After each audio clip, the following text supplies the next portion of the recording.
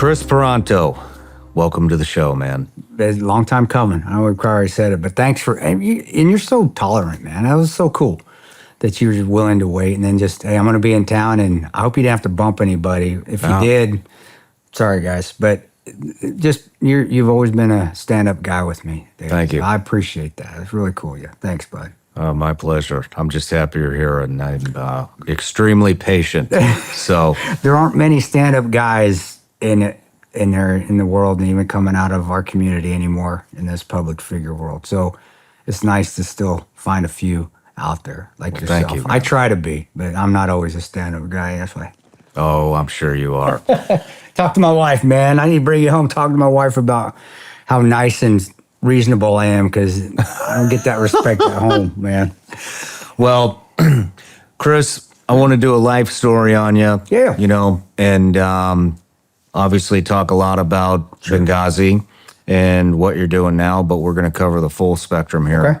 And so everybody starts off with an introduction. So, are you going to read? Don't make me feel like a pretentious asshole. Oh, no, you're good. Everybody gets one. Kris Paronto, former Army Ranger, 2nd Battalion, 75th Regiment. Okay. You responded to the Benghazi 2012 attack. You're the author of The Ranger Way and the Patriot's Creed, co-author of 13 Hours, the inside account of what really happened in Benghazi. You're motivational and public speaker and the co-host on Battleline Podcast. Yeah.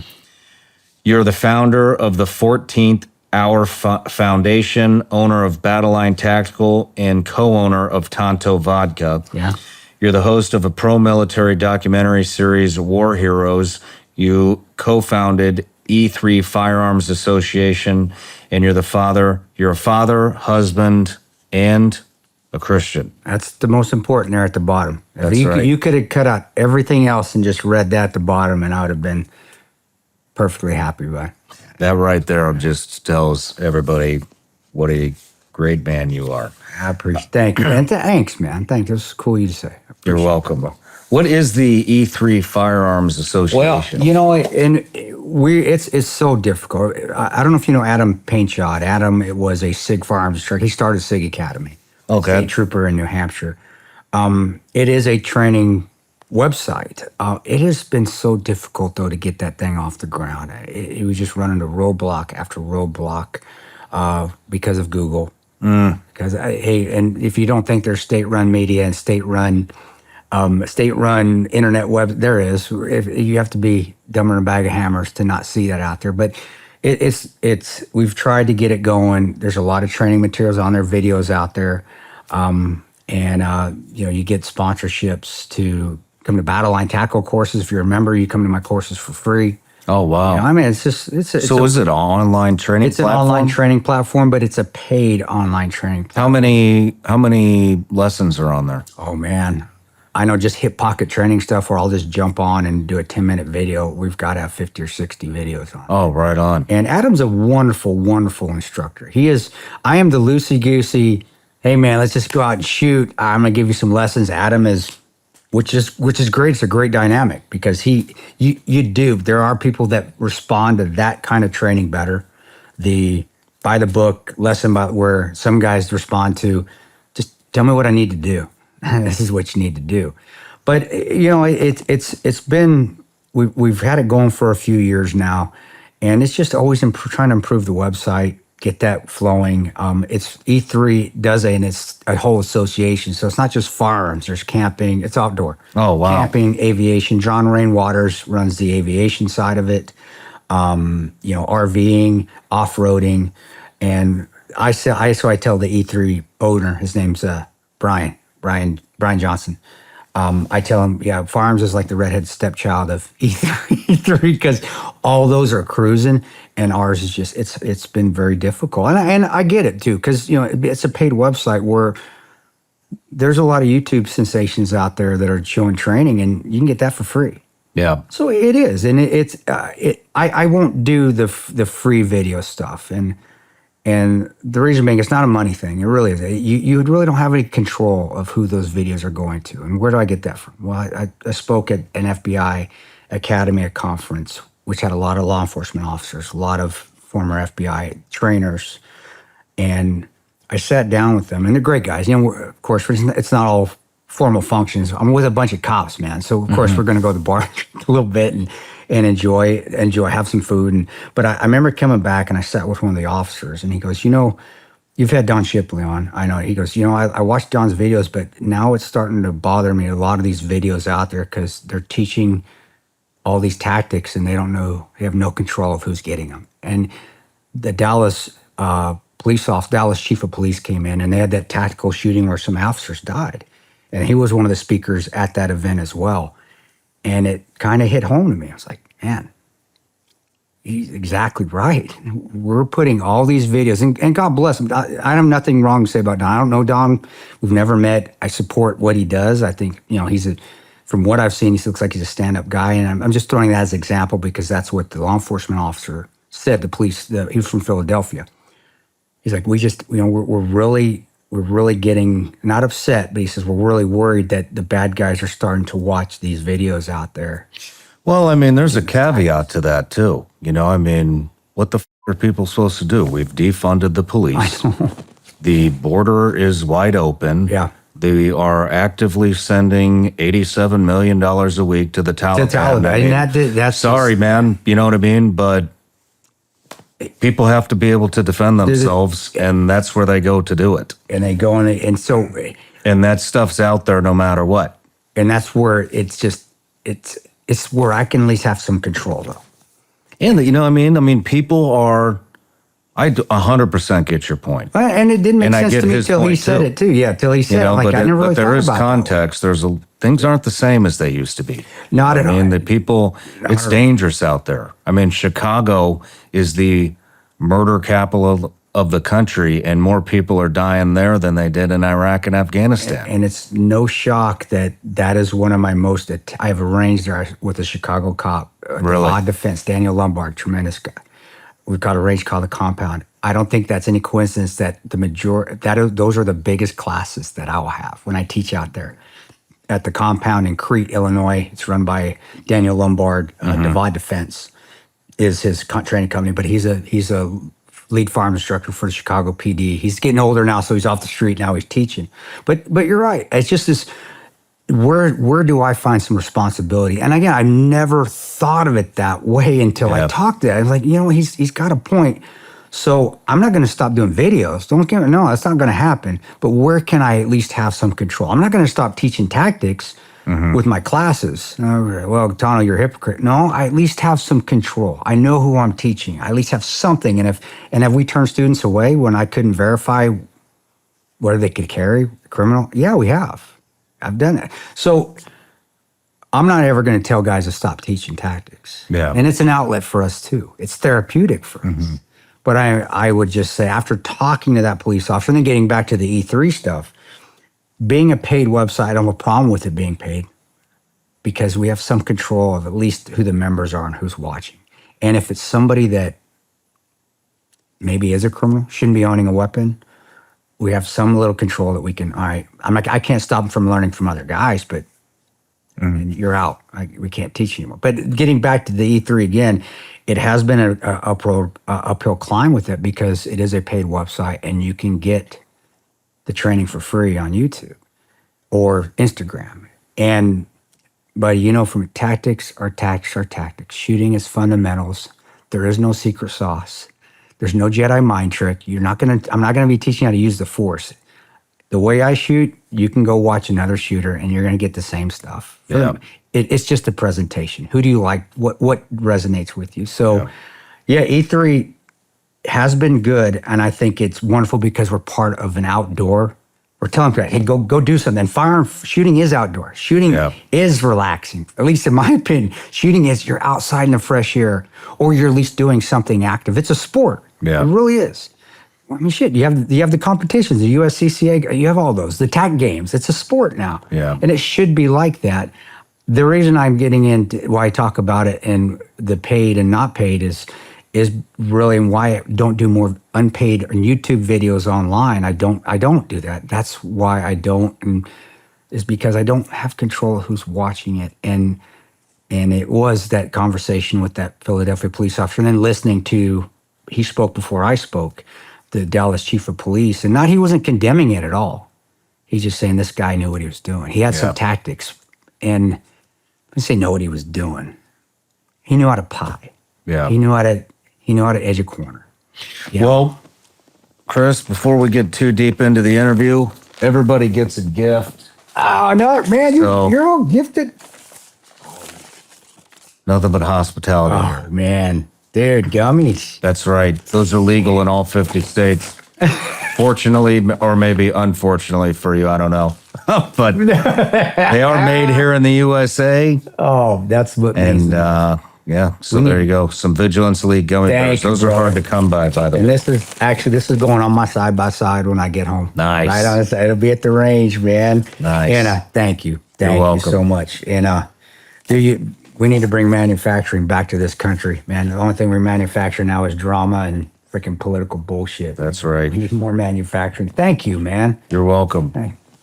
One last thing. Yeah. Before we get in, I got a Patreon account. They're my top supporters. Have been here with me since the beginning, and they're the reason I'm here and you're here. Yep. So one of the things I do is I give them the opportunity to ask each guest a question. Uh-oh. And so this one is from Moose. What's up, Boos? What was it like for you to see the Obama administration blatantly lie about something you saw firsthand? Blame the attack on something unrelated and refuse to call it a terrorist attack. How did it feel to be on the ground at the annex and realize that help was not coming? Let's do one question first. Well, let's go first with the help not coming. So we'll just go on a timeline there. We can skip that. We'll do that. We'll do that. Okay. So give me number, because the feeling. What was it like for you to see the Obama administration blatantly lie about something you saw first? Yeah, I mean, I can tell you, watch Fox and Friends, the last interview I ever did on Fox and Friends with Pete Hegseth. It was back in 2014 or 15, where somebody caught him on a cell phone. It was either at Loyola or one of those liberal colleges there in Chicago. I can't remember which one. And he said Benghazi was a conspiracy. He didn't know he was being filmed. And of course, they threw it on the TV. It's at 6 a.m. I was actually in Springfield. I was going to go speak at an event that was sponsored by the guy that owns Bass Pro. So I was staying out at the Bass Pro Resort up there, and told Pete I couldn't be there. I said I got to zoom in. So I zoomed in at 6 a.m. and I'm half asleep. This was my 5th speaking event in like 7 days, just spent, and pissed me off. Well, why would it? Of course, it pissed me. I mean, all those lines continually. It was angry. It made me full of hate. And what did I say? And you can watch it. It's out there on YouTube somewhere, I'm sure. He said, "What did you feel after you watched Benghazi call it a conspiracy?" And I said, "Well, Pete," I said, "I wanted to reach for the TV and I wanted to choke his ass. I wanted to choke him out." And Pete, his eyes got big. He goes, "Yeah, probably don't want to be threatening the former U.S. president." And I said, "Peter, you asked me." And that was my last ever Fox interview, actually, I ever did. And I did get visited by the Secret Service 2 weeks later. Luckily, I knew the guys. They showed up at my house. Like, "Kris, we got to be here. You're threatening the president on national TV." And but if that tells you my anger, right there. I mean, without even thinking, skipping a beat. And it wasn't to create, it wasn't to troll accounts. It wasn't to do clickbait. It was an immediate reaction. As soon as I saw it, it was like, that mother. And I didn't want to kill him. Let's get in the ring. I'm going to put you in a lock and let's see how you feel, man. That's what I felt. So, of course, I was angry. I was angry for a lot of years. And I think if you watch there's speeches that I've done out there. I just still do corporate talks. I just did, that's why I'm in Nashville and do your show. And I did a talk at the Gaylord there. In the early days, the speeches were very, very angry because nobody was being held accountable. Mm-hmm. And there were people that were calling us liars. And that's hard to, it's hard to be called a liar, guys. When I saw Roan and I was shooting over their heads when those 3 mortars through a fire for effect hit right on top of Building C. The 5th attack that night. And I was shooting, and it wasn't, the movie showed as daytime. It was actually, before morning nautical twilight. You know, it was right before this, you know what that is. Your viewers can Google that. It's right before the sun comes up, so it's still dark. So my night vision was still on. My 15s were on. And remember the first one hit, blew up on the backside of Building C, was right over the top. Roan spun. He went cyclic on that belt fed, which was pretty freaking awesome because all I'm seeing is a laser beam as he turns and they're coming to attack us through the sheep slaughterhouse area. I put a few rounds over his head because I want to get in a fight, even though I can't see that because I'm back behind them on Building A. He's on Building C. Dave Ubin shoots. Oz is up there. He shoots. Bubba's up there. He's shooting. So I'm seeing all this fire. I'm shooting. I'm thinking, shit, mortars this way. They got to be bringing a whole force following those mortars in. So I turn around, make sure nobody's coming. Nobody's there. Come back. 2 more shots. I see one hit directly right on top. Night vision goes completely white. It's overabundance, like white. As it comes back, I saw 4, and now there's 3. So the guy disappeared, and I can hear him screaming. Even in all that, I can still hear him. It was Dave. I didn't know it at the time, but it was Ubin. Just sheared his leg off, sheared his arm. They were hanging, so not completely gone, but he's legs this way, arms this way. How do I know that? Tig got up there when he saw Dave. Tig told me what his arms or legs looked like. Take a few more shots, because what can you do? We're still getting attacked. We're in the middle of a fight. You know what it is. You can't stop fighting. What am I going to do? Run off my building and go help? He's got 3 guys up there. I got to keep fighting. I got my sector behind me I got to take. I turn around. I come back. They're still shooting. I took 2 more shots, and then I saw boom, boom, boom. If you've been in artillery, you call for fire, and you know what that is. That's fire for effect. They're right where they want to hit. Night vision goes white. And as it comes back, all I see is the pixie dust. It got quiet. It got silent. Really weird. I thought they were going to keep coming. And all I saw was the charged particles because, blow up, explosion, the debris, the dust gets either heated or charged. And it looks like it does. It looks like pixie dust coming down with those with my night vision starts to come back and refocus from the white light. And they were all gone. And my brain said, your team just got turned to dust. It's like, holy, I mean, it was, and it felt like longer than what it was. It was only a few seconds, but I put my head down and I remember thinking, it was the one time negatively I thought that every other time, and there was negative things happen, but that was the one time where it was like that, holy shit, we might lose this. And I said, man, we can't beat this. I'm thinking to myself, we don't have any air support. They're going to fucking keep hammering us. And, God was there all night, man. And God kicked me in my ass and said, get your gun up, Ranger. And I know people are going, oh, fuck, that's what happened. What do you mean God kicked you in the ass and said, get up? Quit whining. Quit feeling like a victim. Is that a feeling you got? Is that a voice you heard? Voice in the back of my head right there. I still feel it. I still get chills. And maybe it was my mom saying it, but to me, it was that voice of God. It was something saying, we don't quit. You don't quit. Get your gun up. Keep fighting. And I said, get your gun up, Ranger. That's what I heard. And that's being a Ranger too. And that's what Rangers are. When you're at the 75th, get your gun up. Get your gun up. You're not quitting. Keep fighting. Keep pressing through. You learn that from RIP, which is option 40 now, or RAS now. You learn that throughout. That's what's instilled in you. Rangers before you, what'd they do in Vietnam? The hunter-killer teams, they ran towards the fight. What'd they do when they jumped into Rio Hato? They ran towards the fight. There's no cover. They shot their way off the earth, the tarmac. In Grenada, what'd they do? They ran towards the fight. Now get your gun up, Ranger. Even though I'm excited for the new administration, there's a lot of tension in the world. Russia, Ukraine, the border, inflation. Who knows what could happen next? Me, I'm not waiting around to find out, and I don't think you should either. Look, it's simple. I want you to go to ShawnLikesGold.com. You'll learn about my partners over at Goldco. They're a great precious metals company that I trust. They're one of the top-rated gold companies in the industry with impeccable customer service, and they support the show. And for my listeners, they're going to give you a free gold and silver kit where you can learn about how precious metals could help you protect your money. You could also get up to a 10% instant match in bonus silver on qualified orders. That extra 10% is a great way to get started. Plus, it helps support the show. All you need to do is go to ShawnLikesGold.com. That's ShawnLikesGold.com. Make sure you do everything in your power to help protect what's yours. Performance may vary. Consult with your tax attorney or financial professional before making an investment decision.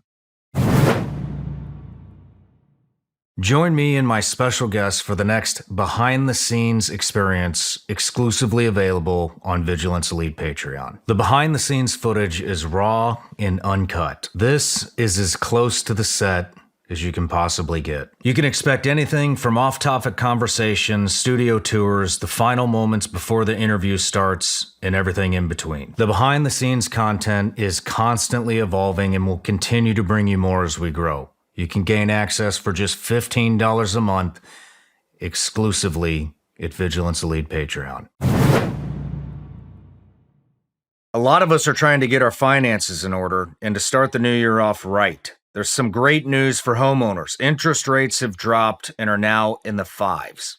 If you've been buried in high-interest credit card debt, now's the time to break free. American Financing can help you access the cash in your home to pay off your high-interest debt. Last year, their salary-based mortgage consultants helped customers save an average of $800 a month. That's like giving yourself a $10,000 raise. What a way to start the new year. And if you start today, you may be able to delay 2 mortgage payments. Call American Financing today at 866-781-8900. That's 866-781-8900, or go to americanfinancing.net/SRS. NMLS 182334, NMLSCONSUMER access.org. APR rates in the 5 start at 6.458% for well-qualified borrowers. Call 866-781-8900 for details about credit costs and terms. Why am I so angry? Because when somebody calls it a conspiracy, and I watched Ron, and Bub and Dave and Dawes at the time. I thought I watched them evaporate. That's what I did with my brain. It's like, holy shit, those guys they're gone. I've seen death before, but have you ever saw where your friends just like they're there and they're not? So when he said it was a conspiracy, it's like, hell yeah, I was pissed off. And I was pissed off for many, many years. And it did hurt a lot of the relationship, hurt my relationship with my wife and my kids at the time. So to ask, it's a great question, but it also points to how irresponsible politicians are with their words. Yeah. And how they don't give a shit. And him especially. You know, Hillary got what she deserved. She wasn't president. She was humiliated. She lost. Is she going to get more? Yeah, she's going to get more. When she stands before her maker with God, God's going to judge her, and I hope he judges her, and he's going to. He's going to judge her well, how she should. Obama's the one that got over scot-free. He was the commander-in-chief. Come on, man. Who's supposed to help get people to us? Is it Hillary in State Department? Granted, she was hugely responsible. So was Leon Panetta. General Ham could have done something. But who was the commander-in-chief? Who was General Ham? He was the Eurocomp commander. He was the one that... And for everybody knows, Leon Panetta was director of CIA at the time. At the time, and then he went to the SecDef, he became SecDef and all that. But actually, he could have done something too. And but Obama is the one that really is the one that's held responsible. Should have been held responsible for it all. And also with the rhetoric, Al-Qaeda, remember, people forget that. What was his platform at the time? Al-Qaeda was on the run. Terrorism is dead. He knew it wasn't. That's who attacked us. You had Sarah on. She knows it better than anybody. Who was the one that masterminded that? Yeah. Zawahiri. He's number 2 Al-Qaeda. So, bro, the guy that got away with it and then continued to try to press a narrative, which we see happen. Well, I got a question. I don't want to get too deep. No, go ahead. I wasn't expecting to get this deep. I'm sorry. That's just me, man. I go down rabbit holes all the time. What I want to ask though is I can see the rage returning right now. It does. Of course, it's going to come. So what was the turning point that kind of eased that rage? That interview was one, because it's like, with Pete Hegseth? Yeah, because it was the last mainstream interview I ever did. Was on your terms or theirs? Mine. I said I'm not going to do anymore. I told him I'm done. That was mine. I'm not doing that, because I did get asked 2 times to go on Tucker, and nothing against him. I like him, I'm not doing that because that's what they want to get. I started to realize that's what they want to get out of me. They know Tanto's going to come in and say something that's going to clickbait and going to be pissed off because that's how I always was. I'm animated. I'm going to say what's on my mind. And if it pisses somebody, so what? I'm going to tell you how I feel. And that's great for ratings. It is. And nothing against them. I got friends down there. Hannity's a nice guy, man.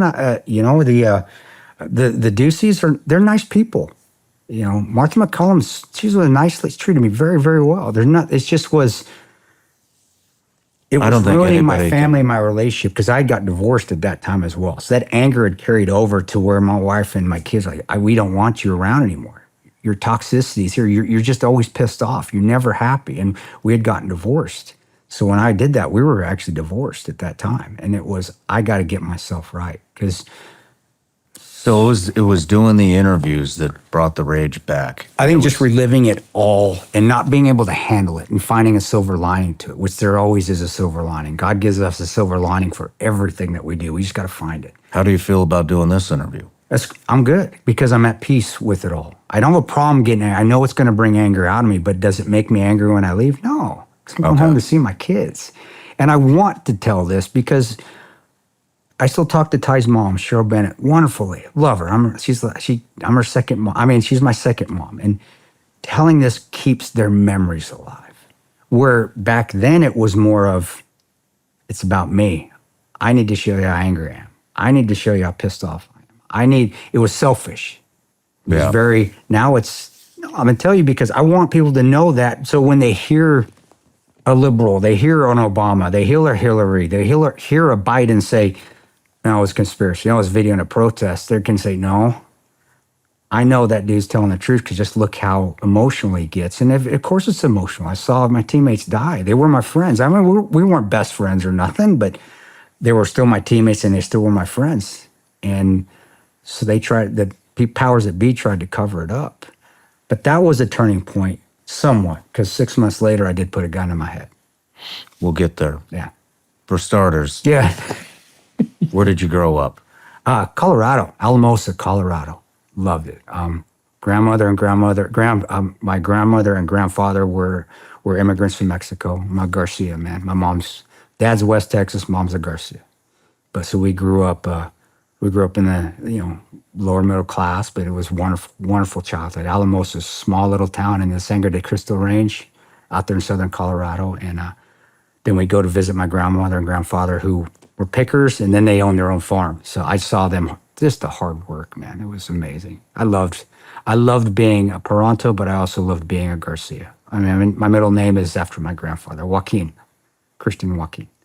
So it was awesome, and it was just always happy, always playing. I'd play with we called them the wetbacks. I know that's a politically incorrect term, but that's what the migrant workers that would come over and work on my grandfather's farm. They were called wetbacks, man. Pickers. Yeah, I remember going out and we would play baseball with them when they come from the field. I remember one actually saved my life. I was playing hide and seek in the back of a potato truck, and I was running away from my cousin, hit a bar that was across the top, cracked my head open, and I laid there for about 5 minutes before one of them carried me out, found me bleeding all over, and he carried me out to my grandmother's house. I mean, it was amazing, fun. It was a rough childhood. It was a rough, fun, spin your knee up, ride dirt bikes, grit, take your lab out, go little hunting with the 22 or with a pellet gun. It was wonderful, man. Crack your head open once or twice. Brothers and sisters? But I have two. I have a brother and a sister, and me and my sister, we have our issues, but we're close. It's a close family. It's not like there's any hatred. My brother, he's awesome. No, him and I, it's one of those relationships though, where it's like he'll call and I'll say, "What's up, jackass?" Hey, I say, "Yeah, what's up, douchebag?" It's that good, but it's like, I love you, man. And 2 years younger than me, we played sports together growing up, and athletics was huge in the family. My dad was a football coach, NCAA football coach. So when we were at Alamosa, he was the head coach at Adams State and the athletic director. Then we moved to Brigham Young. We moved to Utah because he got a job as an assistant at Brigham Young University. And that was one hell of an experience. I look back at it now and it's like, wow, I was blessed because that was during their glory years. So I got to hang around a clubhouse with Jim McMahon and Steve Young and Wow. Robbie Bosco and national championship team. And, you know, you're taking it for granted. You had Lavelle Edwards, who they don't make coaches. You know, that was like the iconic coaches when coaches were actually coaches and not public figures. You know, Lavelle Edwards, Paul Bear Bryant, you know, guys like that. Woody, you know, just the old school. He was awesome. But, you know, you had Mike Holmgren there, who was the offensive coordinator, who later became the coach of the Packers, won 2 Super Bowls. Norm Chow, who was a legend in the NCAA, went to USC. Wow. Andy Reid was a graduate assistant there at the time, coach. So, you know, and I look back, I'm like, man, I was around some cool, and all I'm a kid running around the clubhouse, playing catch with Steve Young, going to the That grad is school. cool. Yes. So sports were big, you know, and I wanted to play football, and I played football. We moved to Oregon State. My dad got a job at Oregon State, and it was wonderful there. Got to be around, you know, the Pac-10. I was a ball boy on the sidelines for the Pac-10. That was so fun, just being at the games, you know, and that was Pac-10 at the time. I mean, that's Washington, UCLA, USC when they were, I mean, they're still good, I guess, but it was amazing. It was just a good time being around college when college was college, when it wasn't propaganda. Let's protest about everything. It was college. It was PCU, man. It was where people would make fun of that. Yeah. Let's go have a, you know. So, and it was college towns. Now, Brigham Young was a little different. It's Mormon, you know. You're not going to find a lot of drinking there, but and then he got a job in Colorado, back in Colorado, and we moved, and he's still coaching at Mesa. It's called Colorado Mesa. It's called Mesa College at the time. It's called Colorado Mesa University now, and we moved there, and of course, being around sports forever, and my dad was a football player. My mom was a pretty good athlete in her own right. You know, I got some good genes in me, and I managed to get a scholarship to play football. And I played football for 4 years. I did. No kidding. Go to Mesa. Yeah, I had a good time, man. So Your dad wasn't the coach. he was the AD. I went to that, and to be quite, What does that mean? he was the athletic director at that college. Okay. But I didn't go there first. I was a typical college football player. I'd rather drink and party than go to Gotcha. class. So my first year at Mesa, I flunked out of college and I had to go to a junior college to get my grades up so I could continue to play football. So I went to, it was called Dixie at the time. Because of the wokeness and political correctness, now it's called something else, but we were called the Dixie Rebels. And I'm still a Dixie Rebel for all you, whatever you call the college now. It was awesome. That was a wonderful experience because Dixie was like the program where BYU, UNLV, University of Utah would send all these truants to get their grades up. So we were a football fan. I mean, we were awesome. We were number 1 in the nation. We finished number 2 one year. So I'm around there, and I'm around gangsters, man. I'm around the Donner Street Crips. I'm around West Coast Bloods, Tonga Crip gangsters. Then you got farm kids coming from Utah, big farm boys. And we had this. It was such a wonderful experience. It was wonderful to see so many. I was out of, you know, so many people of different backgrounds and nationalities come together for a focus to win games. Sounds like the military. It does. And it sounds like, you know, that's why I laugh when I hear all these DEI, all this. So we had diversity way back then, guys. Yeah. And guess what? We were called the Dixie Rebels, too. And not one black dude gave 2 shits. We were proud to be called the Rebels. That's what we were. And I was, you know, I wasn't as true. I mean, they were hardcore. I just flunked out of school. Now, you know, I ain't gonna lie. My ethnicity did help. It does. He's Mexican, dude. And my grandpa, you know, it allowed me to at least have a foot in the door where, okay, we can kind of trust this guy. And stereotypes for a reason. I have no problem with that. But it was one hell of an experience because we were so good. It was fun playing on a team of so many different characters. And what got me is that was back in the day when Bloods and Crips, they were, you know, that was a big deal. There's gang violence all the time. And there was a guy named Stacy. He was a West Coast Blood. He came from Los Angeles. And then we had a guy named Chucky, who was best athletes I've ever seen in my life. He was a Donner Street Crip from Vegas. And I went to Stacy one day because I didn't get, I'm this naive kid from Colorado, you know. And I don't know what I can ask or what I can. I say, hey, how come you guys aren't killing each other? You know, I'm being an idiot. Should I say that? I don't know. I'm 19 years old. What am I saying the right thing? And Stacy looks at me and he goes, he goes, on the streets, man? Yeah. He said, we would.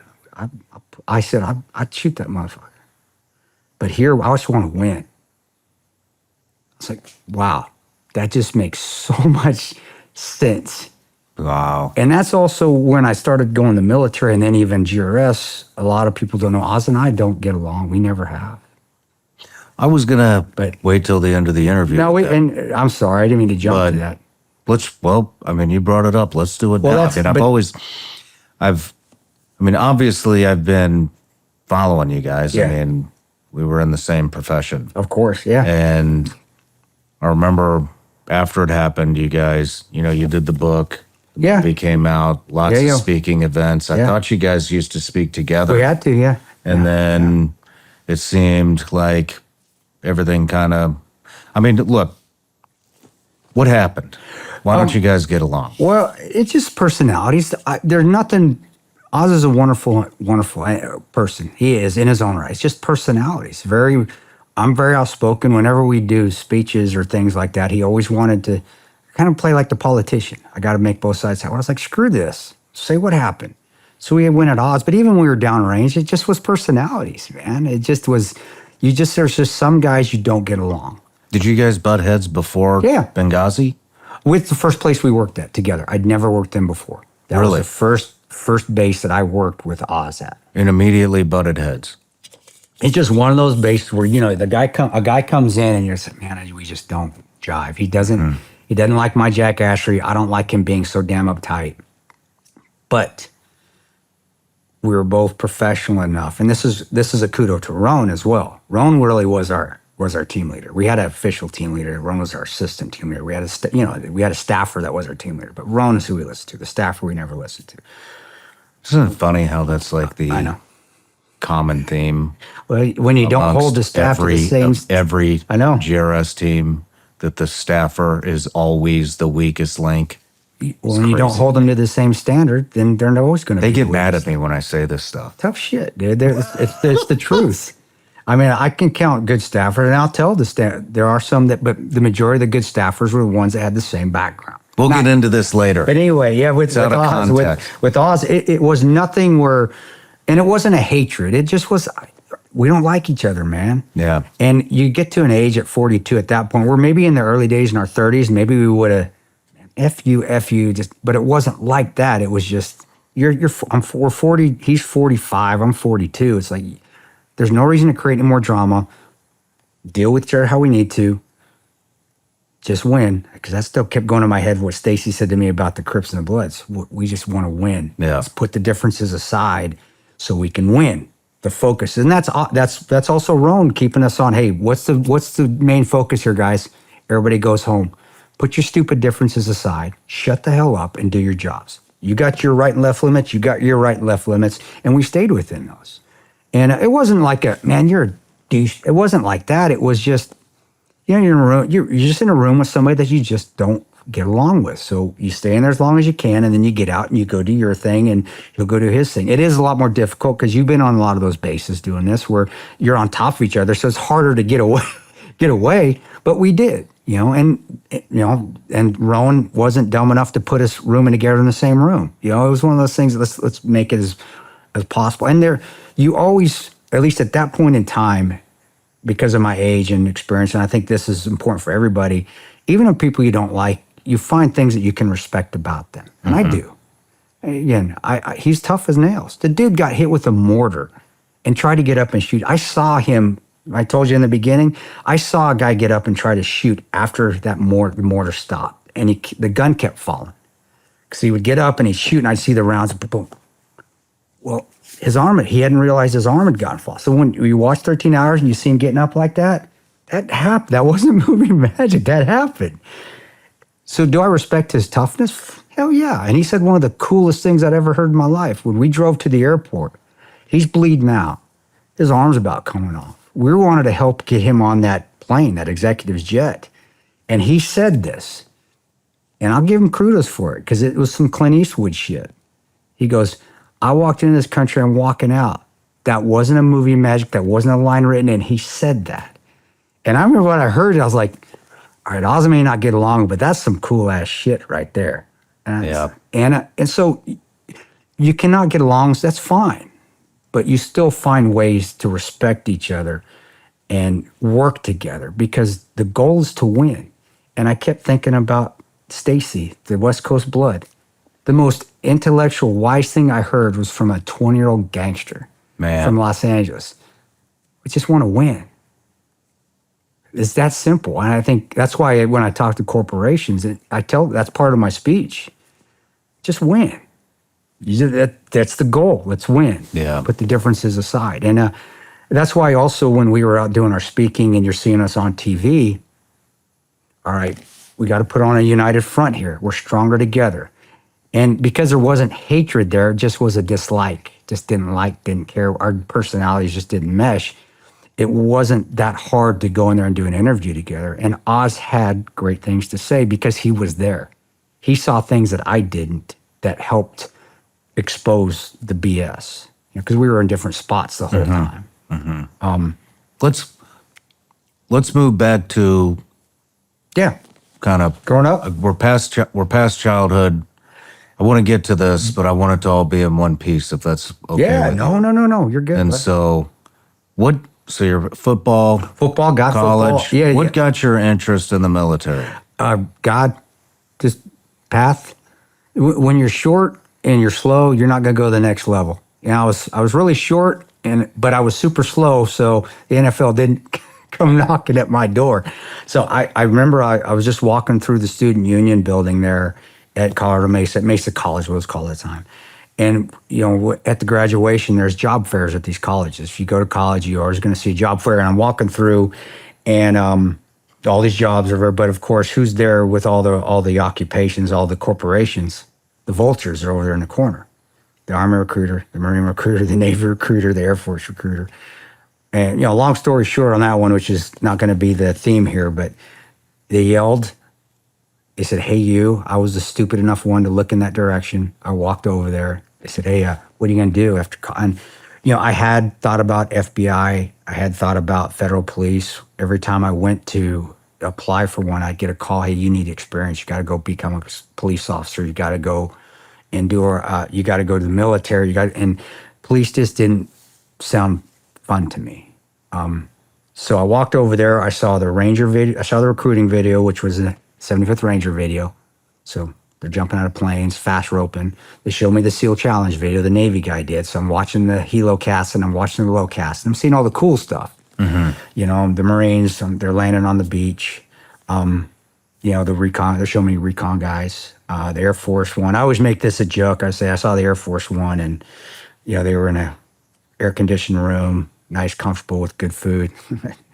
No, they're showing me the jets and things. And I just thought the Rangers was the best one for me. And so I said, signed up. I enlisted right there after I got my bachelor's degree. No kidding. And 30 days later, I'm off to Fort Benning. And did that.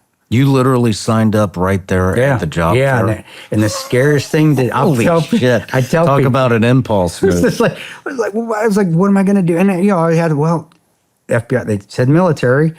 And I do remember telling the recruiter, I asked him, I go, "Is that hard?" He goes, "Yeah." I go, "Do people quit?" He goes, "Yeah." All right, let's do it. And so move on, and we go to Fort Benning, Georgia.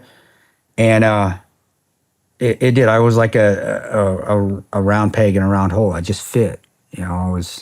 I went to, it was Sand Hill at the time. It was Echo Company 258, called the House of Pain. I was supposed to be the hardest one there, but come on, they're all the hardest. Every basic training depot is the hardest one.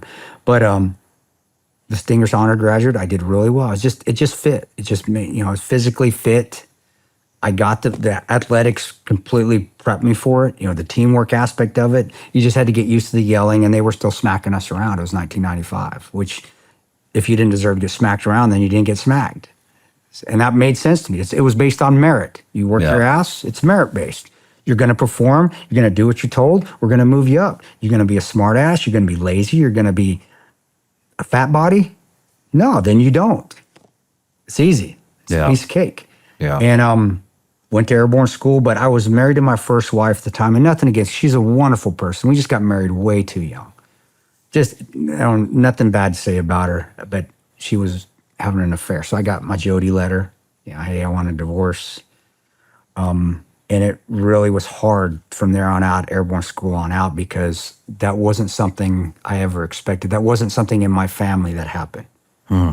Divorce didn't happen. To me, that wasn't even on my radar. Yeah. And it was, whoa, this is, so I'm fighting airborne school. Airborne school is easy. Just all you got to do is learn how to fall and break yourself and then jump out of a plane.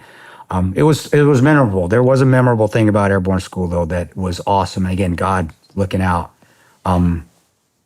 My first 2 jumps, first day jump and first night jump, I was the first one out the door. It was so awesome. Being able to have the door open, first jump, and I'm watching, that was cool. Nice. It's memorable. And the night jump, too. I was like, how lucky am I to be, how did that happen? I got lucky to be the first one out the door. So, your door opens, you get to watch all that shit for about 30 seconds before you go. But airborne school, then went through RIP, got through Ranger RIP, went to second bat, and I was there for about 8 months.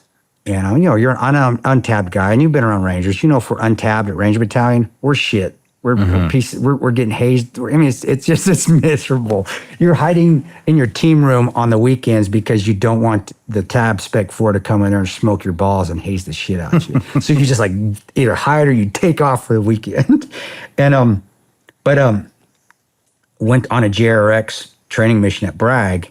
About 8 months in, I was at battalion and the joint readiness exercise. So we're doing a joint readiness exercise with blue, green, some PJs, and then the Air Force guys at Pope, the Spec Ops, the Spectre, and and the task force was there too. Night Stalkers were there too. So it's a big thing. Nice. Yeah, it was pretty awesome. So I'm a private. But I'm fighting this divorce. My wife's cheating on me, and it's just killing me. Did you know who she was cheating? No, I at that first 2 week, it was a 2-week JRX. The first week, I still hadn't figured it out. I was in denial more than anything. That's no way she's doing that. And this is for the admin and cell phones. Cell phones are a big thing. So to go home to call, you had to actually go to a payphone. So it wasn't like I could call and check all the time like you could now. Yeah. Which maybe that would have made it worse. Maybe this made it better this way. But I'm a new private. I'm around all these tier 1 guys. I'm just, holy shit, dude. Should I, and when you're a new guy, you have that bravado, but should I be here? Tab Spec 4s, you got tabs, squad leaders, tab E5s. These guys, this is old hat to them. I'm like, oh my gosh, man. So the stress levels for me, don't fuck up. I got 2 hernias on my first jump too. So don't want to tell nobody because I got 2 little aliens going there when we jumped in. Is it Sicily at Bragg? I can't remember the drop zone. But anyway, it all came to a head. And I called home and she wouldn't answer. So I finally called my brother, Mike, love him. I go, hey, what's going on with Stacy, man? He goes, dude, I don't want to tell you. And as soon as he said that, I was like, crap. Because I was in denial. And I went home on block leave because it was right after that we were going on block leave. It was right before Christmas. And I went to the guy's house and I was hiding in his bushes. I was going to kill him. And I came to my senses, which was great on my end because I got out of there. But it was also where I even felt like a bigger failure because, man, I can't even do this. I'm the biggest pussy in the world. But God's got me. God's. But of course, everybody found out. Small town, Grand Junction, Colorado. Military found out, of course, because I was very lucky. Instead of going to jail, I got to go to the VA there in Grand Junction. They threw me in the mental ward, to check on me. So the military, so the wheels are turning that I'm going to get. So hold on, did you get caught? Actually, what I did is I went back home, I drank myself silly, and my friend found me on the floor. My Ranger buddy who I joined with, that was home too on leave, he found me on the floor. I was just drunk and took a bunch of Tylenol, and it's just. So you tried to kill yourself? Yeah. 1997, 6 or 7. 96, then 96. Holy shit, Kris. And it's just one of those things because it's you're young, you're pissed vinegar, you're full of fire. You're a Ranger, dude. Someone was gonna, but I wasn't ready. It just was being young and stupid and doing stupid things impulsively that young people do, especially young guys like yourself and myself. We're not thinking. We're just action first, consequences later. And but the military found out. And of course they are. And we called the commander, and the commander found out. And I had wonderful, so blessed. First sergeant was Frank Grippy, Ranger legend, Sergeant Major Grippy. Fucking, he was dropping mortars and tubes in Tora Bora and Anaconda when he was 10th Mountain. He was a sergeant major. He was my first sergeant. And we also had Captain Paul LaCamera, who I think he's a 3-star general now. He may have just retired. But he was my CO. And I wasn't going to stay in. There's no way I could stay in. But I managed to get an honorable discharge. And I didn't deserve it. So I only finished 2 years out of my first 4-year contract. Well, how long did it take you to snap out of that? Well, I went home. It took me 2 years. Well, I had 2 years. I didn't have a choice. You got out. Yeah. So you left. I left the Army. You left the Army at the end of 1996. At the end of 1996, and then went back to your hometown? I went back to my hometown, and I was like, I can't do this anymore. And what were you doing in your hometown? Nothing. Just being miserable? Being miserable. I was miserable. But I was with family. My mom's there, my dad's there, my brothers are there. So I'm surrounded by family. My friends are still there because I just really been 2 years out of college. I still had guys I'd played football with that are still finishing up. And I had a buddy of mine named Brian Edwards. He goes, dude, you look like shit. And I moved in with them. I hung out with my buddies. My parents were there, but I moved into a room at one of their old ex-football players. They were still playing one of my teammates' houses. And they went on, and that's what I recommend everybody to do when you go through a divorce. I went to South Padre Island for spring break. Spring break. He goes, what happened there, Kris? He's like, dude, you look miserable. We're going to spring break. Come on, get in the car. We're going. I was like, okay, we went. And I went to South Padre for spring break. And I remember this, the Lord, I am beyond, the Lord works mysterious ways. I'm serious. It's just so amazing. I look back at it now, I'm like, oh my gosh, God really does have control. I go there. Hold on, can I make a prediction? Yeah. Did you meet your current wife there? Get the fuck out of here. Are you serious? No shit, I went there. Hold on. Yeah. How long had you been, were you divorced yet? We were divorced, yeah. We had been officially divorced for only about 6 months, but she had tried to divorce me and get rid of me at basic training. So it'd been. So you're like depressed at home. Yeah. Drinking yourself to death. Yes. Tried to commit suicide with a bottle of Tylenol. And now I'm like, what am I going to do with my life? Now your buddy's like, we're going to South Padre Island. Spring break. I need you to smile again. And Brian, I love Brian. He was a really good football player. Outstanding wide receiver out there. But we go there. And this is what's so funny. And it's funny, but I do believe there's Cupid is out there. Because we're at Charlie's. It's a bar there. No, it's Louis. We're at Louis. Louis' bar and something. And I'm dancing, but I'm still jacked. I'm a Ranger, shredded. I'm jacked up, shirts off, because I'm spring break drinking. And all of a sudden, this searing pain all flows down the side of my face and my eyes. Well, it was before Fireball, so they had those shots of cinnamon snops that the little ladies would carry around. Somebody had knocked the whole thing on me. And I look, and it was my wife, my current wife. I look, it's like Cupid's arrow.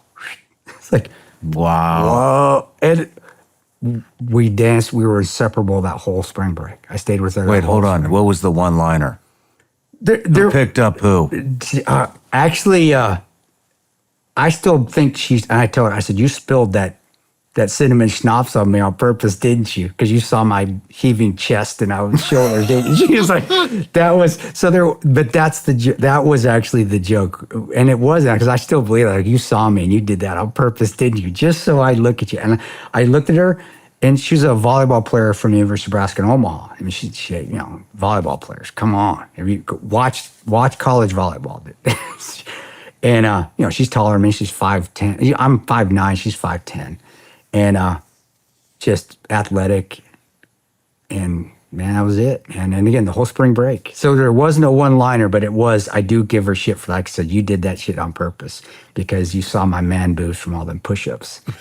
And it was awesome. And so when I went home, it gave me a direction. So I went back home, like, okay, the stipulations of my honorable discharge is I had to stay out for 2 years. I couldn't re-enlist for 2 years. It came in my file. And my dad had his doctorate. My mother, she was a teacher. She had her master's. What's the logical step here? Let's go back to college. So I applied to University of Nebraska Omaha, took the GRE, got accepted, and I got into my Bronco 2, and luckily I made it to Omaha, and I lived in $100 and 10 a month room in the slums of Omaha. And, Omaha's a wonderful place, but it was the poorest section of Omaha. No air conditioning, nothing, and it was wonderful. It's wonderful. It was like I'm out of a terrible element, and here I am by myself, no money. Bronco 2s don't run, so it's in a crappy car. I'm still fighting double hernia surgery because I hadn't got my hernias fixed yet. But it was like, man, this is awesome. And the only person I know is this woman that spilled drinks on me that I spent 4 days with at South Padre Island. And she was awesome. And we dated, and I just got my life together. I went back to school. The VA got my shit fixed. I got my hernias fixed there where I was there. Grad school to me was the school. I don't say it's easy, but the ability to go to school and then also work, and it wasn't hard because the military was so you know, it was regimented. You could do multiple things and not get enough sleep and still get it done. Well, it was easy. So I got a job at Mutual of Omaha working as a security guard. Go to school, and my classes I could take at UNO. A lot of the grad classes were in the evening. So I would take classes, and a lot of those graduate school classes, I was in for criminal justice. I was still thinking maybe the feds down the line, even with all I'd done. But it was one a week. So 1 3-hour class a week I could take, and then it was just study. And to me, studying was awesome. A library was peaceful. So I would get an internship. So I worked at the library. I could study. I worked at Mutual of Omaha during the day, so I was making money over there. And I was going to school, and I was with this woman that was this young woman that was just hotter than all hell. As you, I mean, volleyball players, man, squats and jumps. Obviously, you can tell what kind of man I am.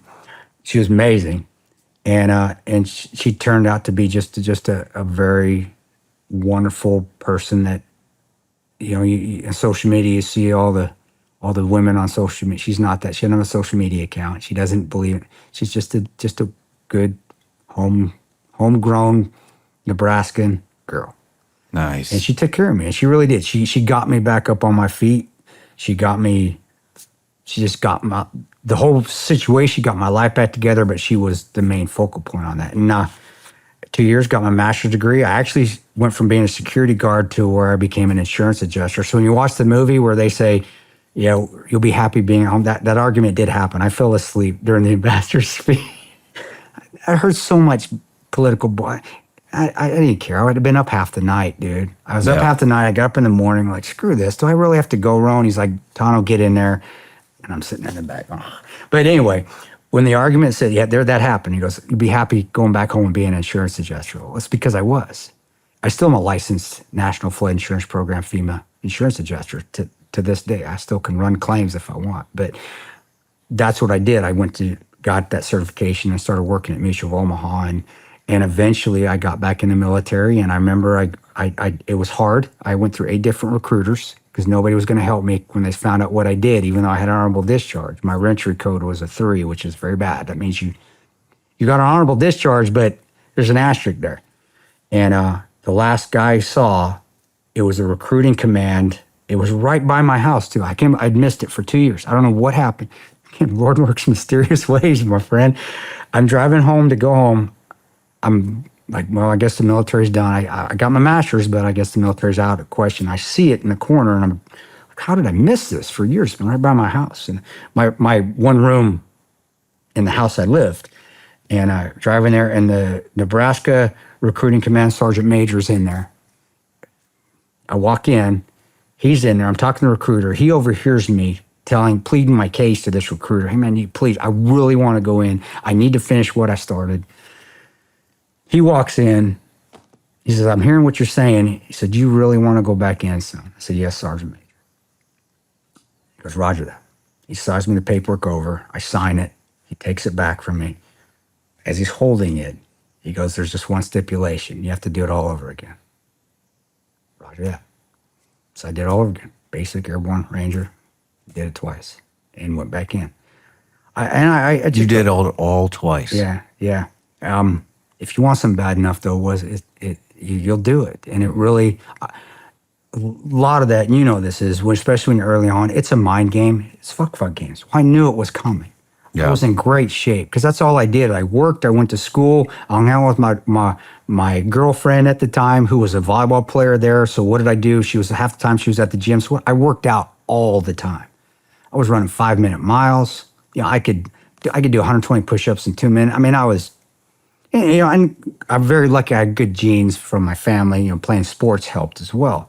So when I went in, I could outdo the drill sergeants. But I saw how the military in those 3 years went from, or it was actually 4 years.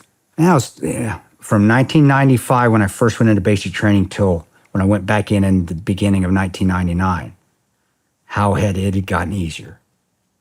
I could outdo the drill sergeants. When I went in the first time, every drill instructor, infantry drill instructor, except for one, was tabbed. They at least had a ranger tab. They don't come from Ranger Battalion, but they at least had a tab. Or they were mechanized and they'd seen some combat or been through deserts. I mean, they were hardcore. The one that didn't, and he was one of my drill sergeants, Drill Sergeant Hardney, the devil. Loved that man. Big black dude, 6'7", looked like a demon from hell, but I love him. He was actually the NCOIC for Tomb of the Unknown Soldier, if that tells you anything about his qualifications. He may not have his tab, but do you think he's disciplined? Yeah, standing 8 hours at 10, yeah. So when I went in the second time, 2 guys had tabs, no CIBs, not that much in shape. The only 2 guys, the senior drill instructor, he was from 3rd Bat, so he was a ranger. He was tabbed, and then our commander, our CO, was tabbed. And it was easier. They weren't throwing us around. They couldn't even get in our face. They could still do the shark attack, but it was, the standards had lowered. The mile max, the 2-mile run was 11:54 when I first went in. It moved down to 13, so it was easy. I was like, "Geez, this is cake." I was, everything, all the standards had lowered, and it wasn't. It was a hell of a lot easier. And of course, it was a lot easier because I knew what was coming. Airborne school was easy. RIP was hard, like RIP should be. I mean, it was a kick in the ass. RIP should be a kick in the ass. The only thing is though, 2 of the instructors there, I had joined in 1995. So when I came back through, they were both E6s, E5s, and one was an E5, one was an E6. And they're like, "What the hell are you doing back here?" So, I mean, why I tell people that's because I didn't feel the, oh shit, the nervous, like you do when you went through Hell Week or these guys are mean. It's like, I know that dude. I could outrun him 5 years ago. So it was, and then going back to battalion, went there, got my tab, became a team leader, and then my platoon leader found out I had my master's degree and that I'd been at battalion before. And he says, "You need to become an officer, son." And so I became an officer. I got my commission. No kidding. You became an officer? Yeah. Don't tell nobody. I did not. I did not know that. You would have not been invited to the show. It wasn't long lasted though, because I got my commission. And in 2003, 2003, I was going through IOBC, Infantry Officers Basic Course. I actually joined 19 Special Forces Group too. So I stayed enlisted in the Guard as I was getting, because I did green to gold. I didn't go to Officer Candidate School. I just had to do a year of green to gold at Creighton University. So I joined the Guard. 19 Special Forces Group is where I linked up with my partner that does my vodka with me, Ben Morgan from 1st Ranger Bat. He was on ODA 993. They brought me into ODA 993. So we were friends, and we grew up in Grand Junction, but that's where we really developed a great friendship because he went to a different high school. We didn't really hang out.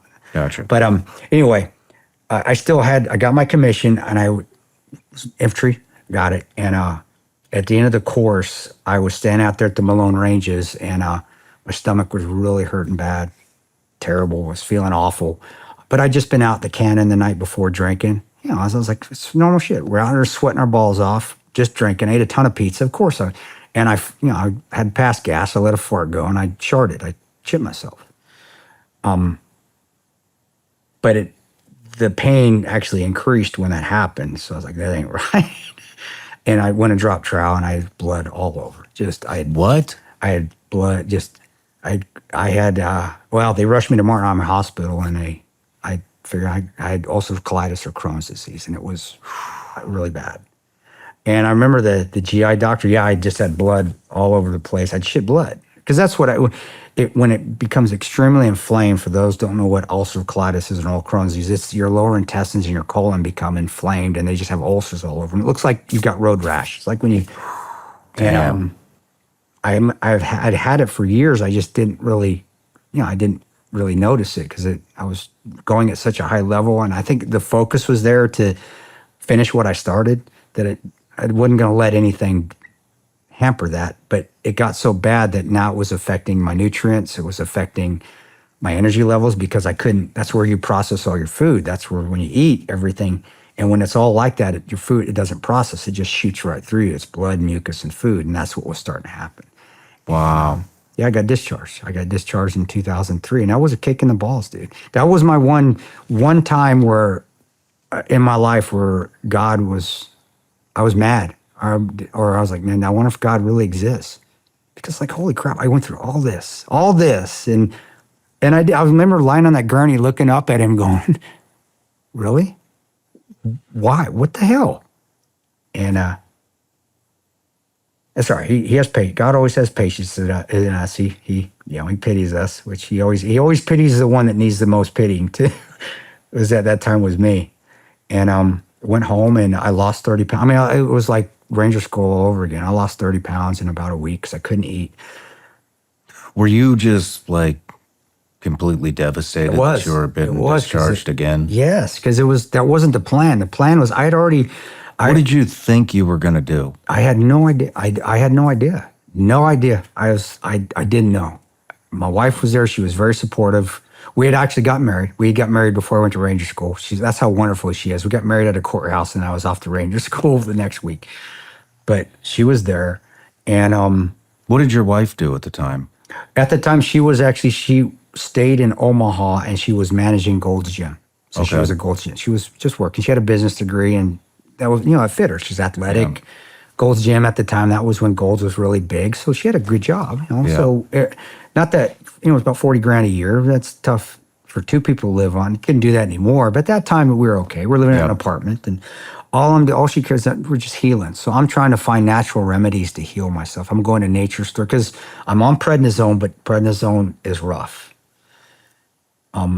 So through the next year, all I'm doing is, first of all, I'm eating things, and if it goes right through me, I write it down. I can't eat it anymore. So I'm figuring out what I could eat, my diet, and then I'm taking the medication, and then I'm going to nature food stores, organic food stores. There wasn't a Whole Foods at the time. You had to find the little mom and pop ones, and trying to find out what could I eat to start to build my body back up, because I couldn't take whey protein. I couldn't do anything that was dairy related.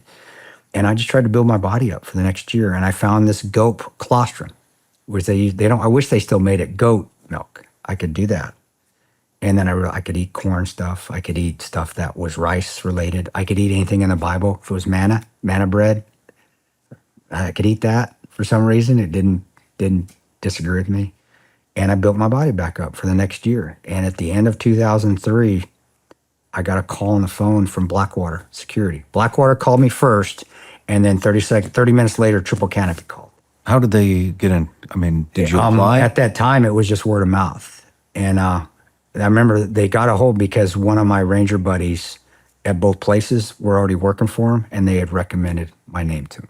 Interesting. And they were good. Actually, Blackwater was a gentleman. He's a great guy. Brian Mastrofini was his name, and he had recommended that as Rangers, let's give him a shot. He didn't know I was sick though either. Yeah. But they got my phone number because he was a friend. He had the phone number, so he's like, here it is, and they called me. And the only reason I went Blackwater is because they called me first. And at that time, they were both great organizations. You had Eric running that, and it was still relatively small. And they had Lee Van Arsdale running, who's a Delta legend, running Triple Canopy. It was pretty good shit. And was it for OGA? No, that time there wasn't. There was Peak. It was called Polar Quest. Was just starting to come online, but at that time it was the Bremer detail. What year is this? 2004, into 2003, beginning of 2004. So Karzai had already been going. The Karzai detail, which a lot of your brothers were on that Karzai, and they had just started to move to Iraq, and they were starting to pick up guys to go on the Bremer detail, which was going to be the Negroponte detail down the line. It wasn't State Department either. It was the Coalition Provisional Authority. CPA. Interesting. And how'd you like that? The beginning, it was great because it was like OGA. I remember showing up at GRS and everybody was talking about the Bremer that was detail. the good old days. That was when it was State Department really didn't have their hand in it. So it was the Wild West. I mean, that's where Sachs started. Sachs that's where he became really a legend over there in the GRS. He was one of the original Bremer guys. I love Sachs. But anyway, yeah, that's what I went to the first class where I met Boone. Boone and I were in that first, it was called Did you work with Sachs in that? Not in the Bremer detail. No, he moved on. He was one of the first guys to move over to GRS. Okay. So Sachs was the trendsetter on contracting, but rightfully should be. And he was What just a great guy, man. That's the one thing. He is an operator, but he's just a nice guy. I love that dude. He was, obviously I'm mentioning him, so he had an effect on my life, a positive effect. But I went there and went through the training, which was basically 3 weeks at Moyoc of Delta, long tabbers, white soft, blue, Rangers, and Marines fighting with each other. And it never changed throughout your entire contracting career. It was so hilarious. We didn't learn a damn thing during that. We went through all the shooting, so you had to pass the shooting, but as far as the PSD stuff, we didn't learn a thing. Because they were just everybody was always Arguing fighting. tactics. And then you're having the white, it was the white stuff, the SEAL, the white, the vanillas, the SEAL teams outside of blue. The Mies. The regular shitbag Navy SEALs. Come on, shit. I believe me, man. I'd rather work the vanilla guys, new infantry stuff, better than the blue guys. I always said, man, you guys know your infantry shit down. You guys had it. Mike Kane, Sawbones was a guy I worked quite often. He was awesome. And he hated blue. It's like, fuck that. But he was awesome. Bones was the man. And anyway, they're running the course. So do you think a blue guy's going to take shit from them or Delta? And I remember sitting on the bleachers week 2, and we're trying to learn basic formations, walking formations, diamond, and then how to react to contact within those formations. And it just turned into a big argument, shoving from a bunch of guys that none of them have done personal protection. No, and the other ones that were all teaching been it, assaulting. Yeah, it had been there, and the ones that were teaching it, they'd been downrange for 6 Hey months. guys, we're gonna go on defense now. I know. What's that? What's that? I don't know. Figure it out and teach it. That's what it is. It was so, but it was awesome because it was a beautiful day. It's early spring in North Carolina, Moyoc. It's sun's out. It's starting to set. I'm in the bleachers, and one of the instructors come over to me. His call sign was Shrek. He come over to me, and he goes, "What you smiling at for, Ranger?" I said, "You guys are paying me because I hadn't made shit for a year. Yeah. You guys are paying me $250 a day to sit out here in this beautiful weather, get a shoot gun, and I get to watch you guys just clown show. This is awesome." And I'm just unbelievable. Like how lucky am I to be right here watching the shit show go on? And it was so awesome. It was wonderful. And then, I finished the course. I had to go home for like 2 months because my clearance still hadn't cleared yet. And I hadn't got my clearance yet from State Department. That's when we started to figure out, DOD, NSA, CIA have their own clearances? Oh, I didn't know that. I thought if you got one, they don't cross over. So I had to wait for my State Department clearance. Got it. Went home to my wife. I said, "Please don't divorce me, but I'm going to Iraq." And that's when the contracting life for the next 10 years took over, man. That was it. And early days, and it was the Wild West, man. It was, man, sitting up on top of a building on Haifa Street with my Ranger buddy in pigeon shit, overwatching one of our PSD teams, watching Bradley shoot down Haifa Street, spinning, the guys in their turrets, spinning because I still remember that was so cool. So because the upgunners, they're spinning, making sure they're looking and they're not going to get shot. Because Haifa was bad at that time. That was real bad. And I'm ducking because they don't know if I'm a good guy, but I don't want them to shoot me. But just that was wonderful times, man. Driving down Biop, driving down Route Irish at 100 kilometers an hour, fucking making sure that you don't get hit on that overpass or on. There are not a lot of people that say they've had a great time running up and down Route Irish. Man, You're one of the few. I loved it. And I had an awesome team. We had a wonderful, just an awesome team. Again, another one, just guys that just, I don't know, got along, but it worked. And So for those listening that don't know about Route Irish is most likely unanimously the most dangerous road in Baghdad. It was for a time. I mean, there were other dangerous roads too, like Haifa Street was very dangerous. Route Wild, when you got up to Sadr, was pretty damn dangerous. Yeah. And even Route 10 at some points were dangerous. And then, of course, Route 10, when it got into Ramadi and Fallujah, of course, were extremely dangerous. And God bless them, Helveston and the guys, that got hung and died there. But Irish was always hot. Mm-hmm. Always somebody was dying or getting hit on Irish. And I loved every minute of it. And I had the best drivers in the world. And when you see a motorcade with 3 cars, and the drivers know what they're doing. And I was very lucky enough that I moved being from the trunk monkey to eventually I became the team leader. So I'm on that rear vehicle making the calls. And just watching drivers do their thing, blocking and screening at 100K, dude, it is beautiful, man. And I just get chills thinking about it because I was like, man, it got to a point where it was like a great football team where a coach didn't need to say a thing. Everybody knew what they were doing and they just did it. It was amazing. Having my 2 left and right door gunners cracking doors. If they needed to hit somebody, they'd hit them. If they didn't, they didn't. Getting out. And even when I got to be a door gunner on the left rear, when you're going 100K and you got to crack that door and you're hanging out the side, like that's almost the same as hanging on the bench of a little bird as it's banking in. It's wonderful, man. Who gets to do that? That was fun times. And we were up and down that thing in a 2-month period at one point. We had to run it 6 times a day. What? It was stupid. It was State Department. 6 times a day? You had to. We were 6 times a day on Route Irish? We were protecting the Rhino bus, and we got Holy tasked for that. Shit. And 6 times a day, and it was. We violated every security principle that you're supposed to have. Were you guys one of the crews that had the? Which one? I don't know. Somebody dressed up like a dinosaur at the back of a truck and rode that day. No, that wasn't us, as far as you know. I don't think. No, it wasn't us. It wasn't us. That was later down the line. It was a DynCorp team after. That was later down. Yeah, that was down the line. It was Team 5, I believe, that did the DynCorp team because we would rotate with DynCorp on this because we were still didn't have enough people. So we would take it, then they would take something. I love the DynCorp guys too. But no, that wasn't us. Seriously, that was the DynCorp team, which I wish it would have been us. That was some funny shit. That was hilarious. YouTube that stuff, guys. Dinosaur Route Irish.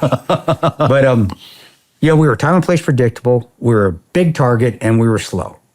Yeah. Everything you didn't want to be on Route Irish, we were. And, did you guys take contact? Just sniper fire from away. Right when you hit Route Irish, you had those where the Edinburgh Risk guys got hit. That's that infamous video where those guys are on, and there's an SF guy in there that everybody hammered because he ran and hid in a little ditch. I've not seen that. It was Edinburgh Risk where it's right at the beginning of when you get out of the green zone and you start hitting Route Irish, it's still Iraqi urban areas right there. And it's about 300 meters off the road, and they would sit PKMs or snipers on there, and because there was also a building that had been bombed and burnt out that they would sniper fire about 100 meters away when you're going. And so anyway, we would take every once in a while, but we didn't get hit with a car bomb. We got very lucky. The DynCorp team that took over for us got hit the next week. So we would just take, and you're ping, all right, well, we're good. Everybody good? Yeah, all right. It just added to the flavor, man. And it was something to say that for the team as well, how awesome they were and how a good motorcade operations, if you're running it right, they're going to hit somebody that's not doing it right. But I do remember that when we got the task to do it, and I was a TL, I was like, can you guys do this? Well, yeah, what am I going to say? No? Yeah, of course we can do it. But I went to the team, and you should have seen the looks, man. Half of them were stoked. The other half were like, I'm not going home. Yeah. And you're trying to keep everybody pumped up, and in my head going, holy shit, 6 times a day? Just the odds that we're going to get hit with a VBID. I said, we can take small arms fire because we're going to keep moving. We're going to keep pushing through. Just don't stop. Don't create your own kill zone like the Edinburgh Risk guys did that got hit, where you get caught in a traffic jam there, and then you push everybody out right and left. So you're basically, you've just given them an ambush zone. You've given them a big target. But we could just keep pushing. Don't worry about the Rhino. It's got much armor on it. It's the State Department armored bus that M1 Abrams has. It's going to be able to take a hit.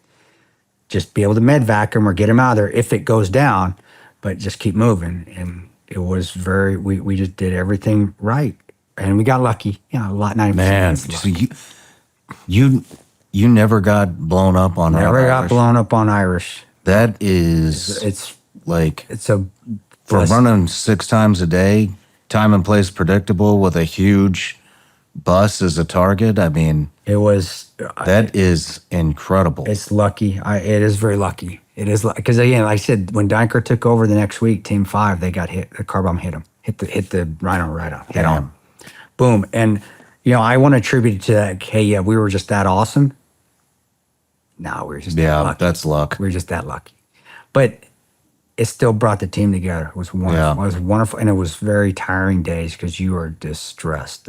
I'm not diminishing your team, by the way, by saying that it's just luck. I'm just saying. No, yeah, but I'll tell you, it's just even with those VFPs and shit. I mean, there was and they were starting to drop the grenades with the little chutes off the overpasses as well. No, of course, there is some. Hey, we did what we had control of. We planned what we had to. We ran the routes right. The motor kit operations were great. We were doing what we needed to do. We kept moving. We didn't ever stop.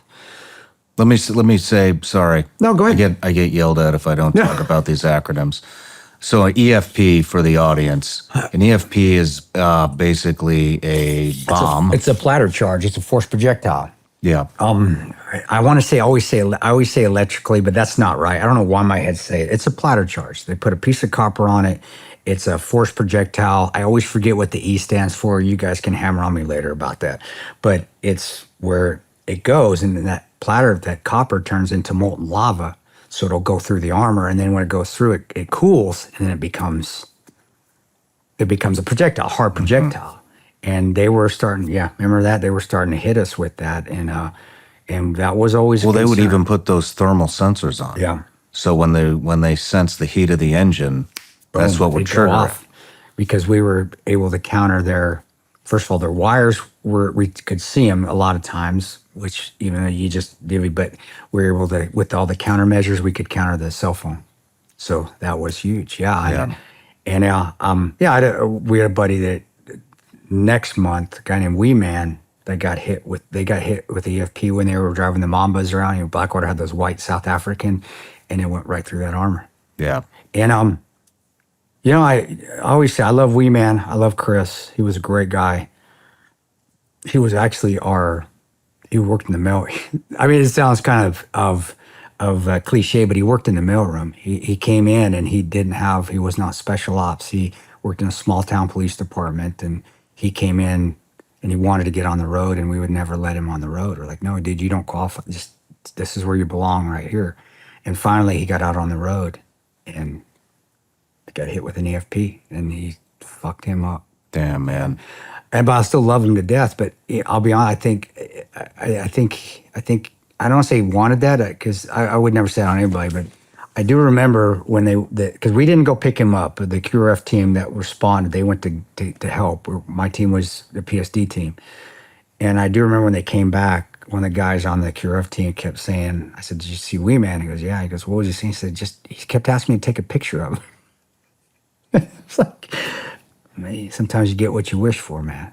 Man. And I'm not to guess, he is awesome. Dude's brave and shit. He is. But be careful that's always a reminder to me, be careful what you wish for. Yeah. But we did that, and then I did another year, and then I went back home, and in between I was instructing at Blackwater, so I was a firearms and tactics instructor in between contracts. So I really never went home. Even when So did you move to Moyock? No, I stayed home. She did a great job. So it was one of those things where we were just apart a lot. I was gone, or I'd go home for a month, and it was hard because my son was born. My 19-year-old, he was born. The first 2 months I was over in Baghdad, my first 2 months on the contract. So I did come home to see his birth, and then I went right back for another 7 months. Damn. And then but that was, at that time, that's what I wanted. There's nobody to blame but myself. Man, what is it? My whole career was pre-kids. And so, I mean, as you know, today was my son's first day of school. Congrats on you. And I'm so happy that he's just like, Dad, I'm out, man. Yeah. I was expecting like a little, I'm going to miss you, Mom and Dad. No, he's like, I don't give a shit. I'm like, hey, see you guys later. But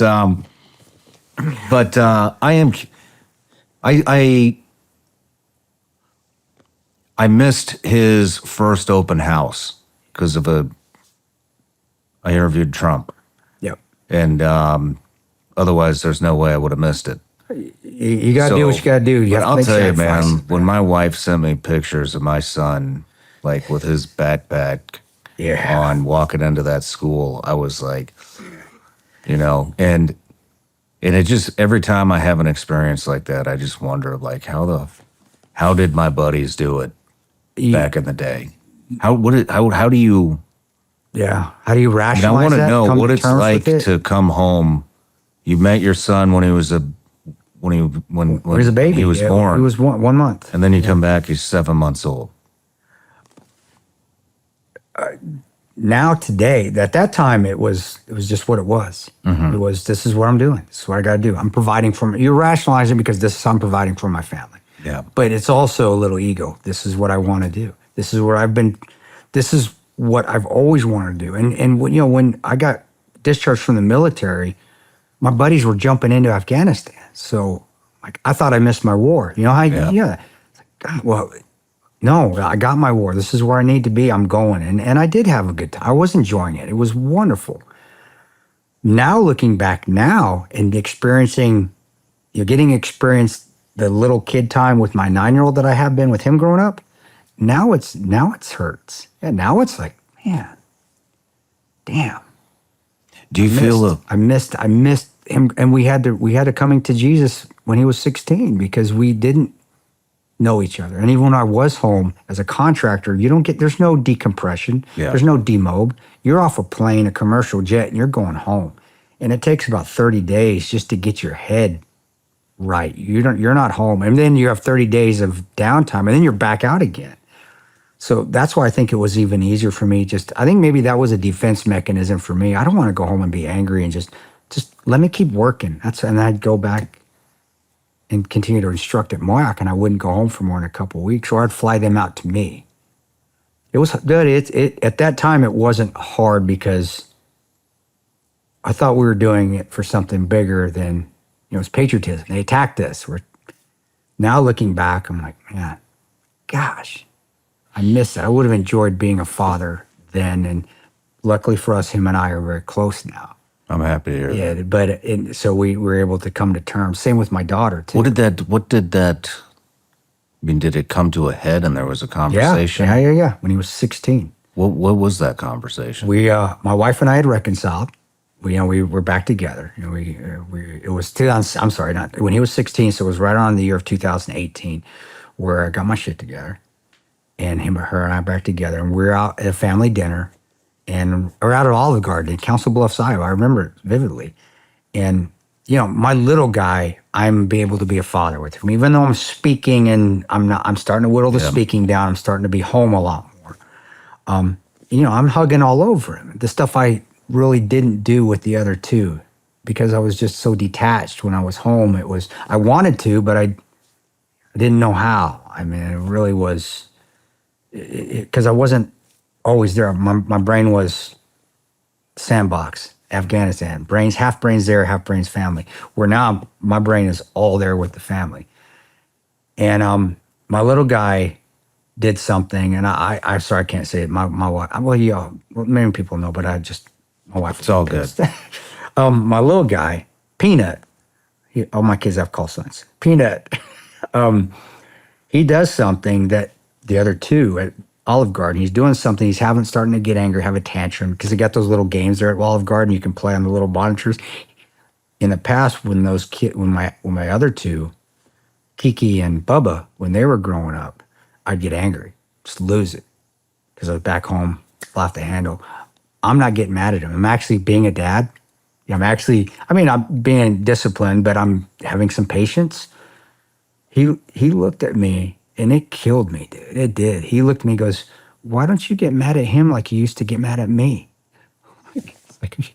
And it was like, whoa. I mean, it's a serious knife in the chest. And I didn't have an answer. I couldn't tell him it was because of the war. It's because of Iraq. I mean, that's an excuse, kind of. He's not going to understand that. And that was where I realized that he was angry with me for being gone for many years. And Kiki, my daughter, same way. Because I was.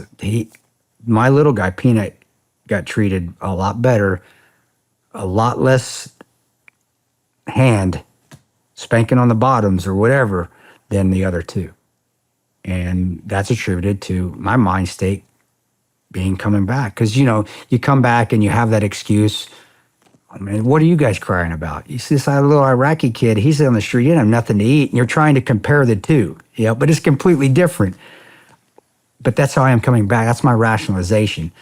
I may be yelling at you, but you could have it a lot worse. And I know a lot of guys, a lot of fathers now are realizing that, because we're comparing their lives to these little Afghani that's walking down the street carrying water 5 miles up a hill, or the kids that are caught in a crossfire or a car bomb goes off and it blows up a busload of kids going to school. We're trying to compare that, and they don't understand that, and that's not a fair comparison. But that's how I was until I was finally home more and able to come to terms with what was going on over there, that was a life, but now my life is as a father here.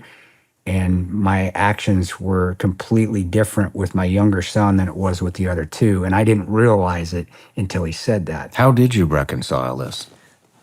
Became a present. Hug on him more, love him more.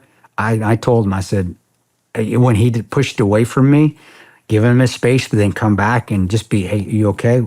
Son, I love you, man. Or even now and with the advent of cell phones, that's one positive, is that I can just always say, I love you, Bubba.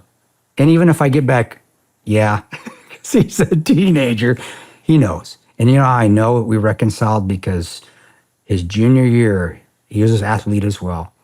When he played basketball, he played football his freshman and sophomore year, but he had 3 concussions, so I pulled him out. I said, no more. You're done with football. Play something else. He loved soccer anyway, so he went to soccer. He changed his number to 13. I was like, no way.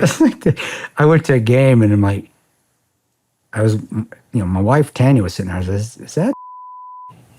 Oh shit! I said his name. Sorry. Is that Bubba? Thank you. I said, is that Bubba? She goes, yeah. He goes, he's number 13. She goes, yeah.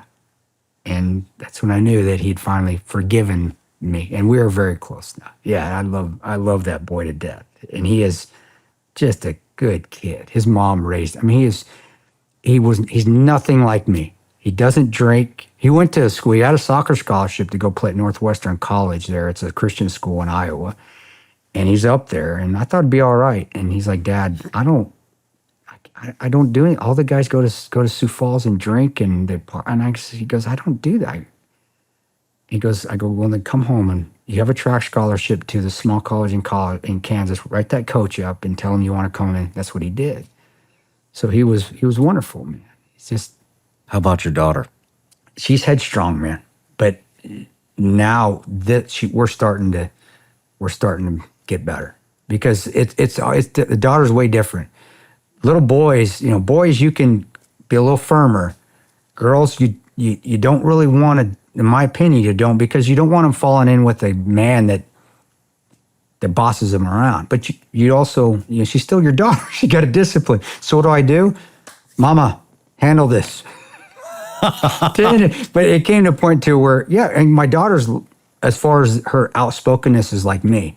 My oldest son, he's not, he's very, very, very quiet. He's strong, but he he doesn't argue back. He doesn't. He knows that he goes, I got it. I'll fix it. My daughter, she's going to argue. And there were times where we'd be yelling at each other, like, because the disrespect that was there. And my wife finally said, she goes, just let me let me handle it. And this was a couple years ago, and so done. You just default to my wife, who and my daughter responds better to her mom. And a lot of it has to do with me being gone a lot. But now we're getting back again. We're reconciling, and we're at a point where, and she's not very. I think she's not very affectionate. She doesn't like the hugs and the kisses like my little guy does, and my oldest son, I said, I'm gonna hug you till you're 40, till you're 50 years old, sons. They like it. I mean, my son doesn't hug back, but he lets me. She doesn't like it. She doesn't, and I think a lot of that has to do with, her growing up and me and her mom, sometimes having some issues. We got divorced at one point, and me being an angry man coming back from deployments. But she knows I love her, and there was an issue at her school that I love it. She wrote a letter to the school saying how she had a problem with one of the dress code issues. And I'm like, heck yeah. And I remember I said, I got your back, darling, because I believe you. I said, and I know you're doing the right thing. And that's what I love, because that is something Tanto would do. Like telling Pete Hegseth, you're going to choke out a former president. Hey, she got her opinion. Hell yeah, I got you. And I called her, and so it's a lot of time when I'll tell her I love her. I love you, darling. Yeah, Dad. I love you too. Because I called her and I said, you write what you want. I got your back. Tell them how you feel. I said, I love you. And she goes, I love you too, Dad. And that was actually just last week. Good for you, man. So it's being a father, man. You just have to figure it out. And it's okay to be a disciplinarian. There's nothing wrong with that.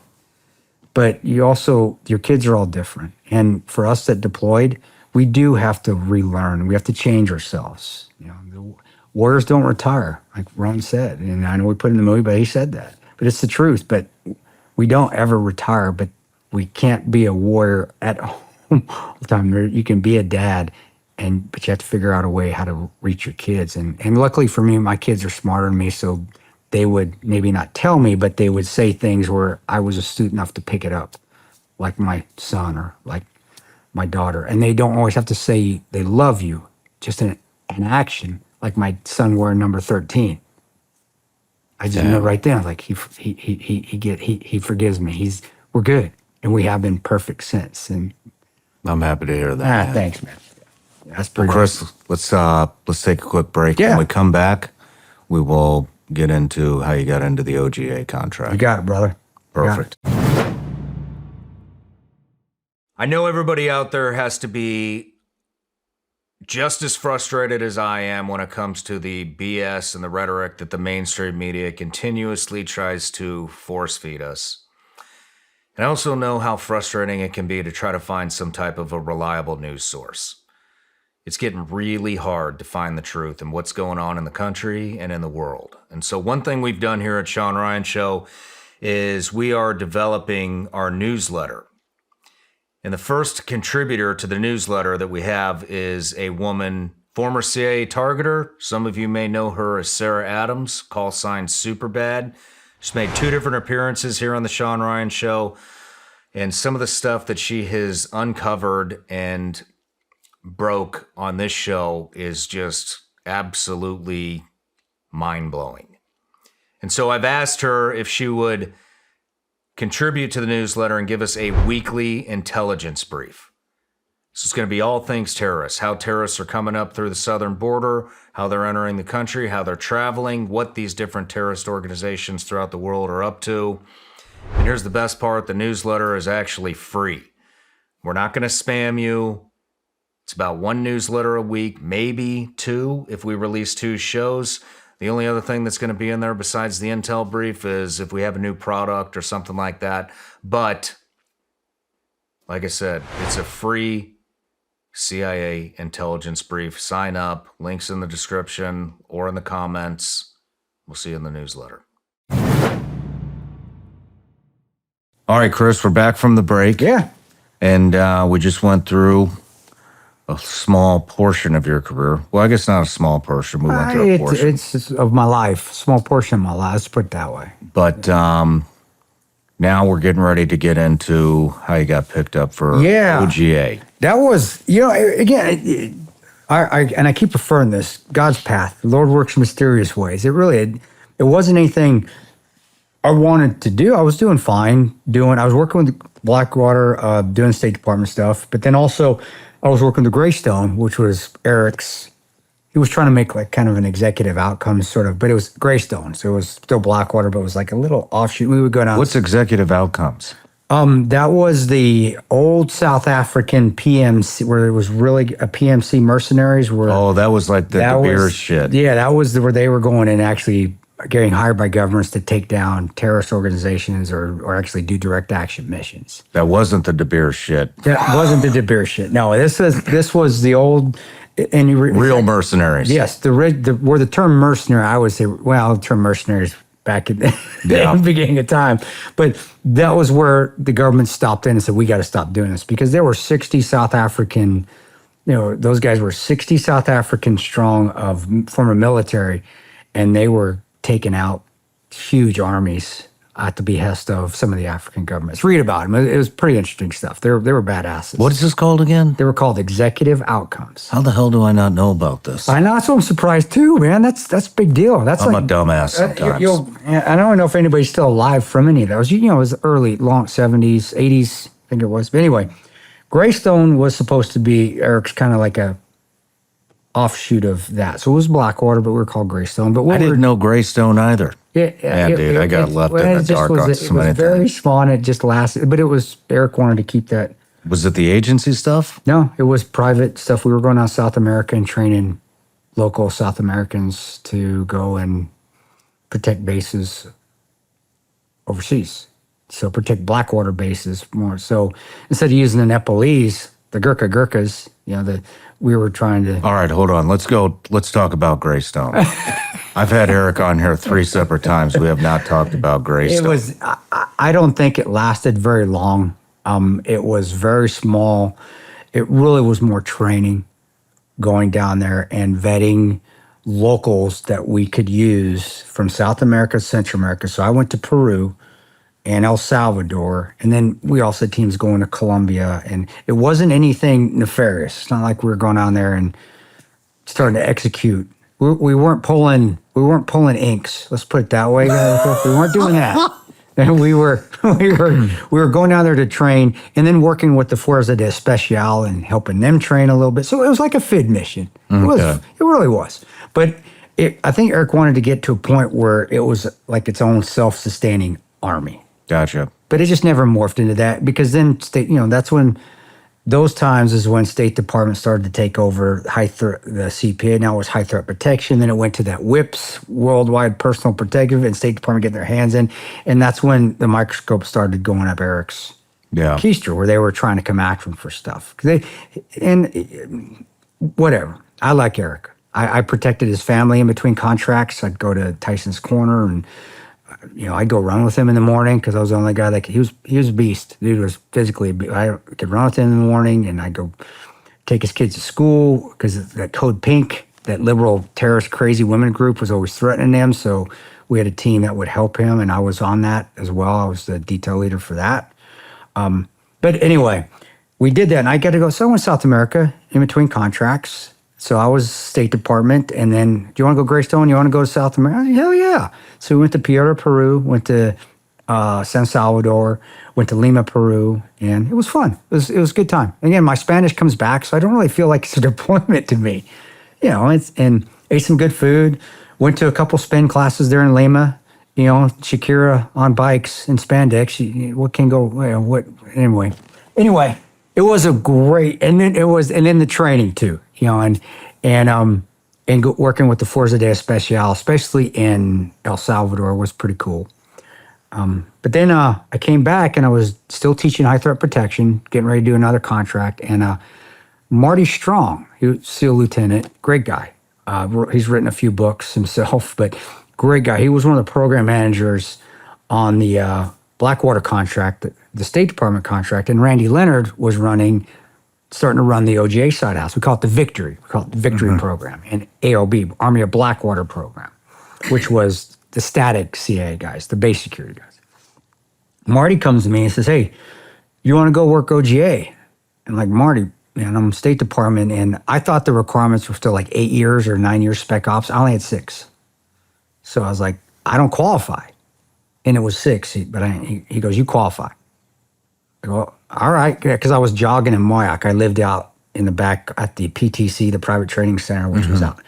So I was jogging one day, and he was driving home, and that's when he yelled out his window. He goes, you want to go do OGA? I was like, Marty, I don't qualify. And I'm still trying to run. He goes, you qualify. All right, sure, put my name in the hat. And then the next day, Randy came, and there was 7 of us instructors that had been working contracts.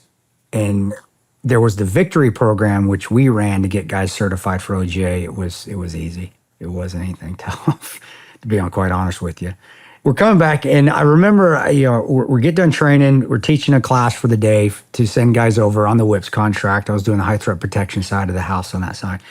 And he pulls all these guys, and these are all tough guys, man. All pipe hitters, right? Cool, yeah, everything. I can do anything.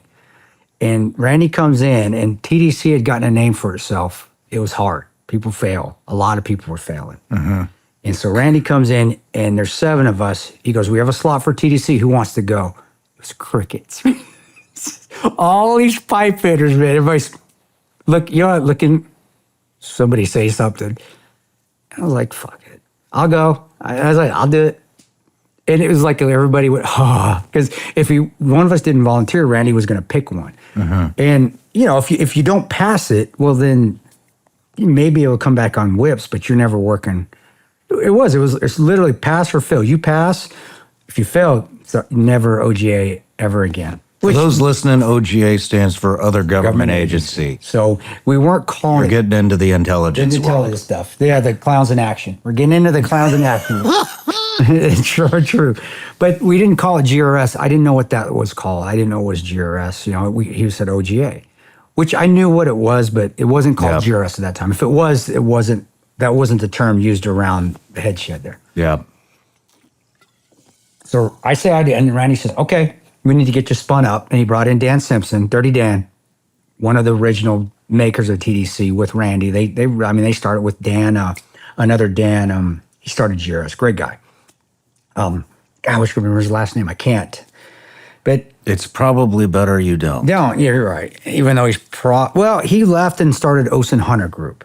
Which was maybe different. So no worries. Anyway, he goes, we need to get you spun up. And if you're a Ranger, and SEALs, you guys use pistols. SF, they get good at pistols. Rangers, we get a pistol, we're throwing it in a rucksack. We don't shoot this. We're rifling a machine. That's our thing. Rifles, machine guns, Gustavs, that's our thing. And Randy goes, get out there. I need to start training. And at the time, too, I wasn't using broom handles, which... Oh, shit. And because you guys did. Blue and White Soft did. A broom handle is a forward grip that goes on the front of an AR-15. That wasn't a thing. High readies. Or M4. M4, AR-15, SBR, PDW, whatever. Yeah. You get all you gun porn people can call it whatever you want. And figure it out. Yeah, exactly. But I remember, we never did high ready. That wasn't a thing. It was low ready, low carry, low ready. So that's Ranger, right? You got to teach you high ready. So I get out there with Dan. The high ready actually came pretty natural. The broom handle, I love. Like, man, why have I not been using that thing? And it was this. I used the Dieter. I like the Dieter foregrip, the CQD foregrip. It was excellent. It was perfect. Fit my hand right. And so I got the rifle stuff down. That was pretty quick. The pistol, geez. I could pass a State Department quality pistol, which is a joke. The TDC pistol was... Not a joke. That was like, whoa, how am I going to do this? And we worked on that continually for about a week. And then it was like, you're gone, go, see ya.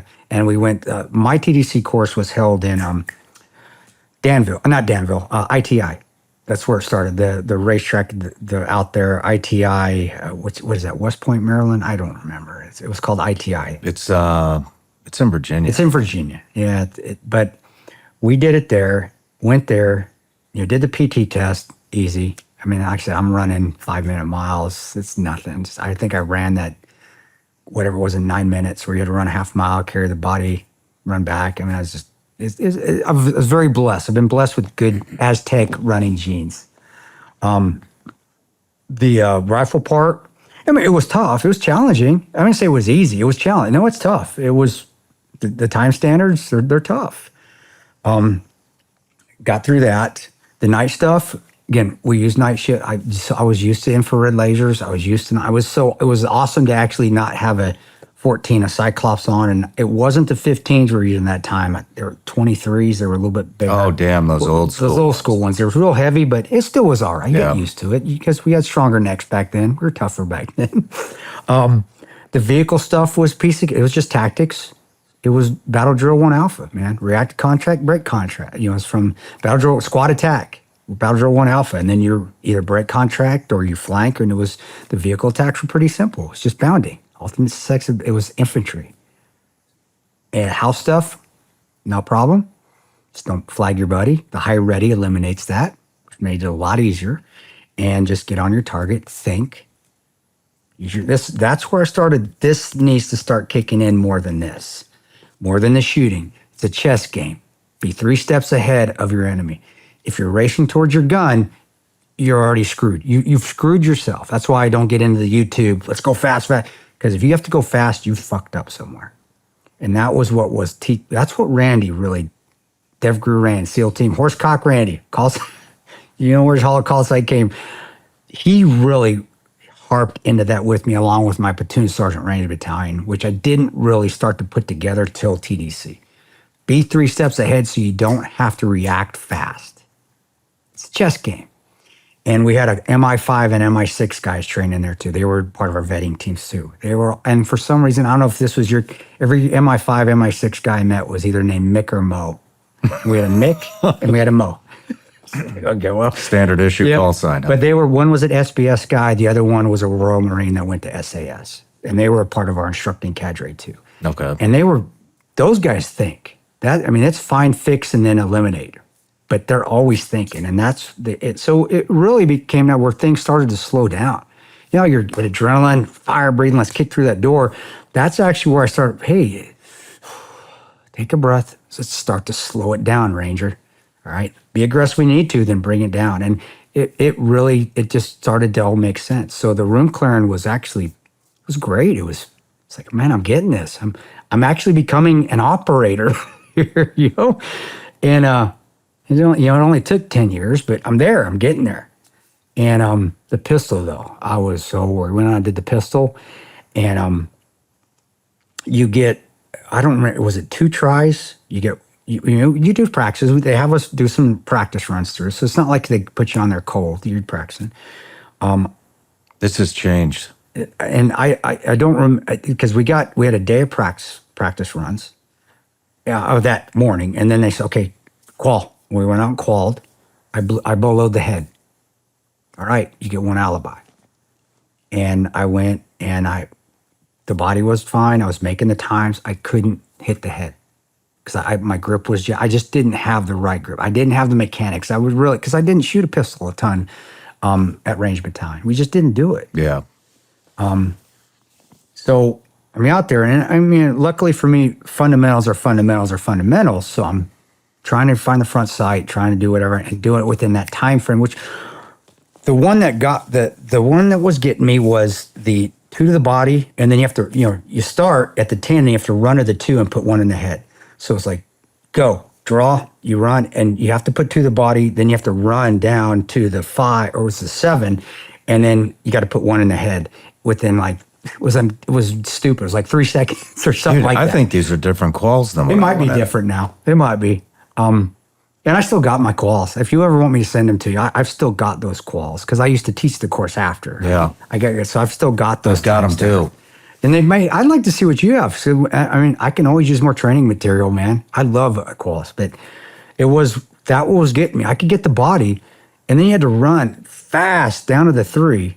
And it was like 10 to the 3. Or no, I'm sorry. 10. Yeah, it was 10 to the 3. I'd have to look, guys. Forgive me, guys. You guys all know. I'll send it. We'll put it online. But it wasn't ungodly. It was tough, and I kept blowing the headshot because you did that twice, and if you didn't get in the A box both times, it didn't matter. You failed. Yeah. You could get every body shot in the world, but you had to hit A box, not outside yet. And basically, what he's talking about is there's a slap that we call the credit card. Credit card. In the head. The prefrontal cortex lobe, right? The eyes. And it's so if you hit outside of the credit card, you're done. You're done. It's on those IPSC targets, the IPSC targets. And the last one I didn't do anything different. I just got lucky as shit. Body was fine. Physically, I was fine. I was fast still could run fast.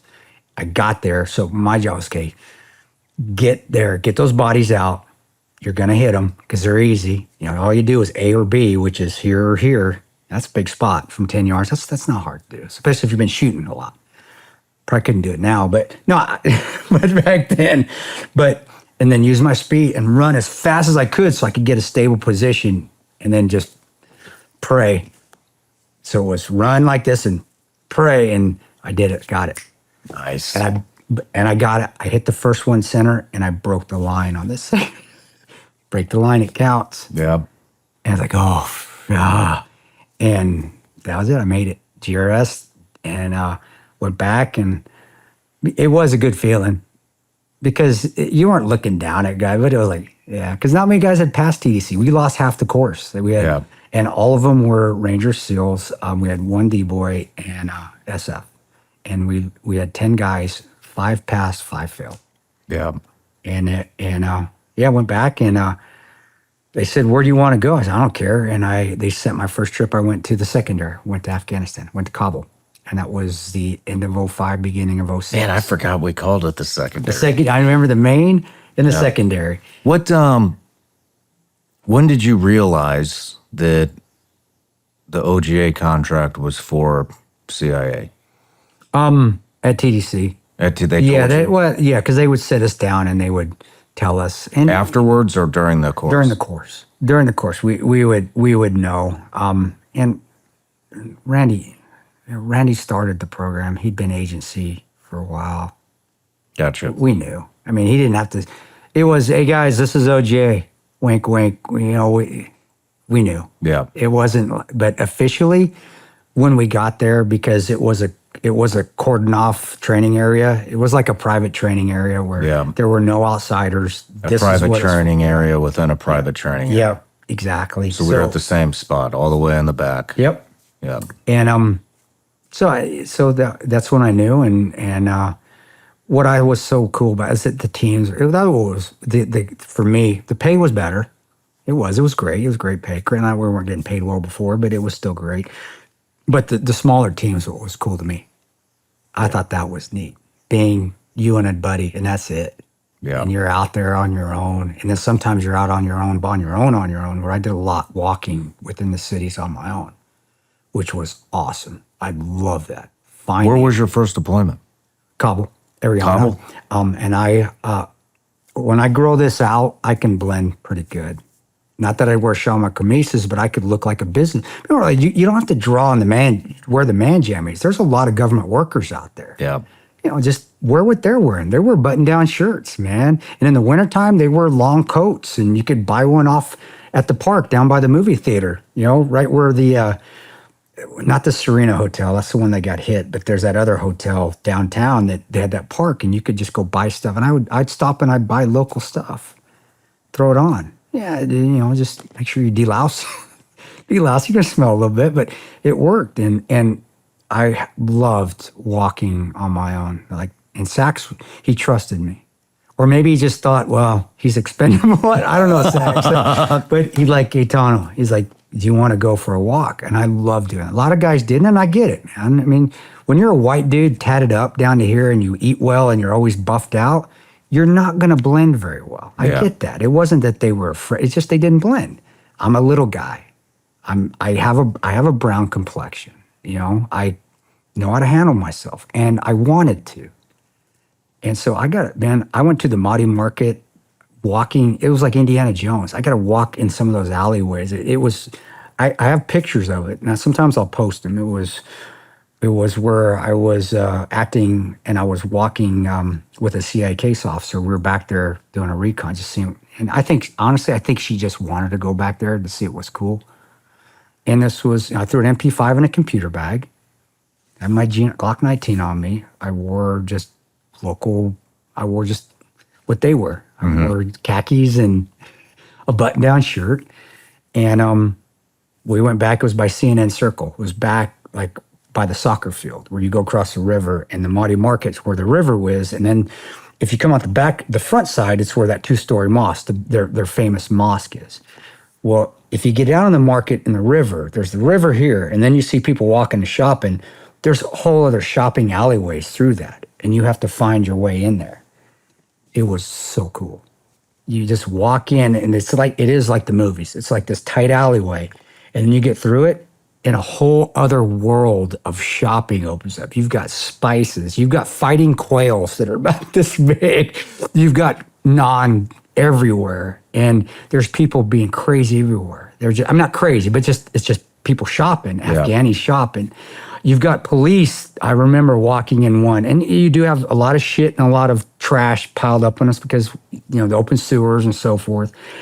I remember walking, and we go out of this left alley, and there was this police officer with a blackjack, beating sticks. He was beating the shit out of some Afghani, just whooping the back of his legs, like just disciplining him. And I remember walking, and we did have a local guide. So that was a plus. I have a local Afghani with us. So he's with us. And I said, what the hell, man? He's beating the shit out of him. And, first instinct as an American is to step in. I got to stop this. No, it's Afghan. Let it go. Well, what they would do is when they would go shopping, they'd hire guys to pull those. You see guys pulling donkey carts around. That was for people that didn't want to carry all their supplies back to their vehicles or their home. They'd hire these guys to put in the donkey carts, and they'd walk them. Like the little tuk-tuks, I guess you'd call it. The donkey carts is a better explanation. Little pole wheelbarrows. I said, why is he kicking the shit out of him, dude? And he goes, he was parked his donkey cart in the wrong spot. It's like, there's Afghanistan for you. But it was fun because I wasn't on a military base. I wasn't always being a DA guy. I was getting out and doing surveillance and counter surveillance and just getting atmospherics. And that was fun. That was so cool. And getting to experience the food and hanging with the locals a little bit. And it was awesome. That first trip, and all the trips after were awesome, because after I would do a couple of those, and Sachs and the agency found I was a guy they could rely on to do that, they sent me out to do a lot of stuff. I'd go out in the Makarian district, and they said, can you go take pictures of this apartment building? We think there's a government worker that's part of the Taliban. And I'd go, yeah, sure. And we'd set it up, so I'd have QRF around, great guys I could trust, like Popeye was one, Sachs was another, Otto, Marine buddy that runs Photonis Defense, he was a GRS guy. So they'd be close by. They'd be orbiting the area. So if I was 911 dude, I'm getting wrapped up, come help me. But I could go out there, and they just let me go, and I would just walk around the city. It was fun. I loved it. Yeah. That was the job on GRS that I loved. But that was the beginning of GRS, was right there where I got the taste, and that's where the bug got me.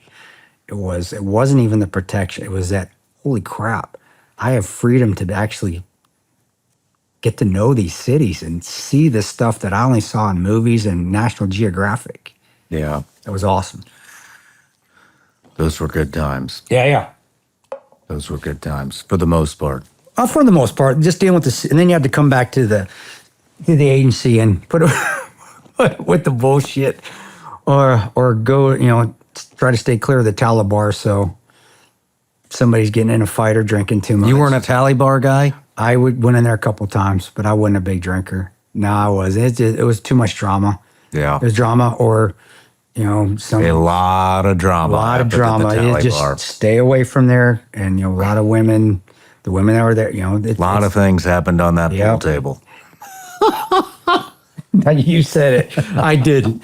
But it was too much drama. It was just, just women, alpha males and females. And no, I always said I was my best person when I was overseas because I focused on the job. I had fun. Yeah. Gyms were good. There always was a gym. I could always work out. I had no problem running around the area, and I loved running, even though, you're getting all that crap in your lungs. Well, I'm getting the crap in my lungs in the gym with the little mini splits, Yeah. So I loved it. And that first trip first 7-8 months was off and on to Kabul. That's where I went. Kept going. It was fun, and I had a great time. Where was your favorite place to work? Kandahar, Gecko by far, because all the ops were at night. So you could sleep all day. Favorite place in Afghanistan or favorite place? Favorite place for me was Gecko. No shit. Yeah, I did love it. I love Kandahar. And I got to do a lot of flyaways there. A lot of, Lash hadn't spun up yet. So we were setting up Lash Gagar and Spin. Those places were still, they were thinking about setting them up. So we were doing a lot of flyaways and landing in the middle of the night in a soccer field, running off the back of a hip, which I hated flying those things. I felt like I was flying in a death trap because how slow they. It's just, but landing in a soccer field in the middle of the night, having the local guard force come pick you up, then you'd go stay in a bombed out building with some ratty old blankets but you'd go with your Kandahar security force too. So we'd always take guys with us, and I got real close to them. And I was also in charge of the training. So I'd run the training with the locals too, with our local QSF guys, the local guys that worked with us. So that was fun. So I'd go over there, and even though there was a language barrier, I'd go in there and with their CO, with their head guy, and I'd drink chai, and we just sit and we try to communicate, and it was fun. I enjoyed it. Played soccer on that rocky soccer field where PT was. I remember PJ, whenever I'm gonna say his name, but he broke his ankle out there because there's just rocks everywhere, and then we'd run up Gecko, run up the mountain, do PT in the morning, and it was awesome. And we had a great team there. No, that team rivaled the Benghazi team. That was one of the best teams where everybody got along. Myself, Curly, the TL we had there, Rebel, he was awesome. One of the best TLs. Again, another guy that qualified if he was a contractor, but he became a staffer, one of the good staffers. Curly, Bixler Joseph, who passed away in a motorcycle accident, the following year. He got hit while he was driving his motorcycle too fast. And Mushroom, who was a old Force Recon Marine, old Marine. Who doesn't like an old crusty Marine? Great guy. And then Joe Dirt, Joe Zark, Joe Dirte, but Dirt, Joe Dirt, 10 Special Forces group guy. And everybody just got along. It was wonderful. It was just, and everybody, it was one of those, again, teams where you could go out and do stuff and nobody really needed to say anything. You didn't even work together. Everybody just knew what everybody was going to do. Yeah. And you just roll out. And I loved it because it was all at night. And going out and wrapping up guys at night was fun. I mean, it was hot, so we didn't get a lot of ops. It wasn't like you guys, where you guys were constantly going. But when it was fun. Yeah. And it was like, and then at that time too is when we lost Jeremy Wise and we lost Southside at Coast. So, so that's when the tactics changed too, or the standards operating procedures changed, where we had to search people that were actually coming in. They wouldn't just let them on the base because, if for those that don't know, I don't think the movie's that great, but I do like that scene. Actually, is pretty good. It was Zero Dark 30, where they showed what happened, where the CIA chief of base let the double agent on too far and it blew up. That was accurate. That was Southside. That was Jeremy. Doc Wyatt didn't die. He came to Tripoli later, but he was one of the ones that injured, and they lost that real good targeter.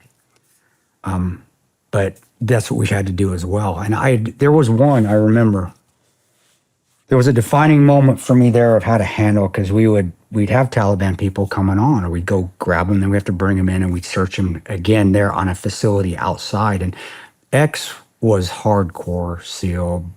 He wanted to kill everything. I loved him, but he just was mean, dude. He's the nicest guy to us, but Taliban, I don't care who you are. You do what I tell you to do. You do it now, or I'm going to slam you. And we brought this Taliban guy in, and we were searching him. He wouldn't let us search him. But we're out of outer facility. So so if anybody gets blown up, it's going to be us. So we're expendable. It's all right. Well, he wouldn't let him on. I remember, and it was, he was trying to search him. And we had one of our interpreters there. And I'm trying to play good cop. We're finding like a good cop, bad cop. I'm trying to be the nice guy. And X is grabbing him and trying to get him to do what we're telling him to do. And he was just fighting it. He's Italian. He's fighting it. And I go, what's going on, man? Why is he not letting him search him? Is he hiding something? Is there a bomb here? Because now my spider senses are going up because I think he's going to blow us up. And he goes, no. He says, it's because he's got his Quran in his top pocket. He's got it in his Shawn kameez up here. And I always carried my pocket Bible, the little green ones we get going down range, the New Testament. I had one here. I always carried it every day. I pulled it out of my pocket. I said, here, you give this to him and you tell him he can touch it. We're saying, God, I believe in God. I respect his God. He respects my God. We're good to go. And I said, you say that. And you always said, the interpreters. I said, you say that exactly how I said it. Don't change it. Don't try to change the words. You say it just like that. And he did it in Pashto. And the Taliban guy stopped fighting. He looked at me. And he says, okay.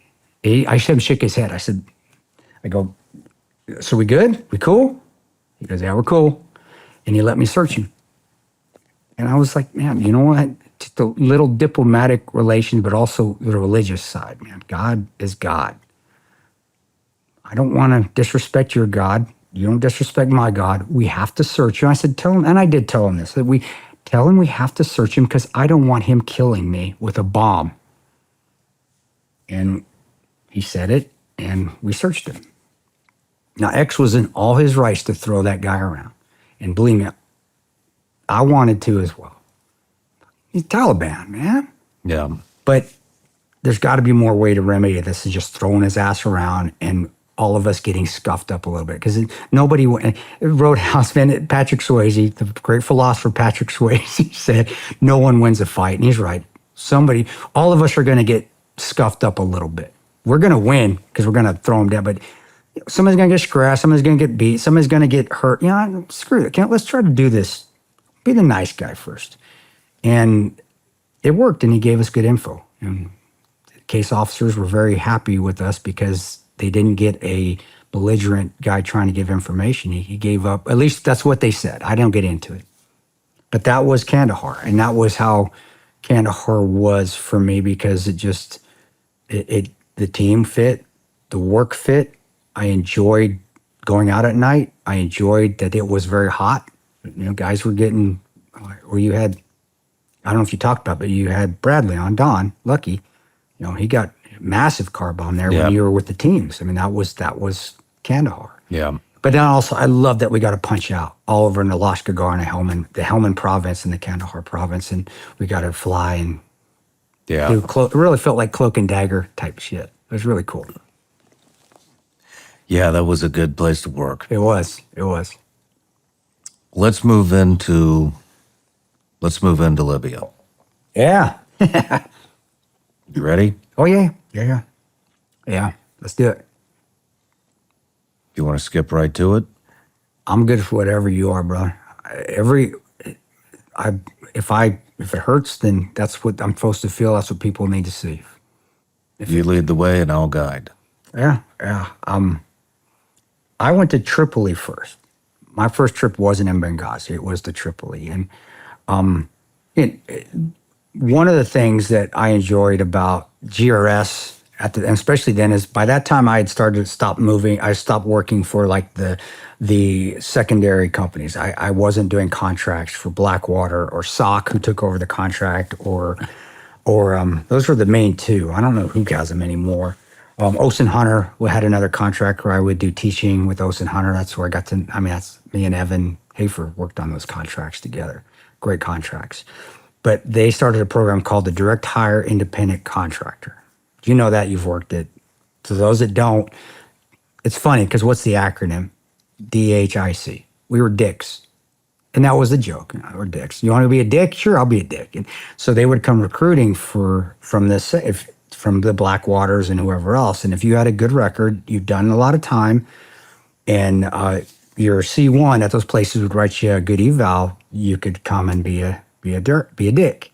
And that's what I did after Kandahar, actually. I said, yeah, do you want to go? Because it gave us the opportunity to just because it gets mundane going from the secondary to the main to the secondary. I mean, you're going to Afghanistan, right? When you're doing that 10 years, you get bored. So it gave me the opportunity to go out to different places, and Libya was one of them. So I was like, yeah. And so I went to Libya, went to Tripoli. It was fun. It was another place where, you get from the American government that these dictators and all, they're just awful people, and these countries are shitholes. And I went there and I'm like, this isn't a shithole. Wow. All right. The hotels are still open. Man, there's still a Sheraton here that's still open. Man, this little resort down by the Mediterranean is still open, even though there's a burning tank down the road. I mean, that's where I didn't ever really question foreign policy and things like that until Libya.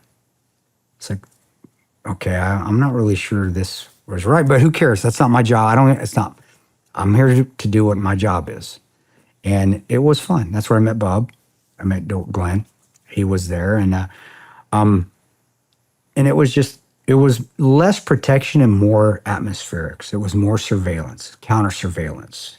And trying to see if there were terrorists that were moving into the country because of the vacuum of power. Who was on our side? Who was not on our side? And that was fun because it wasn't so much protection anymore, doing like we did a lot in Afghanistan and Iraq. It was more just A lot more tradecraft. It was fun, and it was a lot of times where you're getting to see things, or like even getting to go places that you wouldn't get to go in Iraq, Afghanistan. I'm talking about just nature. There's the ocean right there. You got Leptis Magna, the old Roman Colosseums that are right there. And a lot of this job took us to those places. So you're getting to work in some historic places that are like, wow, I didn't know Rome was here in Libya. Or you're seeing, the Battle of Tripoli, and you're seeing the Marine grave sites. And we wrote about in 13 Hours when there was a consulate that was attacked in Libya way before ours, and we write about in the book, and getting to go see that. So it was almost, it's not like a museum. I'm on a job, but I'm also on a historical tour.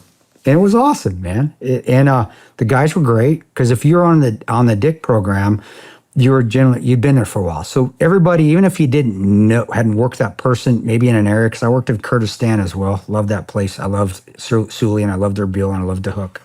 But you would know the guys. So the guy, you hear the name, oh yeah, I've heard of him. Oh yeah, I know, he knows it. So you're not getting a new guy coming in with a chip on his shoulder. Everybody's, man, they're chill, man. They're like you. They're like me. Yeah. I'm probably the most wired. They're like you. They're just chill. Got a job to do. When it's time to do the job, flip the switch on. Let's go kick some heads in, then turn the switch off and just relax. And that's how it was. And the agency there, I had learned how to deal with them. I knew what to expect. And Bub was awesome. Bub was always a CrossFitter. He was always out working out. And so was I. Loved working out, but he did the CrossFit stuff. I wasn't a big CrossFitter. We'd go watch movies in our downtime. He was the only guy that would watch Black Dynamite with me. I love that blaxploitation movie, and every guy hated it there except for Bub. He was the only one that would sit through it with me. But the first trip was just normal. Nothing really big was happening. You'd see some black flags going on. You'd see the terrorist flags, Al-Qaeda flags. But you're used to that time, and you see them everywhere. So what? There's some black flags. You weren't really thinking of it. Went home, and then the next trip, they said, you're going to Tripoli. So I'm getting ready to go to Tripoli. And then right when I got to Suda Bay, Greece, which is where our stopping point was, where part of the 555th Fighter Wing is, they said, no, we need people in Benghazi. You're going to Benghazi. It's like, okay, Tripoli, Benghazi, so what? Head out there. I get there, and you just felt it was different. You get out in Benina, and the movie did an excellent job showing that, man. You just got off a plane. We do have an expediter there. We always, we have expediters at all these airports. But you have a guy waiting for you, a GRS guy waiting for you by himself. So, because that was where we were doing a lot of movements, one person movements, which was even better. That was even more fun. Guy waiting on himself. You get off a plane, Libyan Air probably, you're flying in, flying that first class flight, which is, love how the movie did it just right. You have a first class ticket, but on those planes, there's no first class, so you just get the whole row to yourself. So you watch the movie again, Jack's flying first class, he has that whole row to himself. That's just those little things that they got right.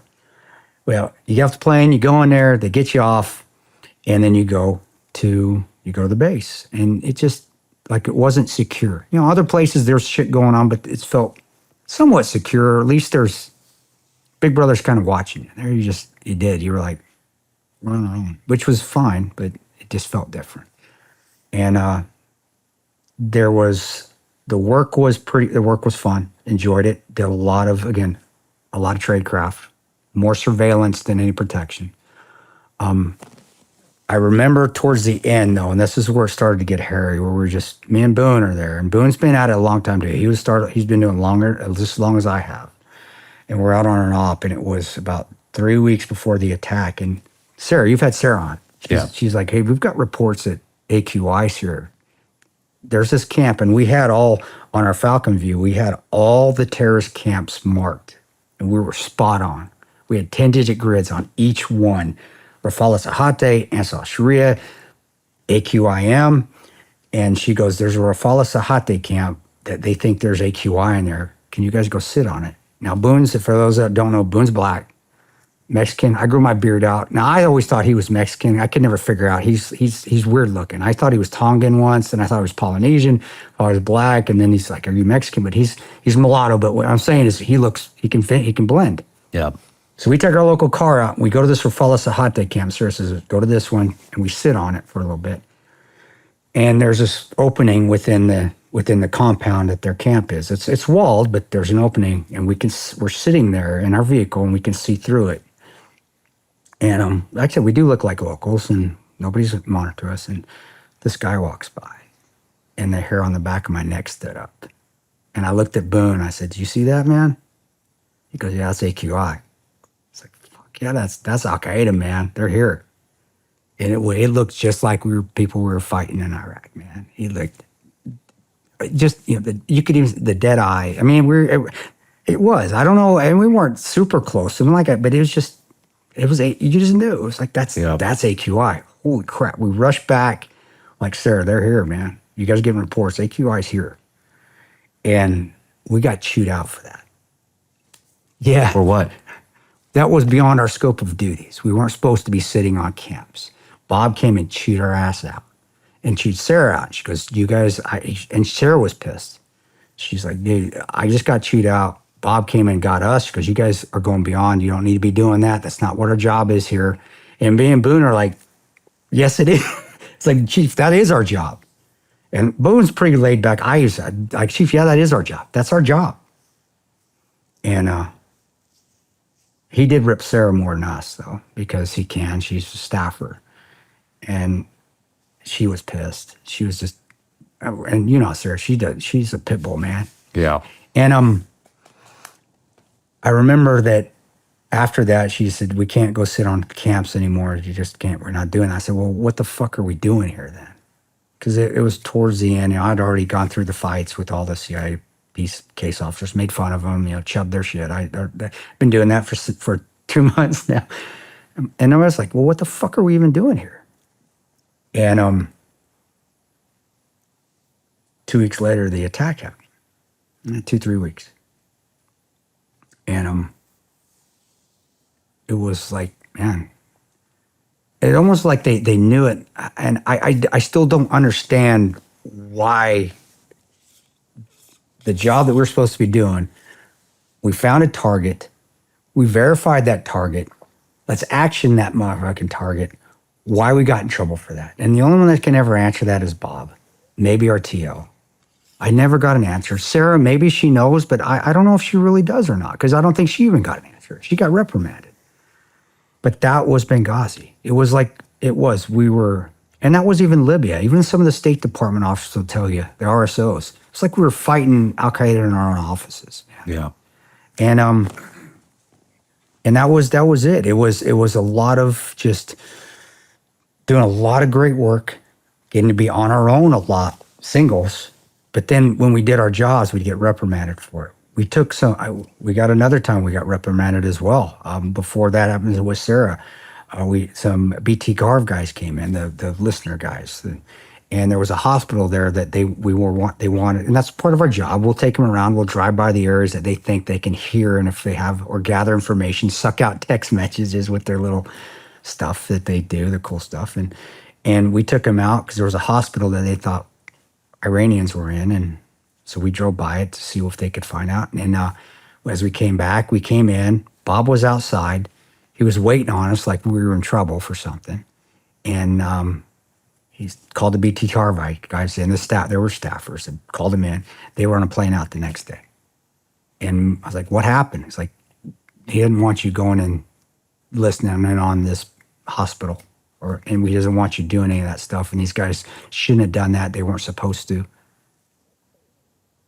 I don't have an answer. Somebody said, why? I don't have an answer. I don't know why. We were doing what we were supposed to be doing. We were getting good intel. We were getting action. Guys were in there. Somebody had brought them in for some reason. Yeah. We did what we were supposed to do. And every time we do something and get headway where we could action on a target, because we're not the action guys. We're the collectors. We're the protectors. But when we did, we get condemned for it. He would jump on our shit. And it was just, and I did a lot of times, what the hell are we doing here? Why are we even here then? I don't get it. What's the deal? And then the attack happened on 9/11/2012. And, there were some precursors to that. The British ambassador had got hit by RPG. I didn't respond to that. I was in Tripoli when that happened. The GRS guys that were there at that time did respond to it. And that's when they moved out of the country. They got hammered. One of their security officers got the RPG lodged in them. But they were out. Red Cross had been attacked once, which is news. That was a big news thing. And they had also blown a hole in the consulate once already before the attack. They had tried to breach the wall. So the signs were already there. Yeah. And, we were always over there at the consulate. They were good guys. Alec was a good guy. They were. Dave was awesome. And I have nothing bad to say about them. They were overwhelmed. I mean, These are the state guys? Yeah. Alec Henderson, Scott Wickland, who was the ambassador's body man, Dave Ubin, were the three guys that were mainly there. And people are like, they were chicken shit. What would you have done? You got a massive 40-man force running in. You're out there smoking hookah, chilling, relaxing. You don't got nothing but M4s, and you're not allowed to even carry them because State Department policy says when you're on the compound and you're not pulling work, you got to keep them in your armory, which was over by the kitchen. I don't blame them doing what they're doing. They did what they needed to do. Scott ran towards the ambassador to protect him. That was his job. Alec ran to the talk. That's where we were supposed to go. Dave ran to get a weapon. They were just overwhelmed like that. It's done. But that being said, our conversations with them, we would constantly warn them. And that's the scene from the movie where me being that asshole, I did do that. I remember looking at their compound. We came and we did a evaluation of their compound before the attack. And I remember looking at Scott, looking at Alec. I was looking at the walls. There was a big building overhead that I thought you could put sniper fire in. And I remember looking at them and I said, guys, your walls are soft. Your guards ain't for shit. They're local guards. Half your guys don't even have guns. Blue Mountain Group didn't even carry guns. I said, you're a sniper's paradise. I said, any big element gets in here, all gonna fucking die. And I remember Scott's eyes went, and I did feel bad a little bit. I did, but Roan was there. He covered. He's like, guys, if you ever need us, we'll come get you. And they had radios. We gave them our radios. We all had ICOMs to talk to each other. And they did request more security. Their RSO, Eric Nordstrom in Libya, in Tripoli did. So they did try. They were just turned down. They requested 240 Bravo. They requested more armed security. And it was turned down by Patrick Kennedy and Charlene Lamb. Patrick was the undersecretary for Hillary, and so was Charlene. She was in charge of space security and all that. Those people also get away scot-free. They should have been held accountable as well, very much accountable. But when the attack happened, it still was a shock to me because the ambassador at that time, he did have a security detail attached to him. It was 10 Special Forces Group. It was the SIF team. That was his security. For some reason, they had been pulled off him when he came to Benghazi. I don't know why. No shit. I did not know that. When you watch the movie and it says JSOC team repositioning to forward position, that was his team. They had been pushed out for a training mission in either Croatia or Spain. I can't remember. Interesting. Yeah, but I knew because a lot of those guys, when I was with 19th Special Forces Group, a lot of those guys from 19th, I was in Colorado.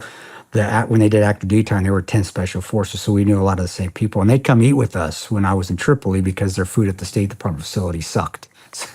So they'd come and eat dinner with us.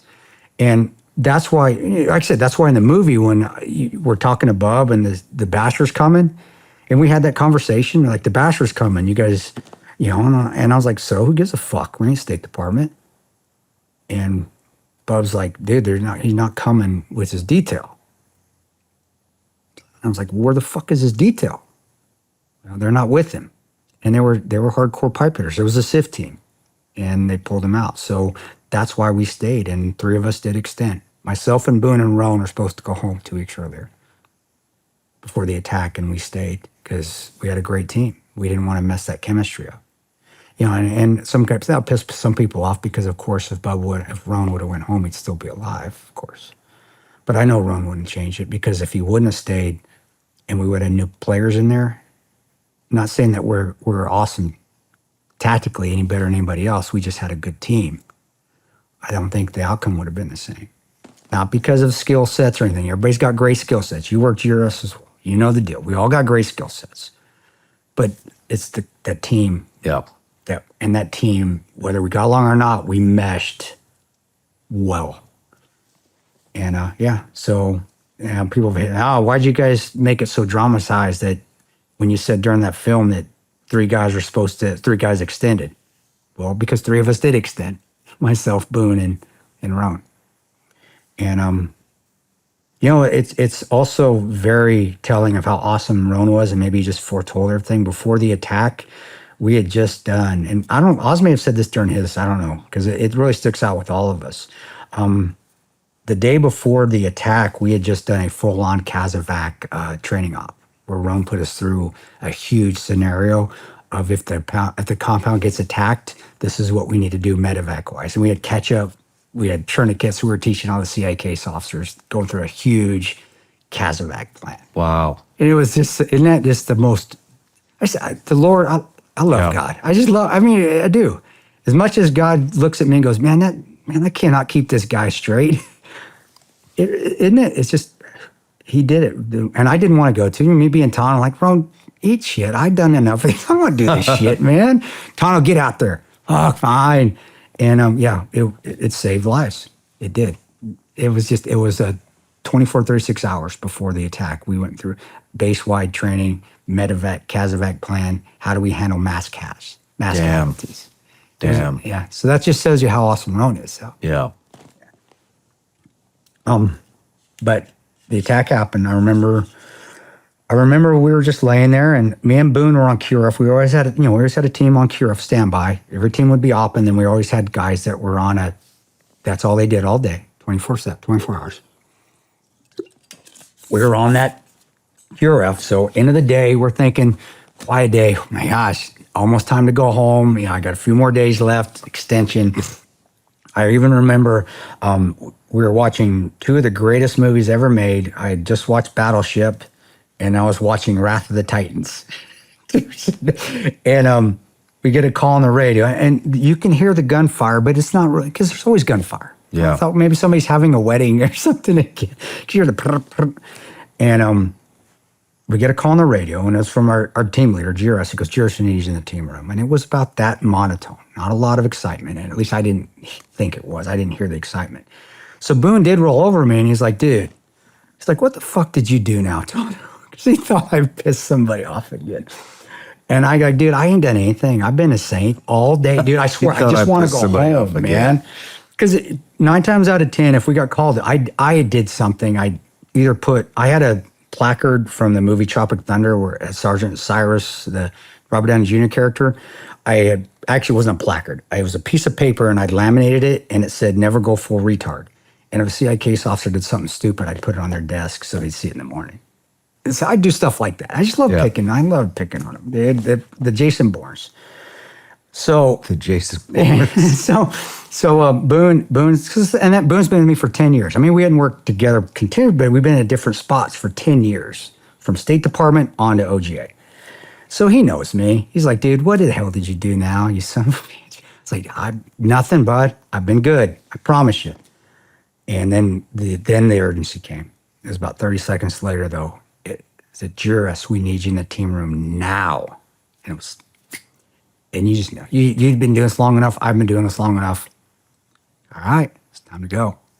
And I look at Boone, and we're getting our gear, because we kept some of our gear in our lockers, but our quick ready gear, our body armor, and our M4s, our pea shooters, we kept right by our bed on QRF. So it was right there. Radios were right there, of course. All the night vision, all the heavy weapons were still in our lockers in the team room.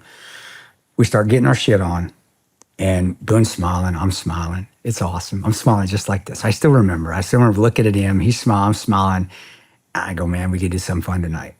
And we headed out our door. And as soon as you got out the door, our door we were in Building Charlie, where it opened up, the annex was directed at 12 o'clock. So as we opened the door, we're seeing the tracers. You can see the firefight. It's going on. Damn. Man. So now all that popping, now it's starting to, that's what it is. The brain's starting to realize, this ain't just some crazy night in Libya. This is, holy shit, Consulate's getting attacked.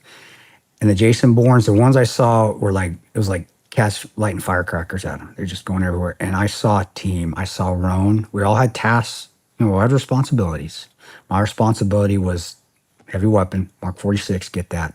And then I was going to drive the SUV. Boone's responsibility was to get the keys for it, get it out. My responsibility was to make sure we had it ready to go. And then actually, we all had our different tasks. And it was beautiful, dude. It was just beautiful.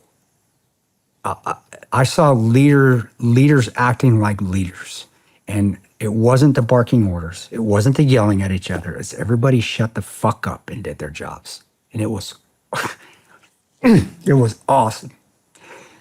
Because even in that elements there, you don't always get that. You're always going to have maybe one guy that thinks he's in charge. And everybody respected each other and trusted each other enough that nobody needed to say a word. And it was like Mozart. It's just wonderful. And that's what it reminded me. I mean, I was like seeing notes, man. And we're 5 minutes. We're ready to go. 5 minutes. It's time to go.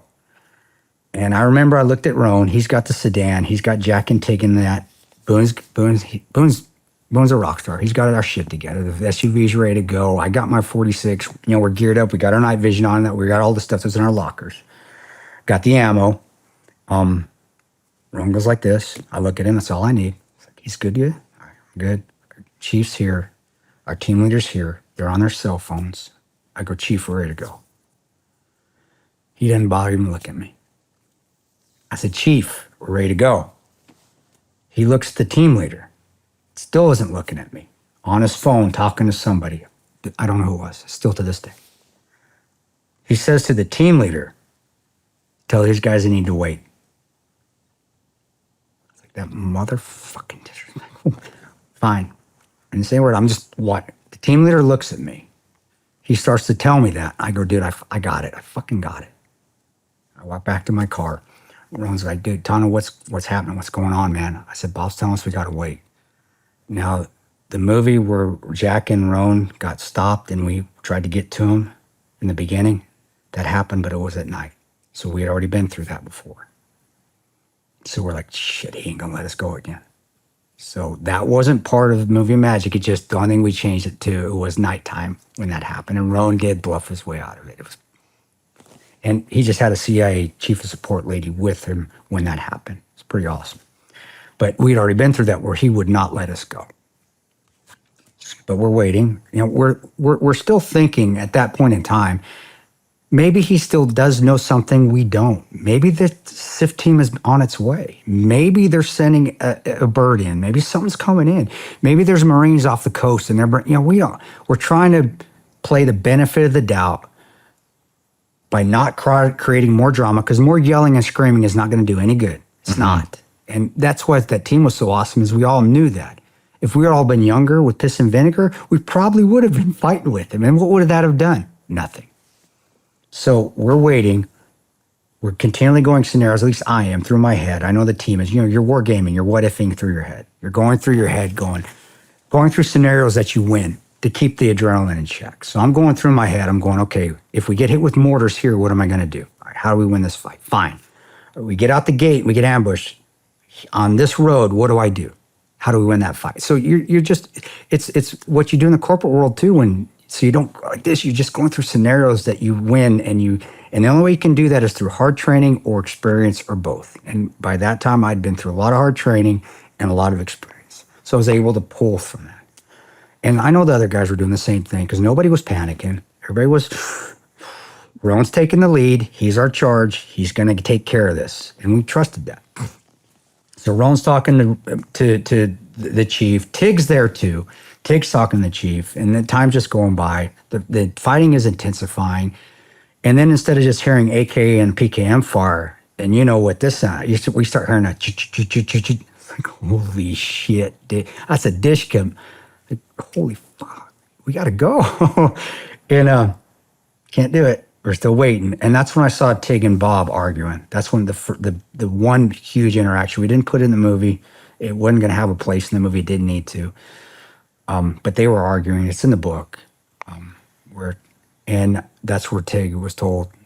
Tig's like, motherfucker, we got to go. We got to go. We got to go now. And that's where Bob told, stand down. Bob, you guys got to stand down. He told Tig and Tyrone and Jack's car right there.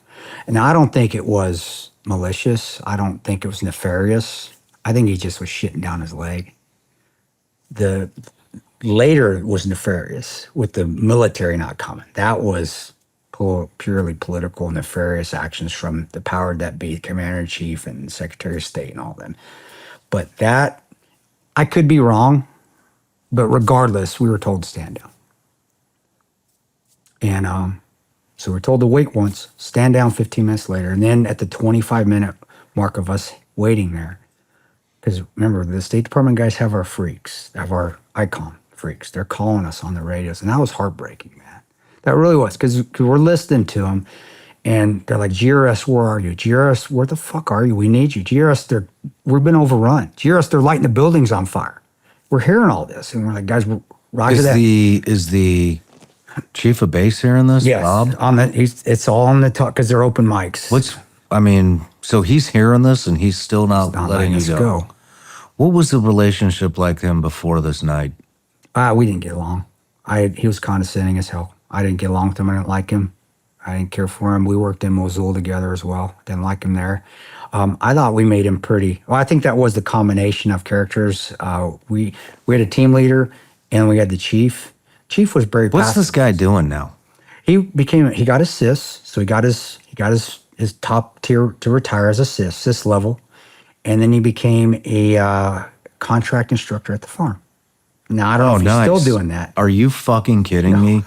They took that fucking clown and put him at the farm to train all the upcoming guys? He may not be doing that. He's made enough. I mean, CIS level retirement. What a fucking joke. I know. So he's what a fucking joke. Take that guy and put him in charge of the fucking up-and-coming case officers. Wow. And that's why that fucking agency doesn't do shit anymore. It's a shit show. It's a clown show. He's probably retired now, living in Williamsburg or somewhere nice with 1,000 acre. I mean, he's made plenty of money.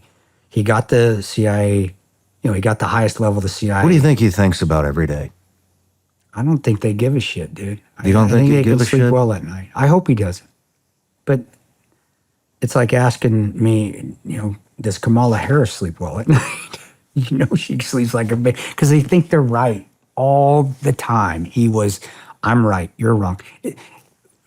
I know I'm getting ahead of myself, but where he seriously was going to stay there to collect intel when we were leaving out. When after the mortars hit, after the bombs hit, after Ron and Bub died, we had to force his ass out of the compound because he still was going to stay there and collect intel. And That was him. They are so elite. They're elitists, and they just think they're the smartest people in the room. And that's one of the reasons why I always would fuck with them, because they're not. And here's this knucklehead hayseed from Kansas giving you shit because you think you're the smartest person in the room. But that was him. And when we heard Alec, and he's in the talk, so he's watching his team basically get decimated. They're lighting the buildings on fire. He's watching all on the CCTV cameras. He says, Jiras, if you don't get her, we're all gonna fucking die. It wasn't movie magic. That's what he said. Tyrone went Tyrone's awesome. He's in a sedan. You're in armored vehicles. Can't roll the windows down. So he cracks the door and he just does this. I was like, wow, that is. I still get chills thinking about it because, he was big. His arms were like that. And he had a beard like Leonidas. He had dyed it black, so he looked like Leonidas. I should give him shit. I was like, you're trying to look like Leonidas, aren't you? It's like, yeah. But I remember thinking to myself when I saw that, I was like, man, I got to go to combat with Leonidas. This is fucking awesome. And I gave him a thumbs up and we started to head out the gate. Now, we didn't quite make it out the gate because, and I like I said, I'm wargaming. We're still going through our heads. It's a chess game. Stay 3 steps ahead. Don't rush. If you're racing to your gun, you failed somewhere. We need something. I don't know what we need. And then I realized it. I said, we need them all. I'm not going to tell you his real name, but the interpreter. We got to get them all. Now, dude, he looked pretty good in the movie. Like young guy, kind of young, 40s, in shape. He didn't look like that. He looked like Bob Newhart. Seriously. He looked like an Egyptian Bob Newhart. He was adorable. Glasses, droopy cheeks, old dude, bald. We need him, though. We don't have combat terps, so I'm calling him and trying to find him. You have faith. I'm going to find him. I say, stop the cars. I get out of the car. I'm thinking I have to run around this damn base to try to find this guy. And the Lord works in mysterious ways, brother. I get out. I come on the front of my hood. I think I'm going to have to run to his hooch and then run to the skiff to find him. And he's walking right in front of my car. Thank you. I said, we need you, man. And it was awesome. It was awesome because he did. He got an argument. Not an argument. He was just shitting his pants because he doesn't want to go. Bob Newhart doesn't go to combat, man. It doesn't happen. And his eyes are huge. And I said, dude, we need you, man. We need you. I don't speak Arabic well enough. None of us do. We don't want blue on green. You know what that is, but for your listeners that don't, a friendly fire incident with a foreign force because of a language barrier, blue on green. And I said, dude, we need you, man. And he goes, Tanto, I'm not a combat trip. I said, I know that, brother. He goes, I'm not weapons qualified. I said, I know that. And I had a Glock 19 on my hip. I handed it to him. I said, you're now go get your stuff. It was freaking awesome. He took it and he ran back into building C. And initially I thought I lost my weapon. Boone did too. Boone was looking at me, shaking his head when he ran away. But he came back out and he ran back out. And it was awesome because he didn't have the cool Gucci gear like we do. The form-fitting shit, looking cool. He had to borrow somebody's helmet. It was way too big for him. So it was all jingling on his head. I mean, it could even been out backwards. I mean, it just didn't fit him. He didn't have body armor. He had a flak jacket because that's all he could find. He's got his finger in the trigger well as he's running towards me. He's flagging the shit out of me. And all I could do was marvel at it that whole time. I just marveled, like, this is freaking awesome. This little dude that looks like a little turtle is running towards me right now, flagging the shit out of me with this gun. And I have never felt more motivated in my life because this dude had no business going. He's not a SEAL. He's not a Marine. He's not a Ranger. He's not security. He's not law enforcement. He's a little interpreter that he is giving of himself, and he's coming with us. And I'm like, that is what heroism is. That's bravery. Yeah. Selfless service. That's it, man. And he got in the car. I did take his finger out of the trigger well. I said, put your gun, because I didn't want him to shoot me in the back. He had to go behind me. And then we took off. And we started to head down there. And that was our trek towards the consulate. And then it just got even hairier from there. But we get there.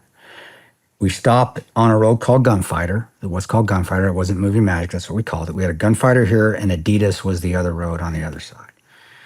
And there was locals there. They looked like they were shooting back. Now, it looks like in the movie we get up and it's creeping up. They actually were already in a firefight. They were already shooting back and forth. We didn't know who friend or foe was, but they weren't shooting at us. So we get out of the car. Roan parked, Jack parked, Tig parked. We parked behind him, and we started to move in position to engage. And you get close to that wall, and you start hearing those cracks. Just crack, crack, crack, crack, crack, because the bullets are going by your head. It's breaking the sound barrier. You're hearing every once in a while. And then there was a center block wall behind us, so you'd hear a smack from a round 7.62 hitting the wall, and it was all, it's fucking awesome. It's awesome. And I saw Roan start to engage. Nobody said a word, and everybody just started to engage, and we started to move. And Tig got our 203, our 1203. He cracked the breech, put that HEDP round and that high explosive dual purpose round, and he just started throwing rounds downrange. And Boone came up to me and said, as we're shooting, he goes, we knew there was a building off in the distance that we thought we could get up there and put machine gun fire and sniper fire. And so he goes, Tanto, let's get high, man. Let's get high. So roger that. So he went and got his SR-25. I ran and grabbed the 46. So I had my Mark 46 M4 covered. I was wearing shorts. Are you wearing shorts? Yeah, I was. Actually, they were just a grayer version of they were a tan version of these. They were shorts I'd made in Canada or from old True Spec pants. I was also wearing a Mickey Mouse shirt, but we couldn't put that in the movie because I guess Disney doesn't like Mickey Mouse shooting terrorists, but I had a Mickey Mouse shirt. Probably the closest thing he could get was the panda shirt, but it was a Mickey Mouse shirt. But yeah, we just started climbing walls, man, and it was hard. I wasn't ready. I wasn't no spring chicken anymore. 8-foot high block walls with all that gear on. A 200 round drum on, a nut sack on the 100 rounds on the 46. Magazines all over me, magazines all in my pocket, and just sucked it up. And I tell you what, the first wall we climbed over, I was just getting ready to get shot in the butt or the head. So I looked over, didn't see anything, and then I went butt first. So I figured, well, I'll get shot in the butt. I could still probably fight. If I get shot in the head, I'm fucking out. But I'll be quite honest, the third, fourth wall, I didn't even care anymore. It's like, just so smoked. Get me over this wall. And it's only 400 meters. We're 400 meters from the compound at that point.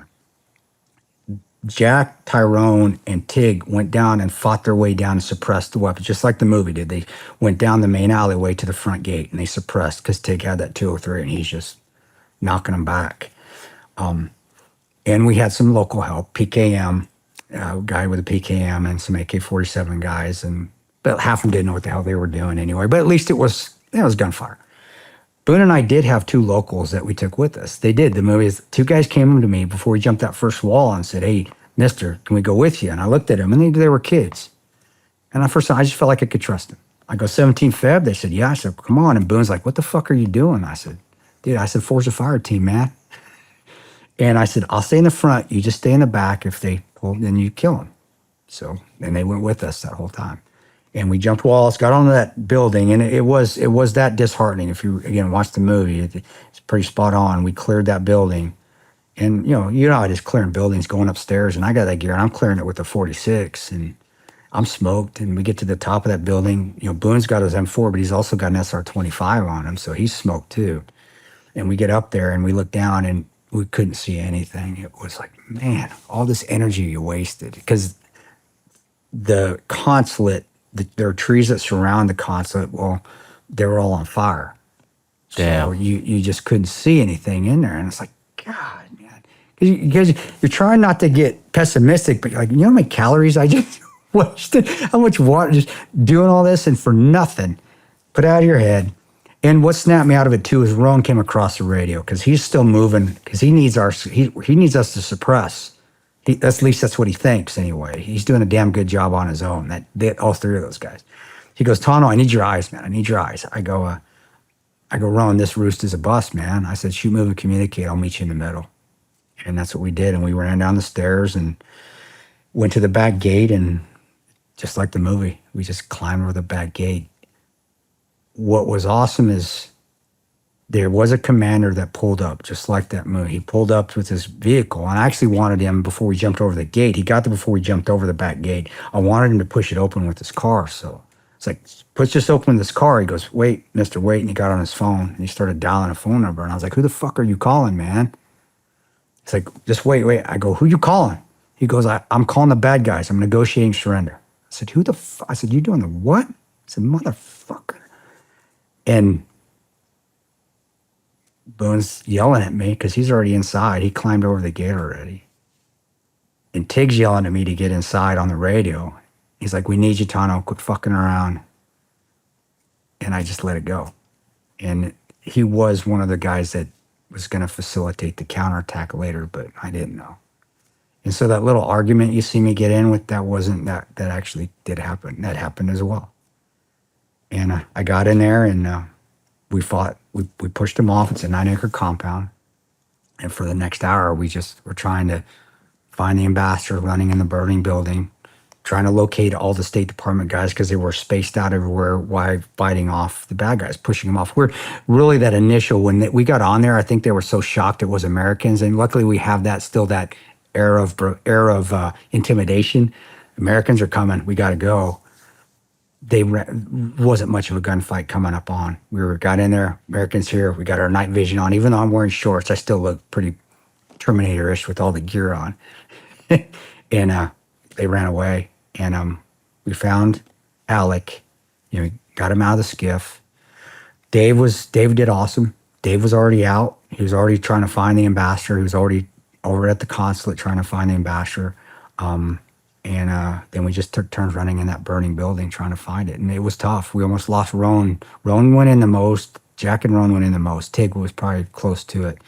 Me and Boone put a lot of security, and then we'd take our turns. We'd spell people. But I tell you what, I admire and thank all you firefighters out there. I admire the hell out you. I'd rather get shot at again than ever running into a burning building filled with diesel smoke ever again. I remember going in and trying to go in the first time, and I tried to run in, and the doors were wide open, and you can see, and it's open. There's fire, alive on the ceilings, and it's just smoke everywhere. And I ran in and it's almost like I hit an invisible wall. That is hot as shit. It was so hot. I felt like my eyeballs were going to melt. And it's like, you really have to I just had to go, suck it up. It's going to hurt. Just go. And it was awful. And, your body gets used to it a little bit, but it was so hot. It's like running into a pizza oven filled with diesel smoke. And Roan did that. I mean, that's how badass Roan and Jack are. They went in there multiple times. I went in there like twice because they just kept going in. And it was hard to find. We did lose Roan almost once where he got caught way back in the back, and we had to play Marco Polo with him to get it out. We had like, Roan, we're here. Jack kept yelling for him, Roan, this way, Roan, Roan, Roan, because he got stuck and he almost lost his way because he got disoriented from the smoke. But that just shows how badass, and Tig as well. Tig's lungs are permanently fucked, so are Jack's. Screwed. Eventually Scott got out. And I have no qualms against Scott, nothing at all. People, why he left the ambassador? Well, what the hell would you have done, dude? Seriously? You're dying of fire in the heat. I can tell you, test from the heat, that was unreal. What would you have done, man? Really? Okay. But he got himself out, and that's when it started to go to hell again, because that's when they started to counterattack. And I do remember before that, they did find Shawn's body. Dave Ubin, Tig, and Jack managed to pull him out of a window.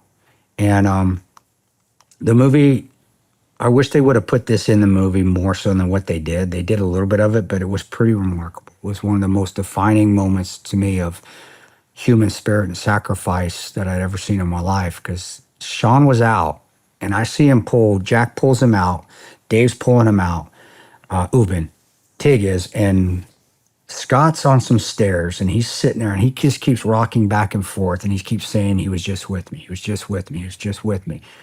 And I see Jack, for some reason, he starts to do chest compressions and CPR on a dead body. Jack knows he's dead. The dude's dead. Shawn's dead. It's obvious. He's blue. He's dead. And I couldn't figure it out. It's like, I'm sitting there watching this whole thing unfold from me to probably that desk there, about that far. And I want to say something, but before I get the word out, it hits me, because I'm looking at Jack, and every time he does a chest compression, he looks up at Scott, and he goes, we're still in this fight, man. He is being positive over a dead body to get Scott out of his shock so we don't have another casualty. It's unbelievable. It's just like, and I'm sitting there just marveling at going, wow, these fucking dudes are awesome. I love this. I love Jack. And I still love Jack.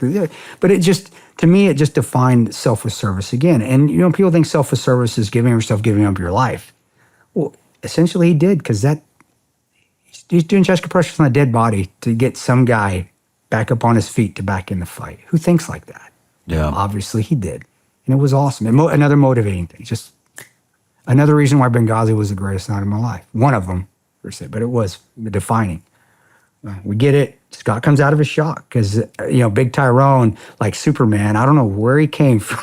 It's like he flew out of the bushes, but I know he's in the building, but I see Tyrone come out of nowhere and he just puts his arms around Scott and he goes, man, we are still in this fight. We need you. And you just see Scott come right back. And it was like, wow, this is awesome. I love these guys. That's why Ronan is so, that's why he was Superman to us. But we load Scott's body on. Tig and Jack and Dave Ubin did. They put him in the back of our SUV that our team leader and the interpreter drove up after we cleared it, said it was clear. Yeah, our team leader, he waited till we cleared it, then they drove up. I don't blame the interpreter for doing that, but come on, Teal. But anyway, we go back to pulling security, and then... Was the TL, was he even... He was former Secret Service. No military. I know who he is. Yeah. I know who he is. Yeah, I was going to say, who he is. What I'm asking is, was he... Scared? I know he was scared. I know who he is. I'm trying to figure out how to ask this question the right way. Hey, I'll wait. I gotta get a drink of water. Take your time. I guess what I'm trying to ask was, did you guys even keep him informed? Was he even really part of the team, or have you totally just he had his, dropped him? Just like any blue, he had his uses. He would get intel because he was a blue badge. So, but as far just everyday activities, he had the runs, control the runs, but really me, I let Ron handle that. I stayed. I mean, he's just a liaison. It really was. That's what he was. Basically. And that night he was with us, and no, we didn't pay attention. It wasn't, we were allowing him to pull cover. We were allowing 99% of the staffers in GRS, they're just liaisons. And they're not operators. They're just they aren't. Just go liaison. Go liaison, give us the intel. And that's kind of what he was. We don't even really know what you do here.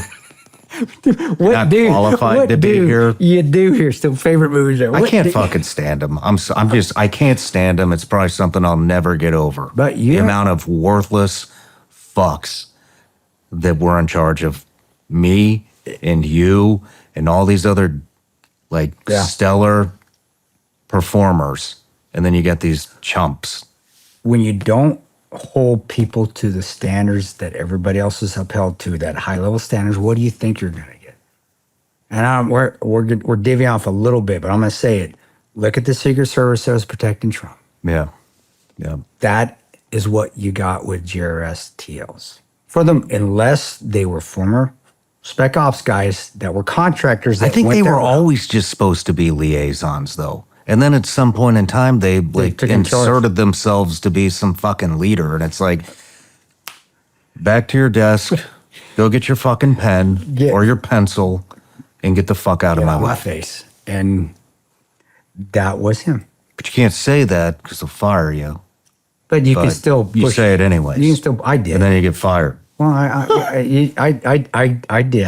I got told after I fell asleep, I had an argument with Bob, and then the TL called me in, and we had an argument. We were like, he's like, Tanto, I know who you are. I saved his ass from getting his ass beat by a bunch of SEALs when his first trip went to Coast. Why did you do that?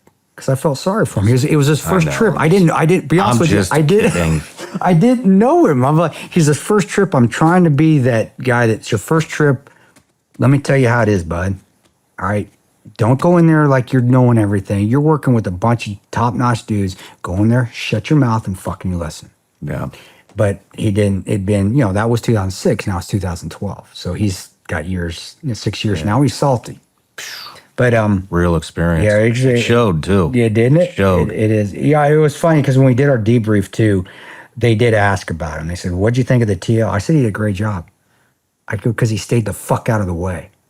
Oh, man, the head shit at Langley, the GRS, they didn't want to hear that. But that's what I said. Boone started laughing. It was during our AR when we got back to after Benghazi. You said that? I said, right to the, it's me, dude. I don't give it. What are you going to do? Fire me then. Yeah. If you haven't fired me yet, you're not going to fire me. But the argument I had with him, where in Libya, after I got dressed down by Bob, which it wasn't dressed, like eat shit, dude. I've been through enough of this pomp and circumstance crap enough. Rah, politics and progress, a million fucking times. I don't have to stay awake through this shit. It's the same shit. Well, he pulled me in. He goes, I'm going to write. I got written up. You know how I got wrote up. I did get written up. And they wrote me up. And he goes, I'm going to write you up for this because you fell asleep. You're being disrespectful. And I remember I said to him, because I saw GRS kind of go into more like a State Department, button down. I saw it and I said, we're going more State Department, aren't we? Button down, need guys that say yes, sir. No, nobody talks back. No fucking guys that cuss every once in a while. You know, you don't need guys like me anymore, do you? I guess guys like me are dinosaurs, aren't they? And he said, yeah, pretty much. I signed my thing. When we got home, I sent him an email. I said, good thing you have dinosaurs like me, huh? That night, and I didn't get a response back from him. I still got the email. I had AOL. That's my AOL. Shows you how old I am. But he said that, and I said, "You looks like guys like me are dinosaurs." I'm sorry. When did he try to write you up? He wrote me up right after I right after I fell asleep before the ambassador. It was before the attack. So when I fell asleep and Bob dressed me down, where we got in that argument, he says, "Well, I'll write you up."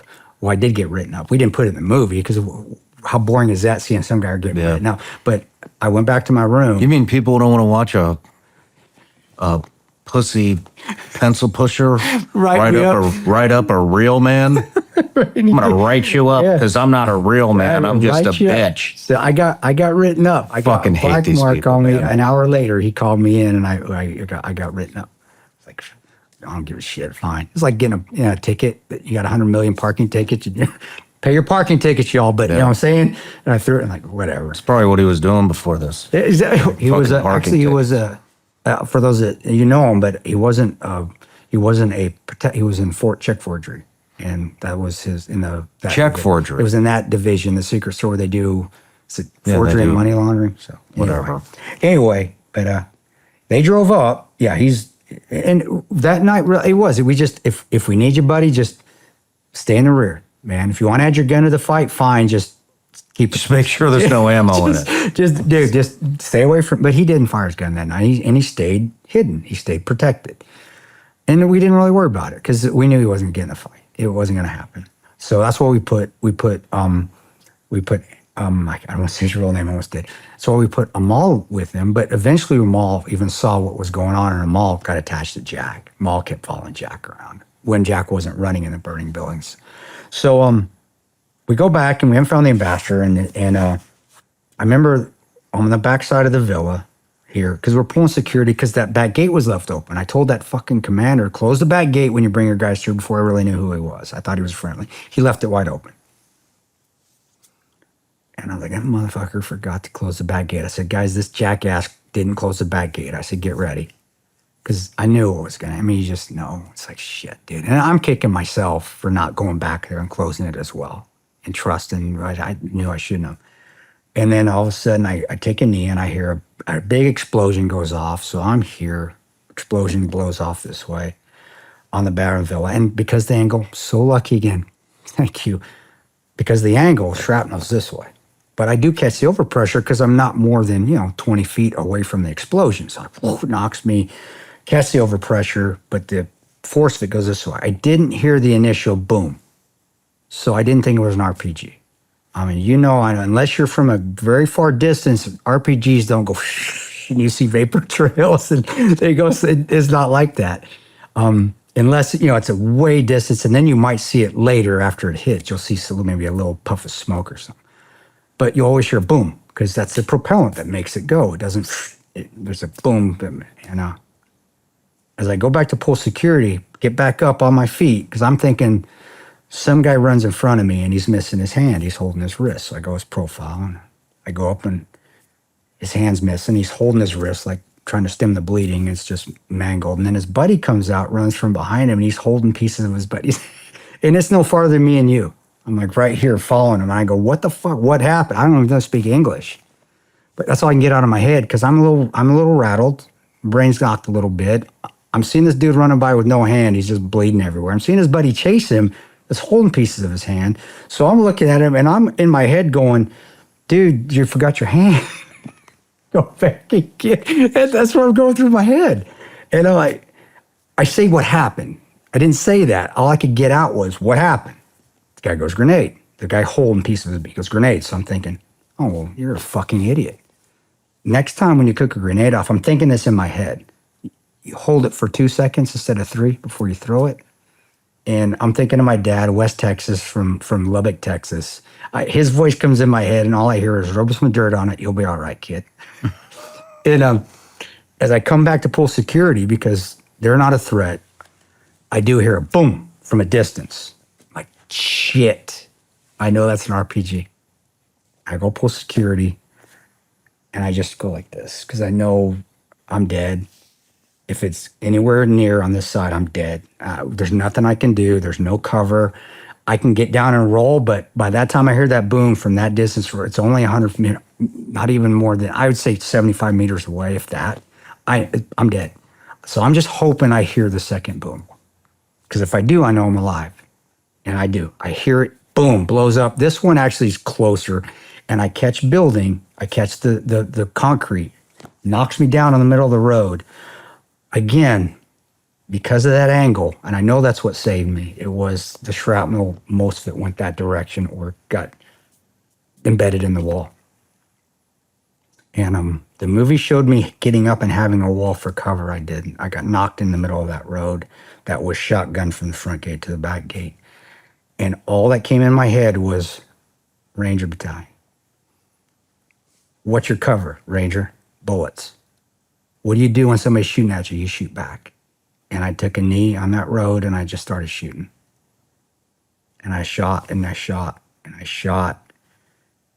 And I was thinking of the guys from Rio Hato because we get hammered. Rangers got a great history. Urgent Fury, Just Cause, Somalia. We shoot. Mm-hmm. Fuck you guys. We're fucking you coming at me. You're going to catch a bullet in the tooth. And that's all I'm thinking. And I'm just putting rounds. And I remember Boone, he told me later, he says, I was watching you and all I could think of was, you're a fucking idiot. Don't take cover. And I've never felt the hand of God before. I've never felt it again. I felt that night. And I do really believe we all get one hand of God moment where he steps in protection. I did. He's looking down at me. And I say this during my speeches too, because I honestly believe this. I think my guardian angel's like on this chair.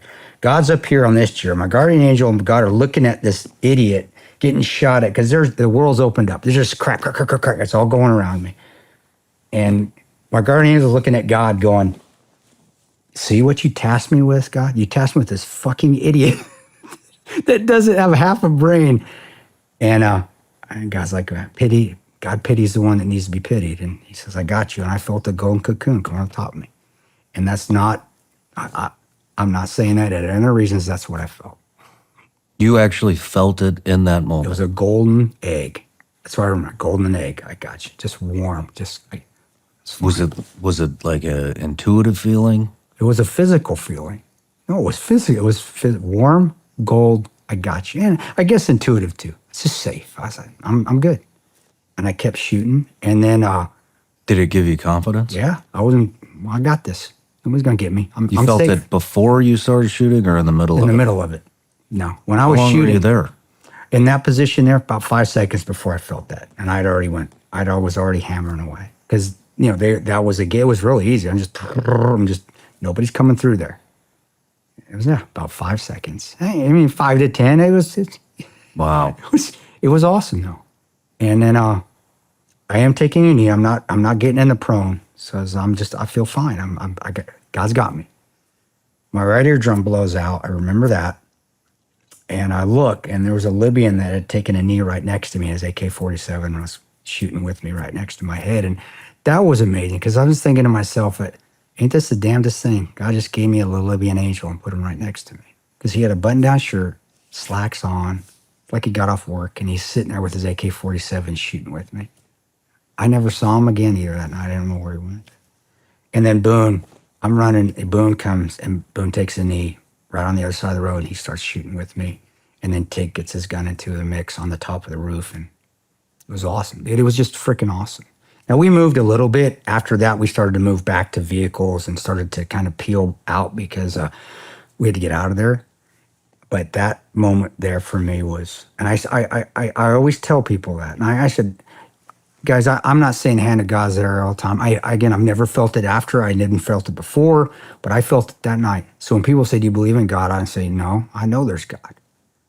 And he took pity on somebody like me that's probably broken every command, well, not probably, has broken every commandment that we're supposed to keep. No, it was there. I felt it. And people went, oh, bullshit. Fine, you don't believe me, I don't care. I don't think it's bullshit. And I know, and it was amazing. Again, I wish I could say, but it's a golden egg. It was like a Willy Wonka golden egg. Warm, protected, nothing's gonna get you, I got you. And we fought them off, and we peeled out. And it was hard to leave because we did have a drone overhead watching everything. The ISR had come on station, and Roan's like, guys, we got to go. They're massing. They're going to attack the annex. We got to get out. And we're like, Roan, we ain't found the ambassador yet. He's like, I know, but we got to go. And you got to make a decision. Leaders always make decisions, even if they're hard decisions. And it sticks with me because you know our credo, dude. Part of the fifth stanza of the Ranger Creed is you never leave a fallen comrade to fall in the hands of the enemy. Every unit has that same, not in those words, the same thing. You leave no man behind. And we did, because we had to get back to the annex. And it wasn't the wrong decision. We would have lost 24 if we hadn't gotten back, but it still bothers the fuck out of me. Because we left him. Now, we didn't know he was there. That's still no excuse. We still could have kept trying to find him. But he had gotten so far back in that safe haven area that we just couldn't get back there. And when the fire died down and the fighting moved back to our annex, the locals pulled him out. He was dead of smoke inhalation. There's been talk that he was mutilated and all that. I didn't see it. And I inspected his body when they brought him to the airfield. You inspected his body? I looked at it. I didn't pull his drawers down. I didn't do that. I mean, they did cut his genitals off. I'm sorry. Guys, I'm not going to do that. To me, I looked at it because what I'm thinking, again, Ranger Battalion, what am I thinking? Randy Shugart, Gary Gordon, dragging his body through the streets. So, of course, I'm going to look. I'm going to see if he's scuffed up. I'm going to see if his face is scuffed up. I'm going to see if he is cut in places I can see, but he was clothed, and I didn't see any marks on his face. I just saw lifeless eyes, and he still had, like, diesel, smoke from the diesel all over. So what I saw, I didn't see mutilation. But am I 100% sure? No, because I didn't pull his pants down. And for those that wanted me to do that, they can go fuck themselves. Don't do that. No, I'll leave that. I mean, if I was an autopsy guy, sure. But not in that situation. No, I wouldn't. And I wasn't thinking mutilation. I was thinking dragging through the streets too. Yeah. But we left him. But I stand by the decision, and all of us still do. And as leaders, you've been a leader, you make hard decisions. You have to. And sometimes those hard decisions, even if they're the right ones, are going to stick with you for the rest of your life. And that's one that does. And but it was the right decision. And we got back to our annex. We had Shawn's body in the back of the vehicle, so that was a little surreal because we all piled into one vehicle. So we had Tyrone, we had Tig, we had Tyrone, we had Tig, we had myself, we had the interpreter, we had the TL, and Jack was sitting on the top of Shawn's body. So we're driving back in the SUV, and they trailed us. They were following us. It was easy to pick up, and we're like, and I wish they would have put this in the movie. It's in the book, but I wish they would have put this in there. I actually was making the calls back. I was like, guys, I was telling the gates, get the gate ready. Everyone's like, get the gate ready. And they said, what's your status? You'd always say, we're coming in red, we're coming in black, we're coming in yellow.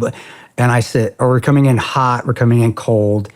And I don't know, I was just trying to make somebody laugh. I said, guys, we're coming in lukewarm. It was stupid, but it's like, I'm just trying to get people to laugh because we've been through a lot at that point. We come in the gate. And the State Department guys, where they tried to get out of there, where we got them out, the ones that were still, they did go the wrong direction. They went towards Adidas. 2 houses down was where Ansar Sharia had a safe house. The consulate was right next to the terrorist safe house. State Department knew it. We told them a million times. We'd taken pictures of it. There's a scene in the movie where you see us driving by and I'm taking a picture of those fuckers and they're flipping me off. That's it. That happened. They didn't do a damn thing about it. So when they went out the gate, Jack kept telling them, and you hear it on the radio too, and that was during the fire. That's where the confusion happened, because when we were getting attacked and I was shooting, that's when we were trying to get them out of there. It was during all that chaos that I heard on the radio, because I'm got a piece in, and I hear Jack saying, guys, you're going the wrong way. You're going the wrong way. Because we said, go to gunfire when you go out the gate. Do not go to Adidas. You go left. You do not go right.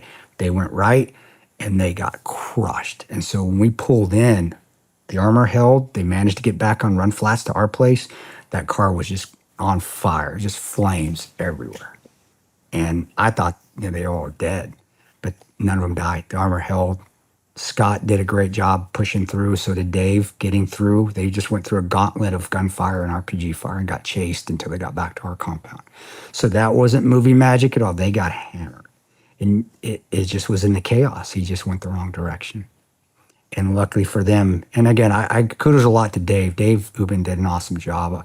But I wasn't in that vehicle. But if I was to guess, I would say they all kept their heads pretty good. But Dave probably did the one that was like, get the foot, we go, push through, But we got back, it's on fire.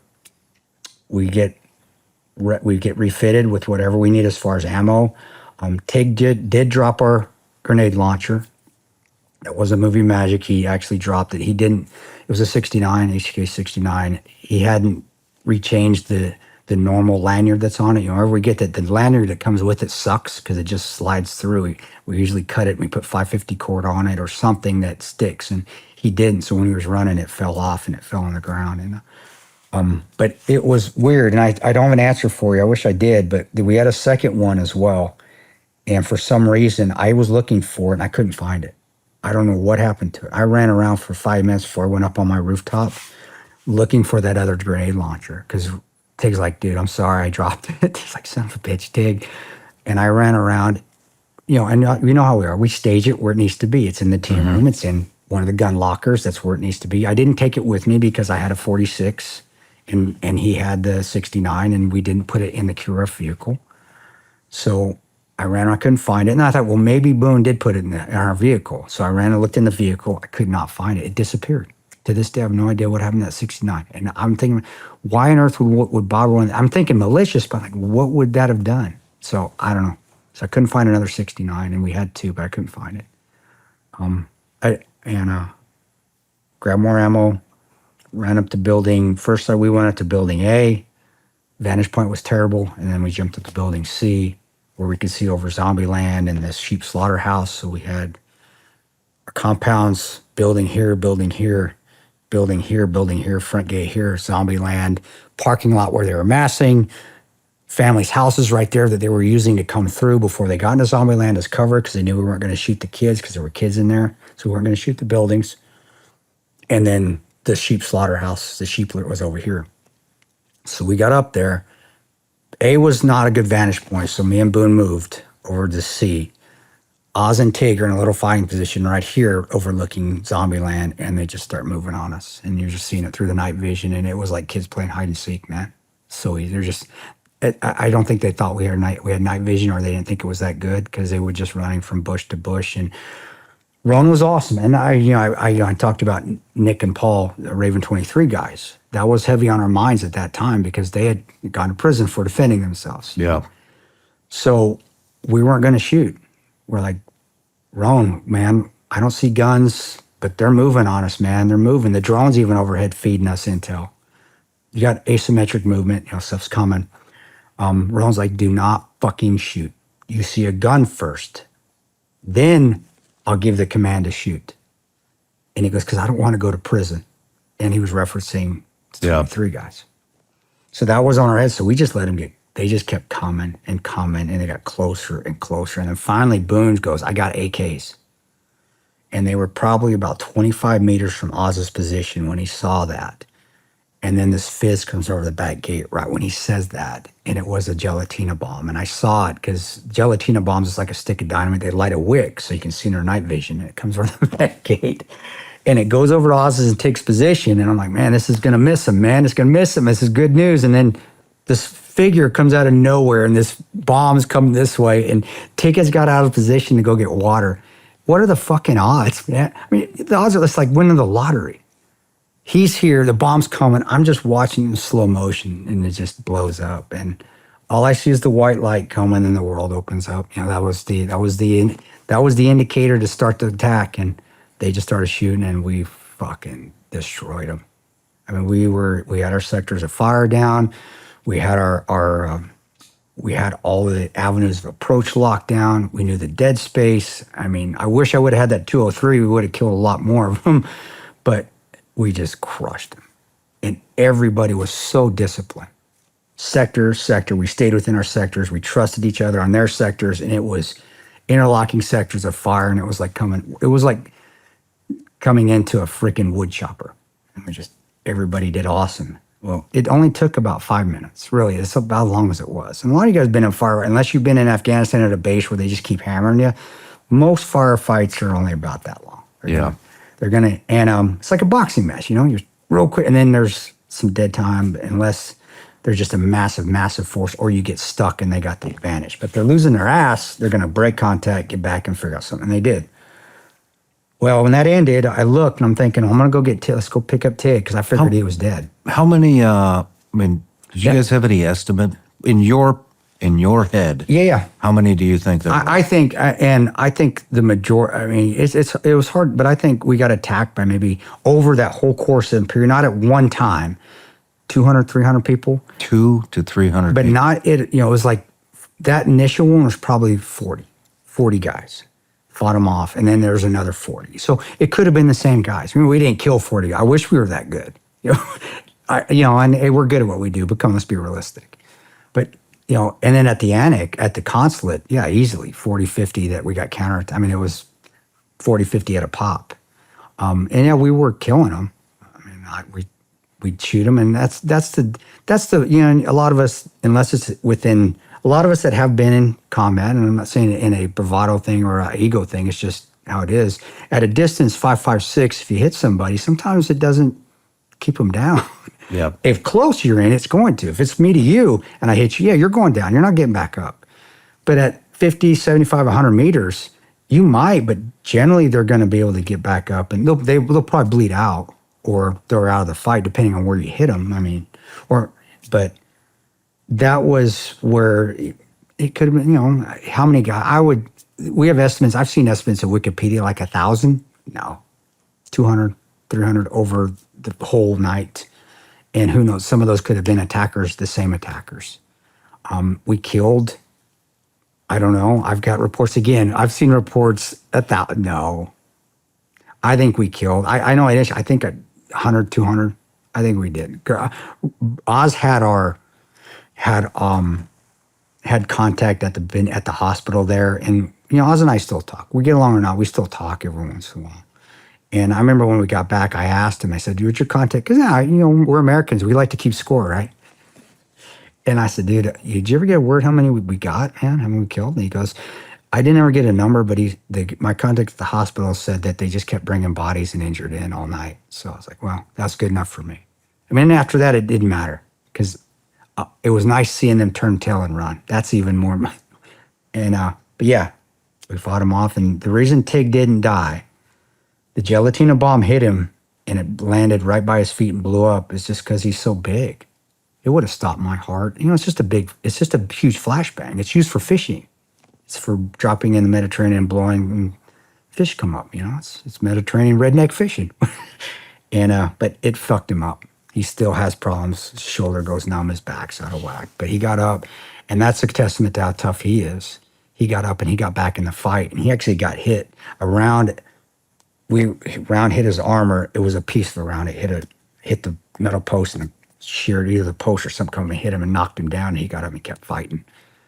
And yeah, he's a tough son of a bitch. He's a tough redneck. Takes good people, man. Yeah. And But it was awesome. And it gave us a wave of confidence. It did. It's like, okay, we got this. Our battle plan, our force protection plan, our sectors of fire, they're on. All right, let's keep doing what we're doing. And throughout that time frame, we're still thinking Americans are going to help. We're still thinking that the ISRs is seeing everything. And we're thinking somebody's coming, cavalry's coming, but they weren't. But at that point in time, we still had some faith that they were, because they normally did. Everywhere else I was at, cavalry came. Whether it was another GRS team, whether it was a Scorpion team, an NSA, the GRS equivalent at the NSA, whether it was military, somebody was coming. And between that 2-hour lull of 1 a.m. to 3 a.m., where the next attack happened, that's where we started to come to the realization nobody's coming. And the reason is because we had we didn't put him in the movie, but we had a old Vietnam veteran that manned our radios, our 117. He was a staffer with the agency, great guy, RTO in Vietnam, wonderful guy. He still cries every time we see him because he apologizes for not getting us help. We already had QRF elements on station. We had a 911 call we could call because that's what we do. GRS, that's what our jobs is to coordinate with the other units. So if we need people, we can just hit a button, go on 10 Alpha comment on the 117s and say, we need help. We have 117. And every so often throughout the next couple hours, Boone would come to me and say, hey, we got a hold of Delta, man. They're on their way. And little did we know were coming, but they got diverted to, I think it's Croatia. 555th Fighter Wing. That was our big, we always thought we had them. They had 2 jets at Suda Bay, Greece. Suda Bay, Greece is 5 minutes with afterburners to Libya. And then they had the 555th Fighter Wing, the whole unit up in Aviano. It's a QRF base. That's what it's there for. We figured they were coming. Boone's like, no, they're not coming. The Fast Company Marines, there was one in Spain and there was one in the Med near Sigonella, and we thought they were coming. He'd keep coming back to me after he'd tell me somebody was coming, he'd come back and say, no, they're not. We're not getting words. There's no confirmation they're coming. And then that SIF, the ambassador's primary security team, their planners in the Extremis force that had been in Croatia and got repositioned to the staging area. That was when I really knew nobody was coming, because when he said, no, they're not on their way anymore either. He came and said, hey, that SIF team, the commander's team's coming. You guys actually went through this entire checklist. That's his job, and that's our job. And yes, we went down the line. That's why politicians, and that's why the CIA pisses me off. That's our job. They know that. Well, politicians may not know that, but the agency knows that. That's what our main response is, GRS. We're protective services, and it's also to protect our asses if something happens, to get the assets needed, assets that are in the area to us if we need them. So we had them all. We knew them all. It was I was in charge of that when I was there, but it's always every time it's passed down to somebody. Yeah. So it's always refined and improved and refined and improved. So it was the RTO, the Vietnam RTO. That was his job, and he was very good at it, and he was very supportive of us. And the reason he cries when he sees us now, I remember, and I remember I saw him in Texas when I was doing a lot of speaking back in 2016, and I got pissed at him. We were out, did a speaking event there in Fort Worth, and his wife's a wonderful lady. They came to have a drink with me, and I think Tig was there as well. And I got pissed. I got drunk. And he hadn't said anything as far as testimony yet. And he could blow the doors off all the help that was around there. He could verify what we saw. And I'm like, quit being a fucking pussy, dude. Stop. Go tell him what happened. And he got up, and I felt bad. He got up, I saw him, tears in his eyes, and he walked away. His wife's sitting there. His wife's Texas woman, hard as nails. I go, ma'am, I'm sorry. She goes, no, I've been telling him the same thing to tell. And I said, well, why hasn't he? He goes, because they're going to pull his pension if he does, where he don't get his retirement. And I was like, okay. I'd never say anything about it again. I love the guy. I love him. And he has a lot of info out there, but I do respect people and their family. And if that's not for my selfish reasons or anything else, I understand that, and I never bugged him about it again. And I never will again, because I respect that. I do. Is it right? No, I don't think it's right, but I still respect his decision. And he did try. He did try his ass off. Well, 3 a.m., we get hit again. And it was like the movie showed. They did the same tactics, and we just crushed them. It's like waves hitting a retaining wall, man.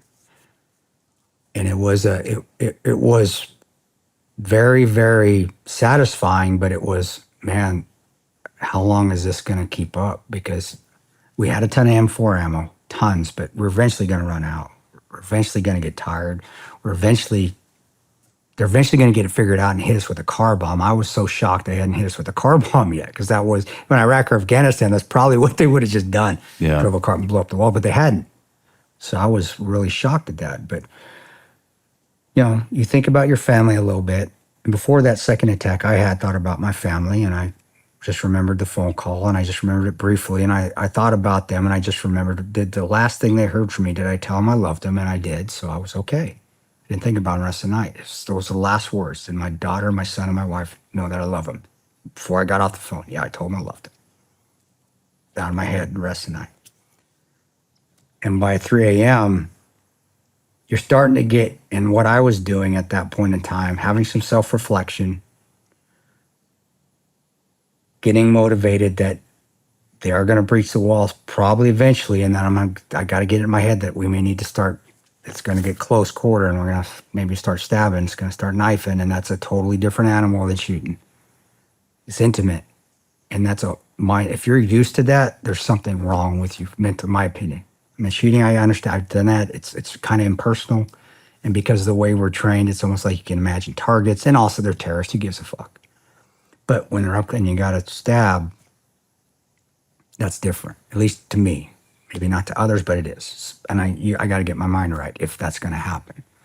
So I'm starting to get the mindset of hand to hand. So I respect those guys from World War II and World War I. Trench fighting.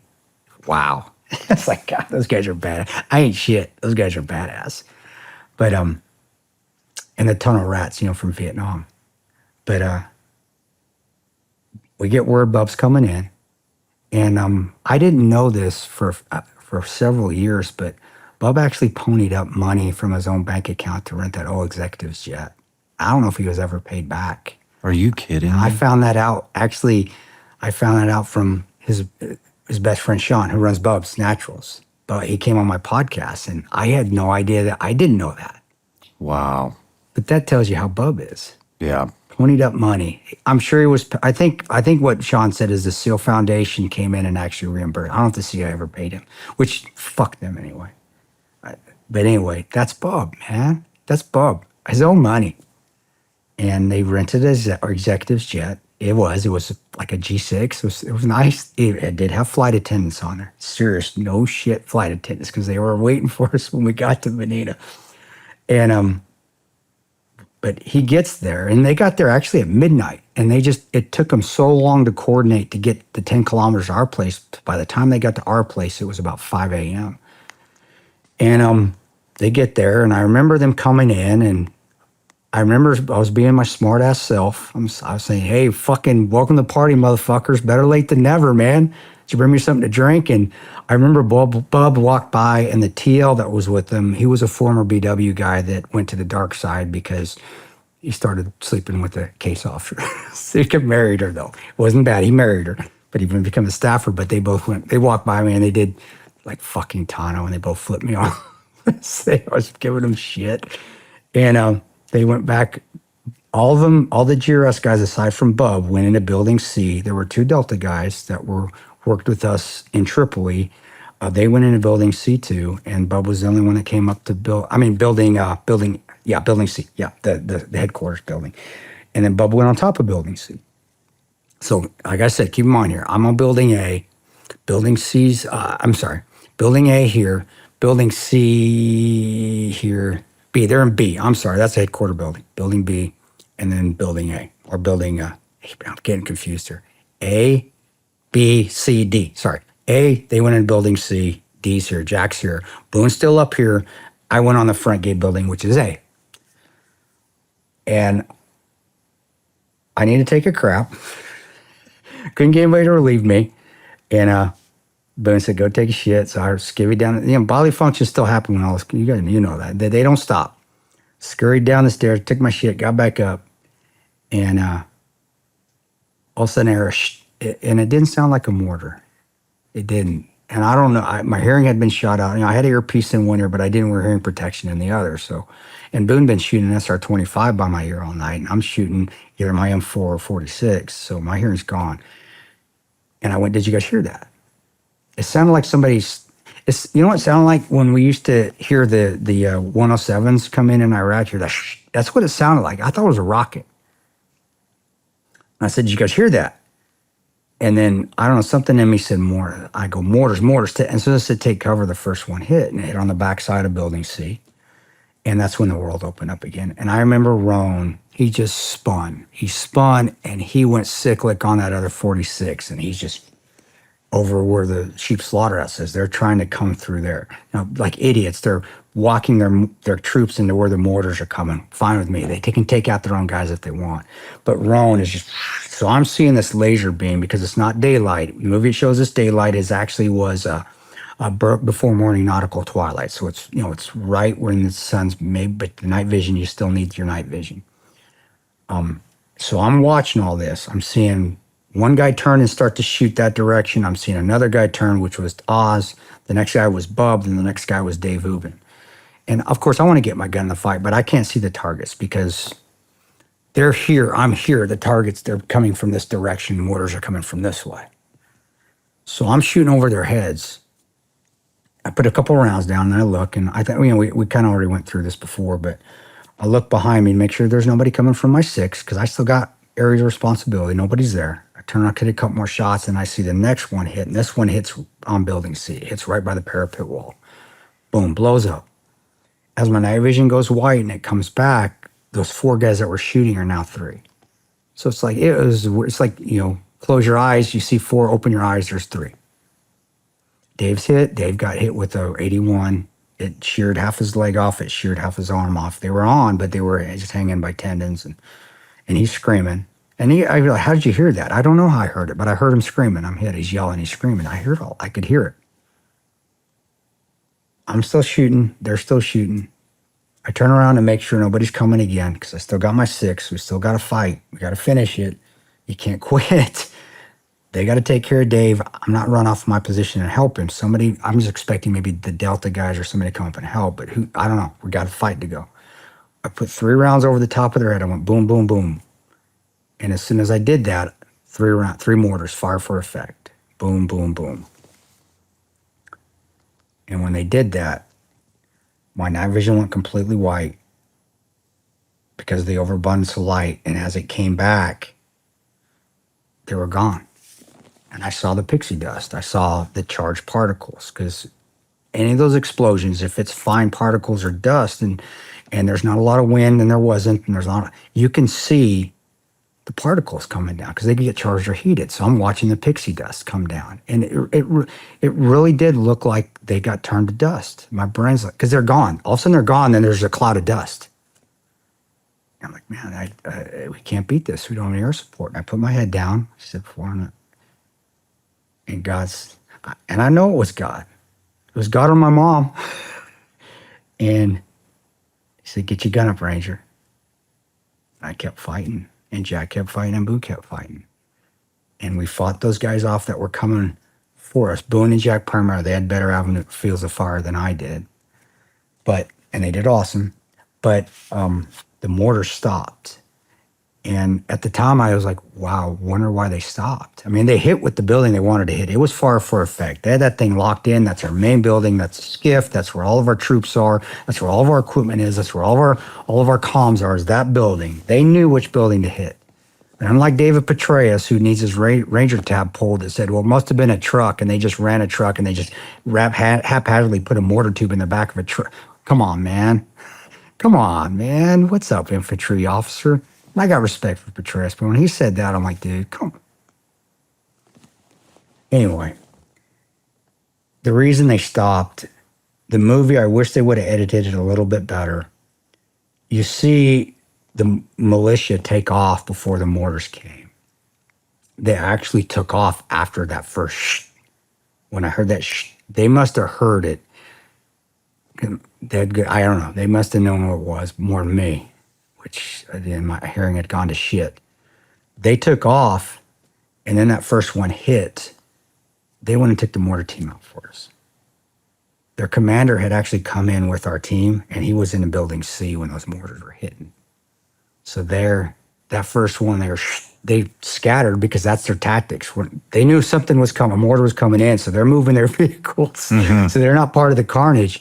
And then I could hear in the distance tires screeching, gunfire in the direction where the mortars were coming from. And they went and took the mortar team out for us because their commander had got caught in building C when the attack happened. Lord works in mysterious ways, brother. Yeah, no kidding.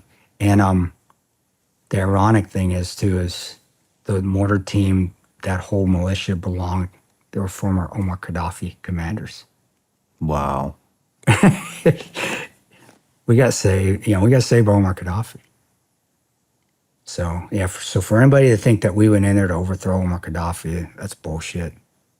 We went in there to destabilize a region so the Muslim Brotherhood could come in and stabilize it under that foreign policy, under the Obama administration. And we needed Gaddafi's weapons to go and give to the friendly militias, as McCain would say. But anyway, they saved us, and mortar stopped. And then at 7 a.m., a militia was coming in. And I remember there was just me and Boone and Jack left. Nobody, and it would piss me, nobody would come and relieve us. It was like, dude, I was like, guys, you're us guys. Delta, will somebody come give us a break? I mean, come on, it's like having a patrol base, and you got to give guys breaks. Nobody would come relieve us. So we stayed up there, and I remember Bob said, Tanto. Delta guys didn't come up? No, and I got no heartache with it. I did for big time. What were they doing? I don't know. That's a good question. I have no idea. They're Delta. I know they do hardcore shit. And I got no heartache with them. I'm not trying to throw them under the bus here. It's just, it is what it is. And I know they're fucking warriors because they're Delta. You kind of have to be at the unit. Now I've seen guys bolo shoots from the unit too, going through TDC and going. But like anybody, they have bad days. But I don't know. Maybe they were on a different. I would like to know if you ever get them on. I would love to know what the hell they were doing. Maybe it was document destruction, destroying classified documents, or why we were there. I don't know. I mean, that's what we put in the movie. Michael Bay actually has he has his own peeps within the agency that feed him shit in DOD because they love him, because he makes them look really good, which he should. He loves veterans. So maybe he put that in there because that's what they were doing. I don't know. But all I know is they wouldn't relieve us because I kept calling for him. And then I kept making fun. Like, hey, D-boys, you think you could come relieve us? I got to get a drink of water. I was just on the open mic so everybody could hear it. So I was being my normal jackass, pissed off self. But anyway, when the militia was coming in, Bob says to me, he goes, Tanto, you got the front gate. He goes, make sure this militia that we got coming is friendly. All I had left was my M4. That's all I had ammo left for. That's all I had. My pea shooter. It's daytime now. And I remember asking Bob, I go, Roger that, Chief. I got front gate. Understood. Can you give me some description of who I'm looking for? He goes, I don't know, Tanto. I said, Bob, Chief, do you have vehicle colors? Insignia I can ID. He goes, we don't have any of that information. And the TL needs to start chipping in. I'm asking the TL the same things. I go, are there uniforms I can look for? Do I have communication via cell phone, my burn phone? Can I call somebody? You guys have communication. We lost communication. I go, give me a number, Bob, at least. He goes, our team leader comes across right, and he goes, Tanto, the numbers between 30 to 50, they're all technicals. Like, holy fuck. And I got on the radio, and we didn't put it in the movie, but I said, and you guys expect me to fight these fuckers off with a pea shooter? I said, Roger that. And again, no response, because why keep poking the bear? Because I'll keep giving him shit. And I just said to him, and I go on the radio, I clicked it one more time. I said, Bob, you've been a plethora of information that I really appreciate. And being a smartass. And I went dark and I saw him coming. Pablo played it.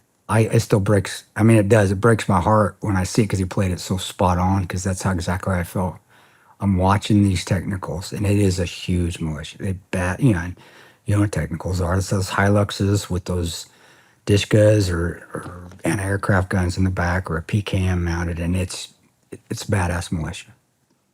And as they're coming in, I get behind that parapet wall at 3 foot high, and I made myself as small as I could. And I had an EOTech. It was on, and I put the EOTech on the passenger, because I'm thinking to myself, hey, this ain't over. It's not over till it's all over. It's not over till it ends, man, and I'm dead or they're dead. It's probably going to be me, and all I'm thinking is that Dishka is going to rip me in half, and I hope it's quick. But I'm thinking to myself, I'm at least going to get one of them. And I got my my EOTech on the passenger, who looks like a commander. I don't know, but he's Patriot. And then I'm just rotating back and forth from the Dishka gunner to the passenger, because if I see the Dishka gunner move and he hits that fly, I'm going to hit that fly trigger. I'm going to pull my trigger and at least get him, and then I'll get ripped up. But I just couldn't think of anything else. I had no way to connect them. I learned the Jumbo in Mosul at Merez because we had Sudanese guards, and every time we'd leave the gate, they would throw up the Jumbo to me in 2008. So one day I stopped and asked them, I said, what does that mean, dude? It means good morning. It officially is Swahili. It means good morning. You'll see it on shirts in Africa. I said, Jumbo. But because the shaka is much cooler and it's be cool, they've kind of adopted that. That's what they told me. I said, so it just means be cool. So I would throw that up. And every time I threw it up, if I wanted to see if somebody was friendly, if I got it back, well, I'm here. So 9 times out of 10, it was friendly. And I couldn't think anything else. And I went like this, and I was, you could have put a lump of coal at my ass. It would have been a diamond like that. I was like, just tight. And they're both chewing cot. I remember the cot because they had big wads of cot in their mouth. For those that don't know what cot is, it's an amphetamine they dip before they go into battle. It's like a leaf, but it's like chewing cocaine. It's like mixing Copenhagen with cocaine and steroids. That's what it is.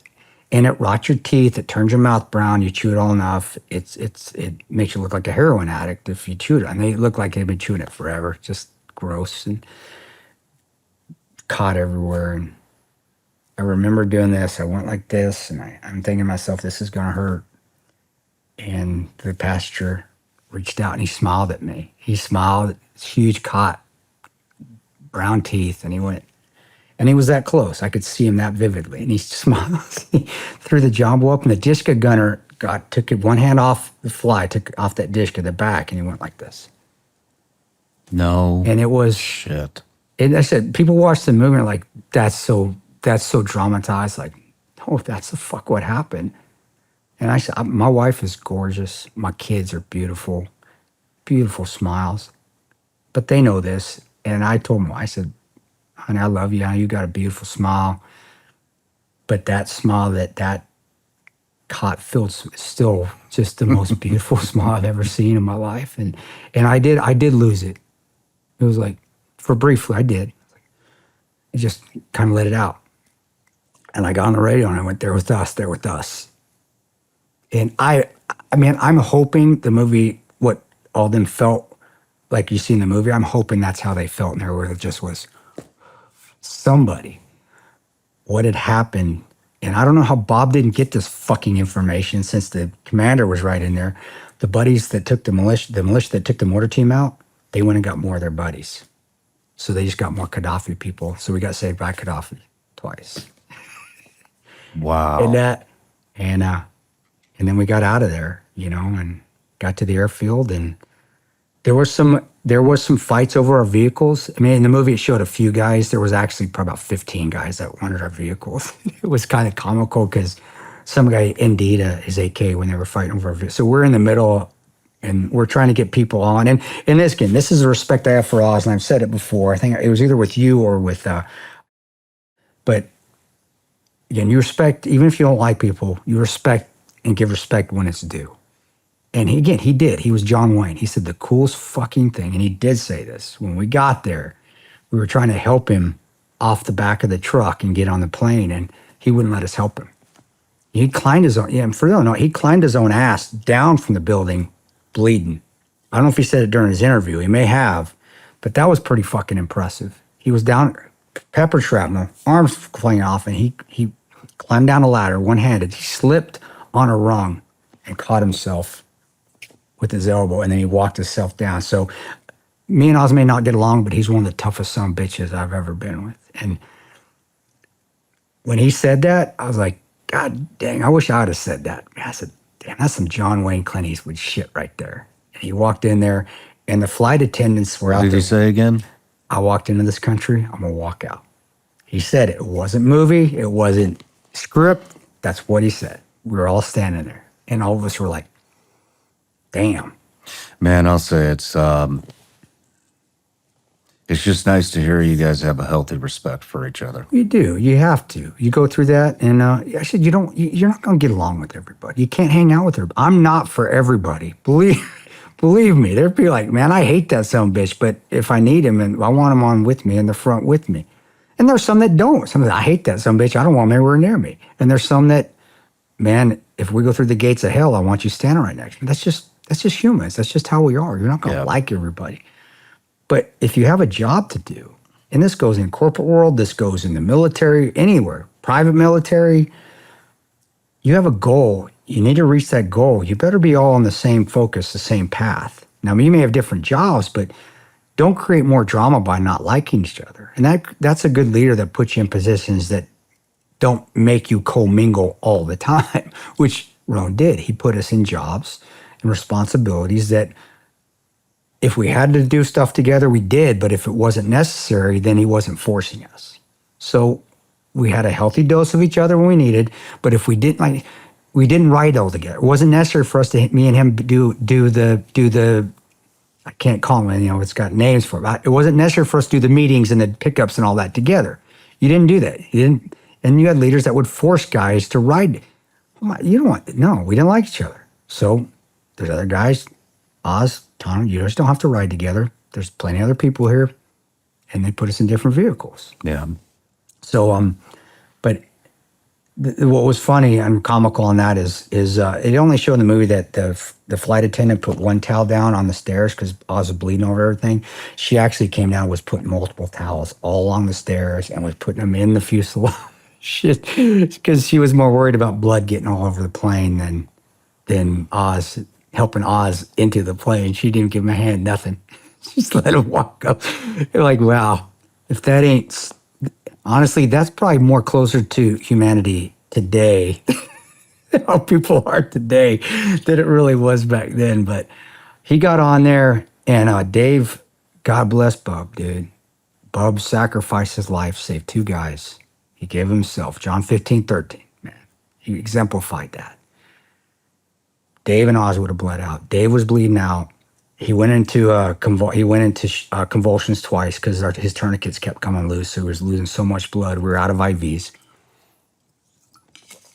But because that plane was there, we had a little bit of a problem when we got everybody on the plane. As we got everybody on the plane, we heard a pop. Somebody shot their gun on the plane.